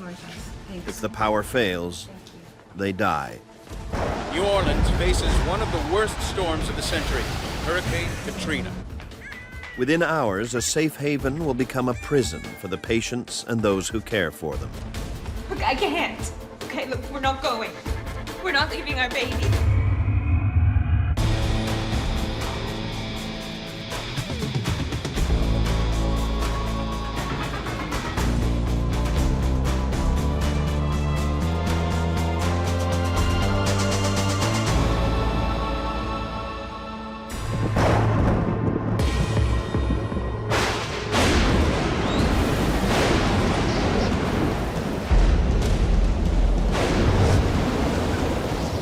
Hurricane Katrina rages across Louisiana.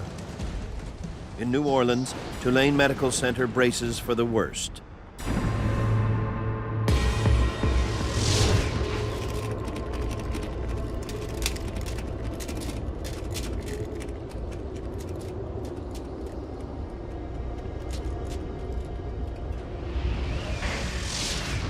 Dr. Bob Asciutto is on call, staying overnight at Tulane. He's jolted awake by the sound of breaking windows. I went to my door to open it, and it was pulled out of my hand. I felt this force pulling me towards a window that was now broken. And I could see the air currents going out the window, along with a fair number of debris that was in the laboratory. Several colleagues struggle to pull him to safety. The hurricane knocks out the city's power. Hospital emergency generators kick in.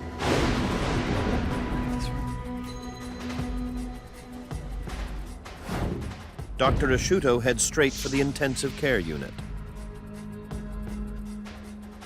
Well, the hallways were very quiet. There was a calmness that was eerie. Even though outside the building, this horrific storm was going on, inside there was this very strange claustrophobic feeling of warmth, sweating. I actually felt my heart pounding. Dr. Asciutto is responsible for several critically ill children. If their life support machines fail, they will die. How's she doing? Let's have a listen here. He's relieved to find all his patients unharmed, including Drew Schaff, a newborn baby recovering from heart surgery. Drew was a very seriously ill infant. She was on a ventilator, was on various heart medications to allow the heart to beat properly. Drew's parents, Steve and Brandy Schaff, live 200 kilometers away. But they haven't been home since their baby was rushed to hospital more than a week ago. It was 11 o'clock at night and she was just fussing and then she turned bluish gray and stopped breathing, and we rushed her to the hospital. Before the hurricane struck, all patients' families were asked to leave the hospital. I can't. Okay, well, look, we're not leaving. We're not leaving our baby. Brandy simply refused. I knew that I was not leaving my baby by herself in a city that I didn't even live in. All right, how you doing, William? Dr. Asciutto's patients and all others on life support have been moved onto the same floor, so staff can watch them constantly. One of the patients most at risk is 15-year-old William Wilson. He depends on a huge machine to keep blood pumping through his body. Without it, he will die within minutes. During the 10 months William's been waiting for a heart transplant, Nurse Jean Braham has become his friend and confidant. You have rather a thin boy with 4 garden hoses, essentially, coming out of him. It was a little science fiction-esque. Hey, Gene, looks like we both get a workout. If not for that, he was your average 15-year-old boy.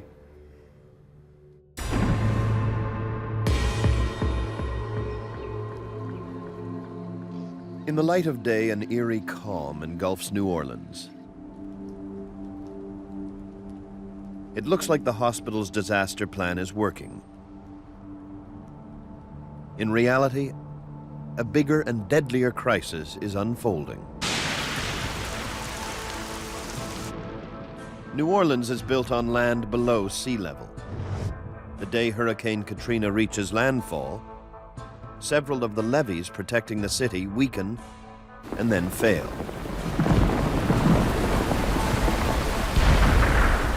By evening, the flood has closed in on Tulane Hospital. Water seeps into the building and floods the ground floor.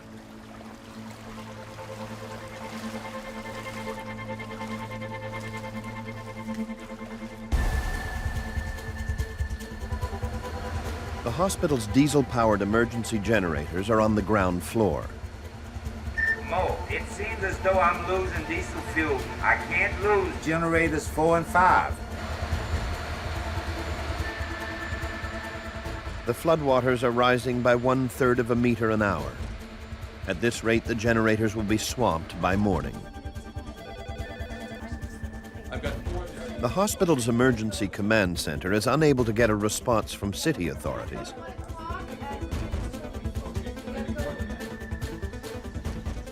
So they call the State Emergency Center, 130 kilometers away in Baton Rouge.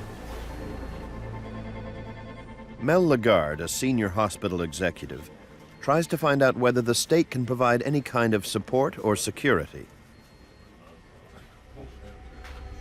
Look, our generators be flooded in hours. And I've got kids on vents. I need to know if there's an evacuation plan for hospitals. Lagarde learns that the entire city is in chaos. There's no help coming. I'm sorry, Mel. You're on your own. For Tulane Hospital, only one option remains. Guys, hold up a sec. We need to evacuate. Those papers around, guys. The hospital is forced to organize its own evacuation. With ground routes flooded, the only way out is by air. Staff will have to find a way to fly Drew Schaff, William Wilson, and 19 other critical care patients to safety in the next few hours. By then, the emergency generators will either run out of fuel or be swamped by floodwater.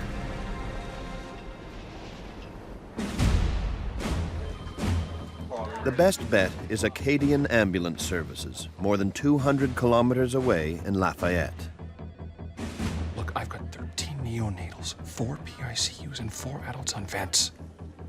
Acadian's dispatcher alerts the company's flight paramedic, Mark Creswell. Within the hour, Creswell is loading his helicopter with supplies. It was just something that was a sixth sense that said, bring plenty of clothes, bring a couple of $100 worth of food, bring several $100 in cash, and anything else you think you're gonna need for a week, and that's what I did. But the winds are swirling in 60-kilometer gusts, enough to damage the aircraft upon landing. Even for a veteran pilot, it's just too dangerous to fly. We knew our primary mission that morning was to evacuate babies. I knew I had to have my A game on.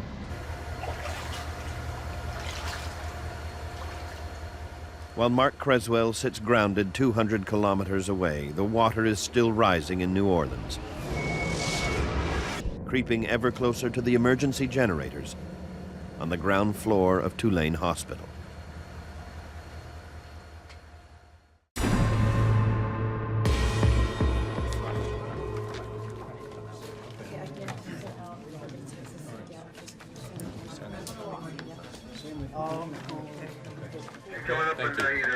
They're on their way. Downstairs in the hospital room, we got an issue here. There's water rising all over the place. Pete, how much time do we have? Probably about half an hour. Early Tuesday morning, senior executive Mel Lagarde finds out that the hospital has to turn off the emergency generators on the ground floor. The rising floodwaters will short-circuit the machines within minutes. Is there anything else you can do for me? We need at least 2 hours on this. Yes, do we have any pumps available for us to pump out the water? Get Greg to give me some temporary electricity. There's only one way left to keep the electricity flowing. Electrical workers fire up a portable generator truck in the street outside. The hospital has rented it in preparation for the hurricane. But if the water keeps rising, this generator will also become submerged.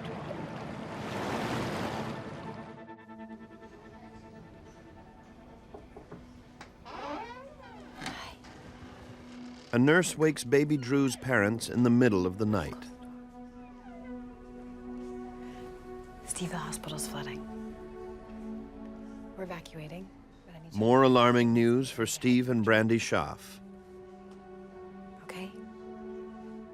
Attention all staff, code yellow. Attention all staff, code yellow. The hospital plans to evacuate their baby without them. We didn't know they were evacuating at all. And she's like, they're gonna ship Drew out soon. Y'all need to come tell her bye. And I mean, I flew. I had pajamas on and didn't brush my teeth. I just ran down there. Where are they taking my baby? They don't know yet. I was in shock. I mean, I ran down there and I was like, wait, explain this to me. It's not easy to escape New Orleans. I mean, New Orleans is a swimming pool in and of itself. Water came in from the levees. There was no way for it to get back out again. It's a one-way street. Got some good news. We're flying out in a chopper, and they are super cool. Are you coming with me? Of course. Nurse Jean Braham tells William about the evacuation. He tries not to alarm his young patient. William's evacuation will be exceptionally challenging. He'll need a specially equipped helicopter with medical equipment and a generator on board. The chopper must be large and powerful enough to accommodate William's 227-kilogram life support machine. William Wilson was on a so-called biventricular assist device. That means it's a device that pumps blood from the pumping chamber on the right side, circulates it to the left side as it's oxygenated, and then to the body. A tube comes out of the right side of his heart into the machine. A tube goes to the main vessel, carrying blood to the body. So his heart is non-functional. His heart simply serves as a reservoir to collect blood for this machine.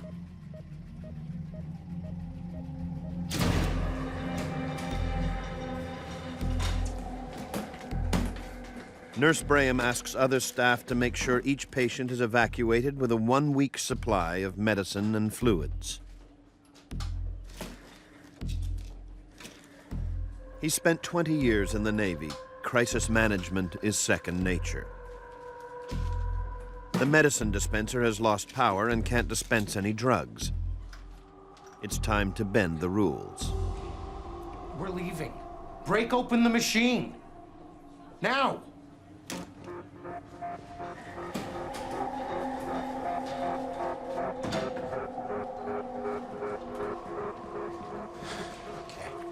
All right.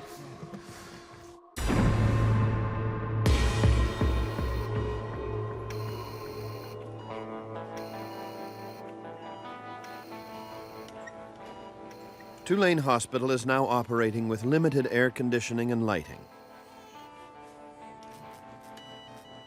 The generator truck outside can only supply 40% of the hospital's electricity.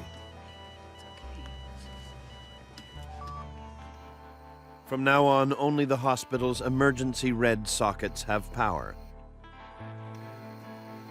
They run the most essential services. One of them is the life support machine keeping Drew alive. So Ryan and Mira, Texas Children's Hospital, okay? Make sure it says okay, sick. Dr. Asciutto tries to ease the anxiety of parents about to be separated from their children. So you're gonna be fine. And no one is gonna be lost or sent to the wrong hospital.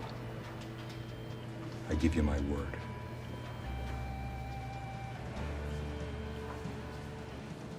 The staff come up with a system to make sure that every patient is accounted for once the crisis is over. The nurses improvise using simple but effective methods. They realized that They were in control of the lives of these patients, and they had to do things not only urgently, but they had to use creativity to accomplish their goal. The goal was to get the patient out of the hospital, and they used their imagination to the fullest. When Drew was being prepared for transport, one of the nurses came and she had her camera and she took a picture of all three of us and gave it to us so we could have it to take with us.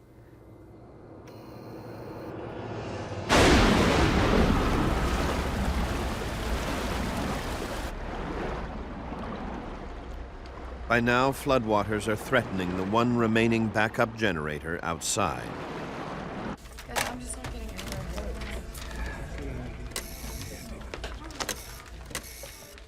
Dr. Asciutto and Tulane staff have been on the phone for hours, calling hospitals outside New Orleans. They're trying to find places for the critical care patients. Drew Schaff, S-C-H-A-A-F. She's post-op for an aortic obstruction. This kid is really sick. We have to get her out of here now.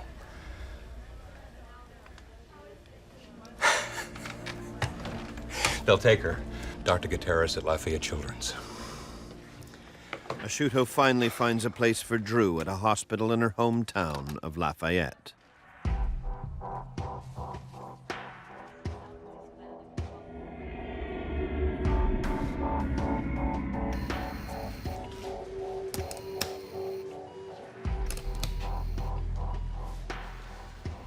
Moving Drew without disturbing her life support equipment will be a delicate and risky job. I need these tubes taped securely for transport. Drew's flying out by chopper. She's gonna be fine. I promise. Drew has a large hole between the pumping chambers of her heart, so a band must be placed around her artery to reduce blood flow to the lungs. Because she is in such severe heart failure, she must be intubated. A tube in her trachea enables her to breathe. In her case, intubation was very difficult because she had abnormal anatomy of her airway. It's always more difficult in a baby, and the smaller the baby, the more difficult the procedure. But in her case, she had the confounding factor of abnormal anatomy. So we were very fearful that if her tube came out, we would be in trouble.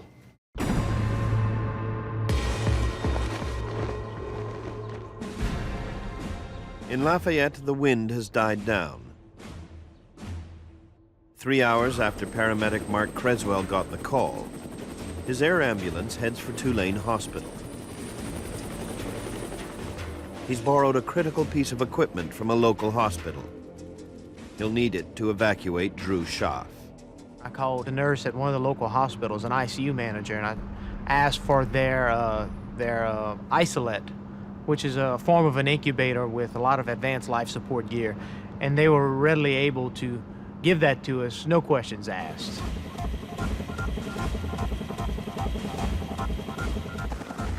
Creswell flies over New Orleans just after dawn.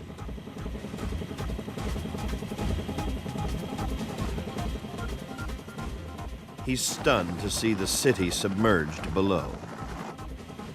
My first impression of Katrina was, wow, I've never seen anything like this. And how am I going to handle it? There's no longer any air traffic control regulating flight over New Orleans. The possibility of a mid-air collision is on everyone's mind. Essentially, we were flying blind. Had to use your eyes and keep an eye out for every aircraft around. There were literally dozens of Coast Guard and military aircraft on scene. Creswell finally lands on the garage roof next to Tulane Hospital. He sees that the building is surrounded by almost 2 meters of water. But I knew that as fast as this water was coming up, they weren't going to have power much longer. Nobody knows how quickly the water will rise and just when the generator will flood. Creswell does know he has to get 21 life support patients out of Tulane before the power goes out. Good Lord. Nice to see you.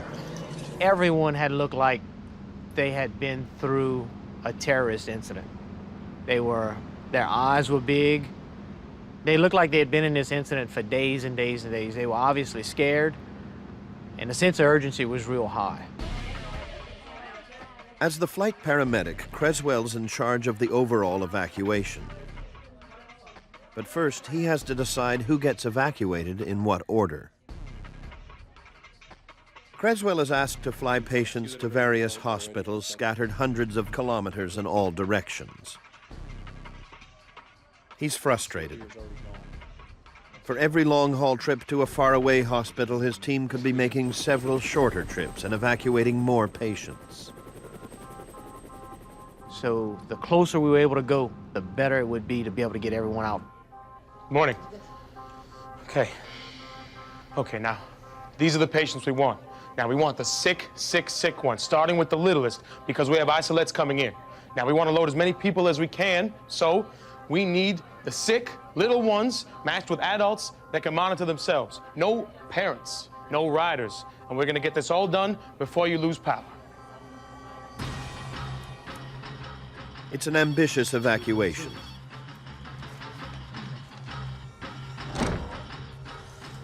Creswell will have to juggle an enormous amount of information.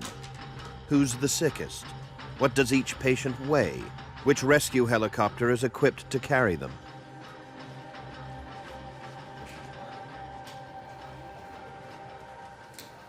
He quickly decides which of the infants is top priority.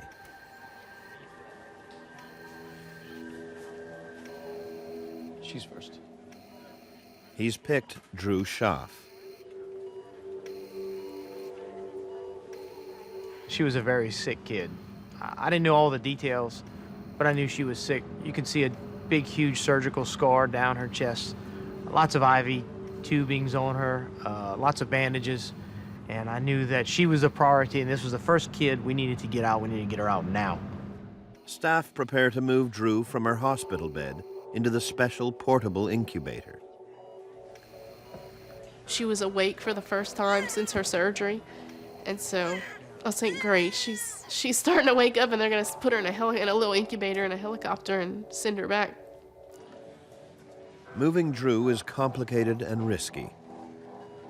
If her breathing tube is accidentally knocked out during transport, she will die within 5 to 10 minutes.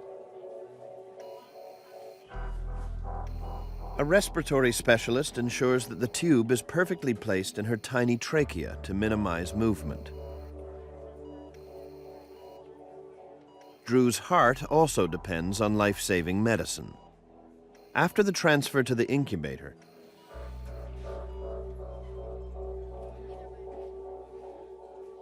Drew's team monitors her oxygen saturation, heart rate, temperature, and respiration rate.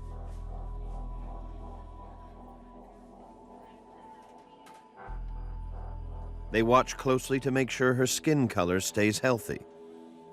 The slightest tinge of blue means immediate intervention. I absolutely remember those last few minutes before they took her. It was hard. I mean, I was a mess. I was crying. I said, look, we're gonna get through this. We gotta get ourselves together. Let's help out however we can. Just get your mind off it. Know your baby girl is gonna be fine, and we're gonna get you out of here. And so she held up really well. After 5 minutes, Drew is considered stable. Now she can be transported to the helicopter.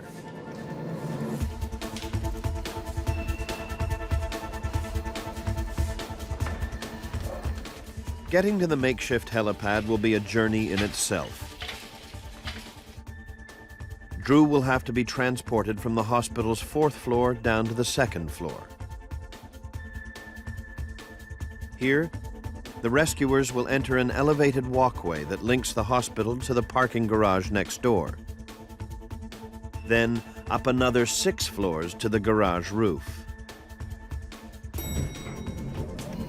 The elevator is the smoothest way to carry Drew down 2 floors.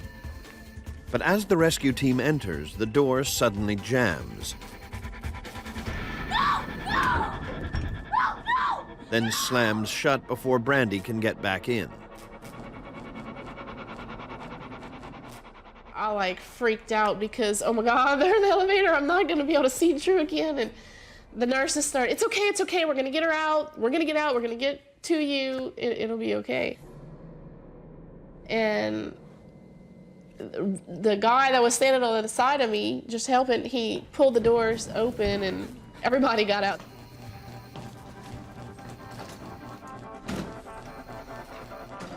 They decide it's too risky to use the elevator.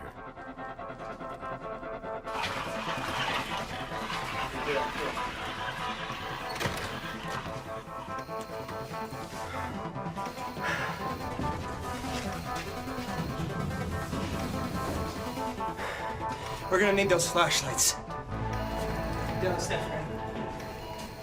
They're forced to carry Drew in her 91-kilogram incubator down 2 flights of stairs.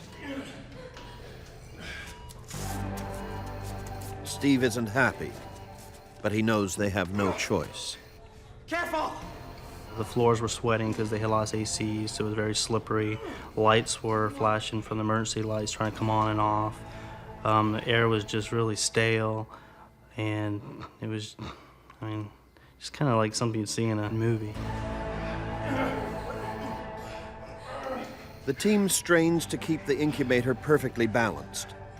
The tiniest misstep, the most minuscule shift, could dislodge Drew's breathing tube. Don't drop it! Bringing Drew down the stairs in the incubator on the stretcher was very nerve-wracking. Knowing if we just, rock it or do anything wrong with it, ventilator down her throat kind of scared me. It takes Drew's team more than 20 minutes just to get down 2 flights of stairs. Drew isn't out of danger yet. As they enter the raised walkway, the reality of their situation hits home. When I came downstairs and we were walking across and I saw the water in the street, what really got my attention was the generators that were sitting outside, and the water was coming up to the bottom of the generators that are parked in 18-wheeler trailers. And I knew that Drew wasn't the only person on a ventilator at that time, and if they would lose electricity, I was kind of getting scared.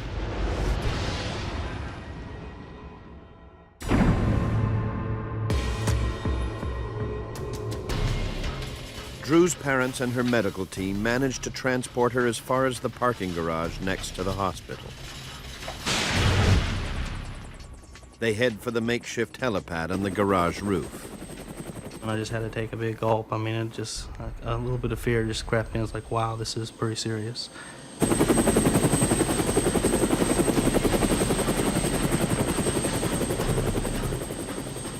It takes them almost an hour to get Drew from her hospital bed to the waiting helicopter. One of the pilots suggests that Drew and another baby double up in the incubator to speed up the evacuation. But Drew's nurse recognizes the other child.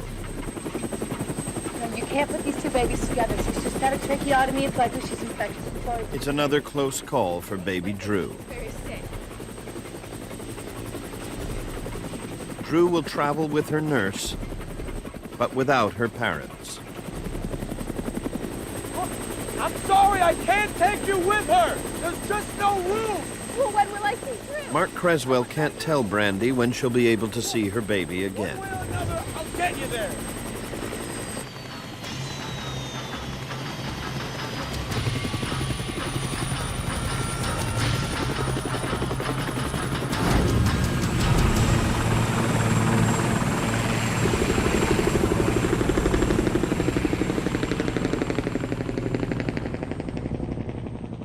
It was gut-wrenching. I mean, there's nothing you can do because they're taking your baby away from you again.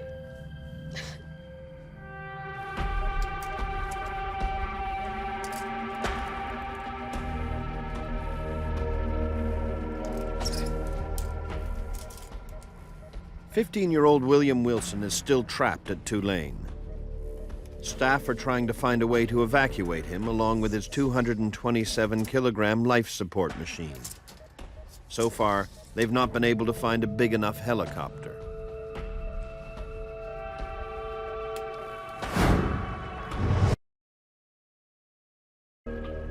It's hard to believe that things could get any worse. But now the hospital is battling more than Mother Nature. Looters are trying to force their way in. It was like Baghdad on the Mississippi River. They were just looting to steal stuff at that point. It wasn't, you know, like you need diapers for your child. It was a TV on a piece of plywood. I know many of us were very angry about what was going on in the streets and what we were witnessing. We were ashamed. I was ashamed. I couldn't believe this was going on in our country.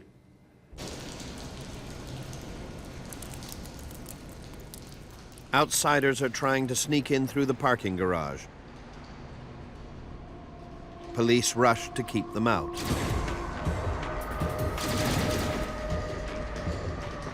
There was always the assumption that people needed their fix, the people that were addicted to medicines. So that could have been a reason to break into the hospital. They also saw helicopters coming and going. So they saw it as a means of rescue also, maybe. All the while, Mark Creswell keeps the evacuation moving. I mean, it was very exhilarating to see an individual wheeled up to a waiting helicopter, a critically ill child, placed on the helicopter, safely evacuated. And each time a child left, people would applaud. He's directing pilots and helicopters from Louisiana and out of state as they land on the roof of the parking garage. How much fuel you got left? How much weight can you take on this thing? Creswell doesn't know how each helicopter is equipped until they actually land. That means that he can't plan ahead. He's forced to figure out on the spot which patient leaves next based on a mental calculation. You got a neonate on board? Then he determines the most efficient use of each helicopter. Get me a neonate on a vent and a nurse that needs to go as far as Lafayette or Alexandria now! Evacuation isn't going as quickly as Creswell would like. Only 3 to 4 helicopters at a time are allowed on the garage roof. It takes roughly an hour to move 2 patients. By 3 p.m., they've evacuated 13 patients on life support. Creswell uses a satellite phone to call his coordinator at Acadian Ambulance. I need helicopters. I called Mike Sonia. I said, man, I need everything you got. I need every helicopter you can find. I called my dad, who was a superintendent at a local oil company. I said, call all your friends, tell them we need all the helicopters. I knew a pilot in the Army, and I called him, and I said, man, call anybody you can at the Pentagon or whatever and get every Army helicopter you can. We're in a bind. As helicopters come and go, Brandy pitches in, bringing food to the pilots. Part of Creswell's strategy to keep stranded parents calm. We put them to work making ham sandwiches, and I kept their daughter that was 200 miles away off of their mind. They had a sense of purpose there. They weren't sitting around twiddling their thumbs. I'm quite sure it passed the time for them. It kept our minds off of it for a few minutes.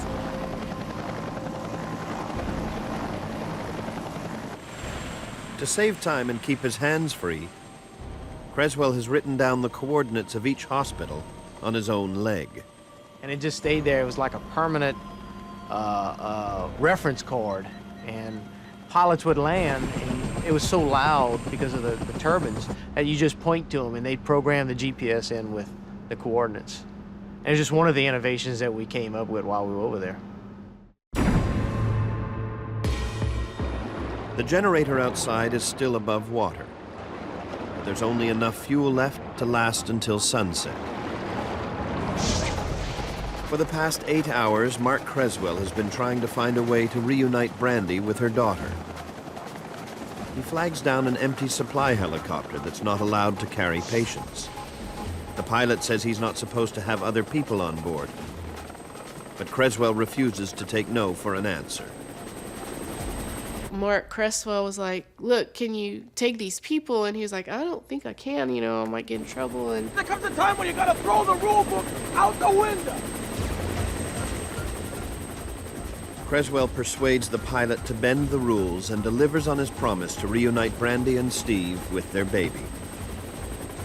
he had the heart to just say, okay, these people really need to get to their baby, and I'm going to find a way. So thank you to Mark Cresswell.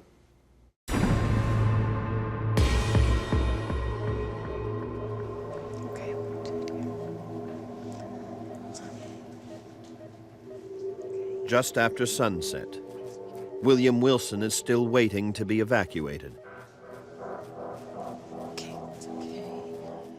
Suddenly, the emergency generator truck sputters and dies. It has run out of fuel. William's life support machine is now running on batteries. Okay, there's only 25 minutes left in this battery. If the device had been turned off within 30 seconds, he probably would have succumbed.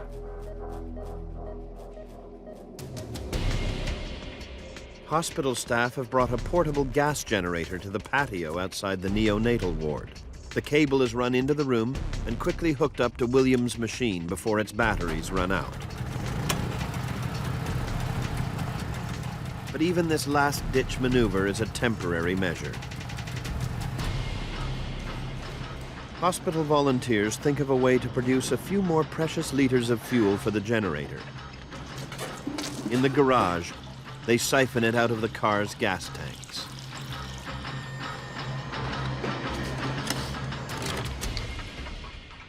It's been 14 hours since Tulane's evacuation order. Staff have still not found a helicopter for William and his machine. Then a glimmer of hope from a hospital in Arkansas. Gotta go. That's perfect. They have a chopper, and it's big enough. It's also equipped to transport a critically ill patient. It can evacuate William from Tulane Hospital.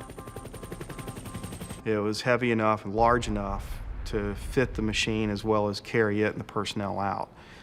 The machine weighs 500 pounds. So that's kind of odd, hooked to a boy that weighs barely 125 pounds. Just after dark, there are rumors of a new threat. Across the city, reports of random gunfire aimed at helicopters. This was a real problem. Several helicopters arrived, turned around, and left because of it. At this point, many people became very, very upset. Mel, we have gunfire here on the roof. We can't keep asking pilots to fly in here, Mel. Mel Lagarde, in consultation with his staff and the pilots, makes a critical decision. Okay, guys. I'm suspending all the flights until daylight, okay? We just can't risk it. We can't let anybody out. But William's portable generator won't last until morning. So the hospital will have to make an exception and get him out tonight. Don't forget, you promised me a ride in a chopper. But evacuating William tonight depends on whether the pilot from Arkansas is willing to risk his own life. We had learned that the FAA had, quote-unquote, shut down the airspace. And we made a call to Arkansas, and I spoke to their chief pilot, and he said, pilots will experience, he's going to fly in. Midnight approaches. Hospital staff hear the sound of a lone helicopter. They just flew in literally under the radar into the city that was dark, and the only thing that they had was the lat-long coordinates of the hospital, of the garage, and that's how they found it. As the helicopter gets closer, more spur-of-the-moment ingenuity.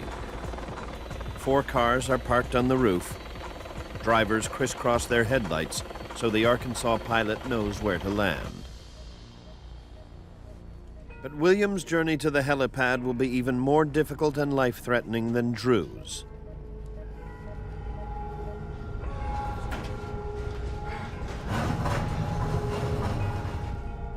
First, A spare version of William's life assist machine must be carried to the helicopter so that it can keep William alive during the flight.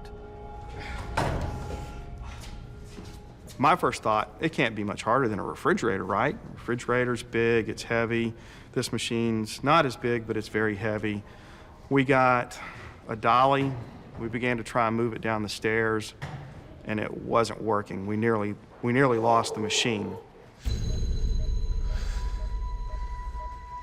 buddy. Okay. These are them. Squeeze. Simple as that, okay? William cannot be moved while connected to his machine. At any moment, this young man had 2 tubes coming out of his heart. At any moment, if a tube had dislodged, it would have been instant death. Promise. So Nurse Braham will have to hand pump William's heart while he's wheeled over to the helipad. He will literally be taking William's life into his own hands. Okay. 1, 2, 3. The 1, 2, 3 disconnect moment was one of the scariest moments of my life. William's nurse isn't the only one who's scared. He didn't let on a whole lot, but he got quiet, and that's when we could tell something was going on. At the best of times, William's life assist machine only duplicates 50% of what his heart does. As Nurse Braham hand pumps his heart, that figure is reduced dramatically. He knows that the margin for error is slim. You're not running any races, but you're alive. If I take this machine away and I began to do this manually, you're at about 40–50% of that. So you're looking at about 10% of your normal function on this. As Nurse Braham and William arrive at the helipad, some unexpected news. William's machine won't fit inside the helicopter. As a result, it can't plug into the helicopter's power supply. William must continue to be hand-pumped. There is no alternative. Which I was shocked by because they'd asked for dimensions and I'd measured everything as well as I could. And it wouldn't fit. And so the look was, what do we do? With only a fraction of his normal blood flow, William is starting to feel sluggish. He's never been hand-pumped this long. If the wait continues much longer, William's heart will fail.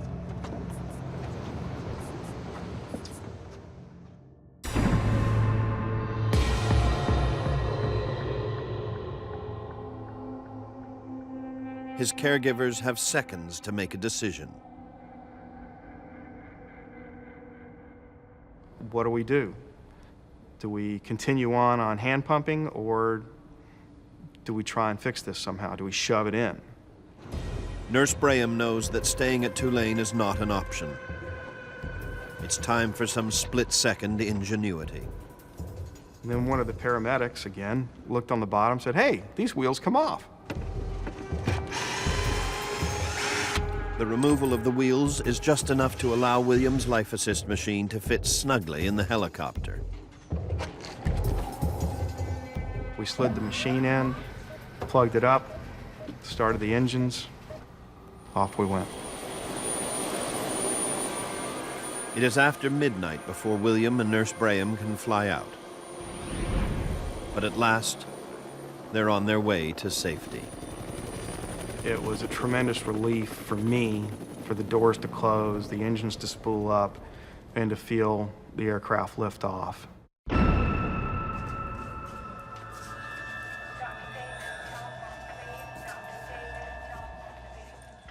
A few hours earlier, Steve and Brandy arrived at Lafayette Children's Hospital, anxious to find out what happened to their daughter Drew after she was evacuated. Brandy is reunited with her baby.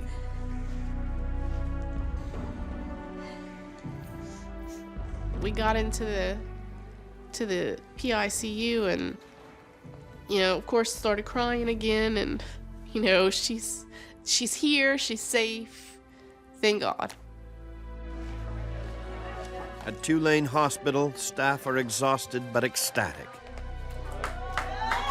21 of their critical care patients have been evacuated. Not a single patient died. These were critically ill patients. A patient that was on a heart-lung machine that in 30 seconds would not have survived if something was disconnected.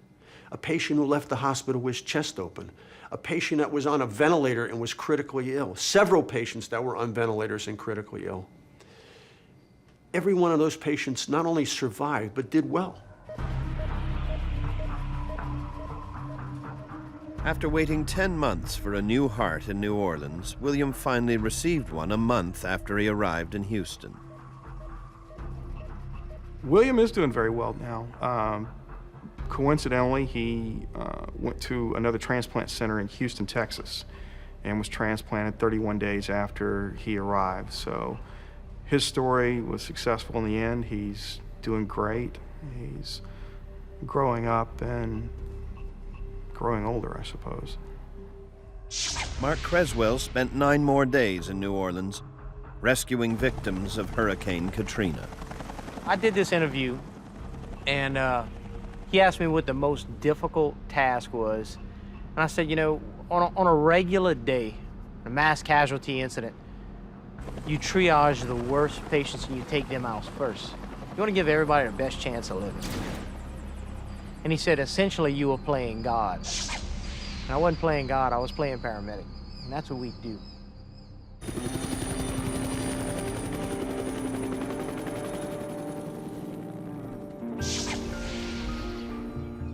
Drew Schaff successfully went through several more operations and is now a healthy, vibrant little girl.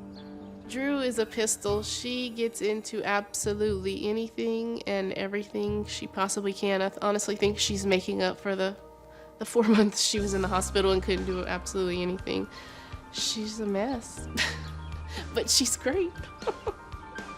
Over the course of a week, more than 1,200 people were evacuated from the roof of the parking garage next to Tulane Hospital, one of the largest evacuations of an American hospital in recent memory. 6 months after Drew Schaff and William Wilson were flown to safety, the hospital reopened.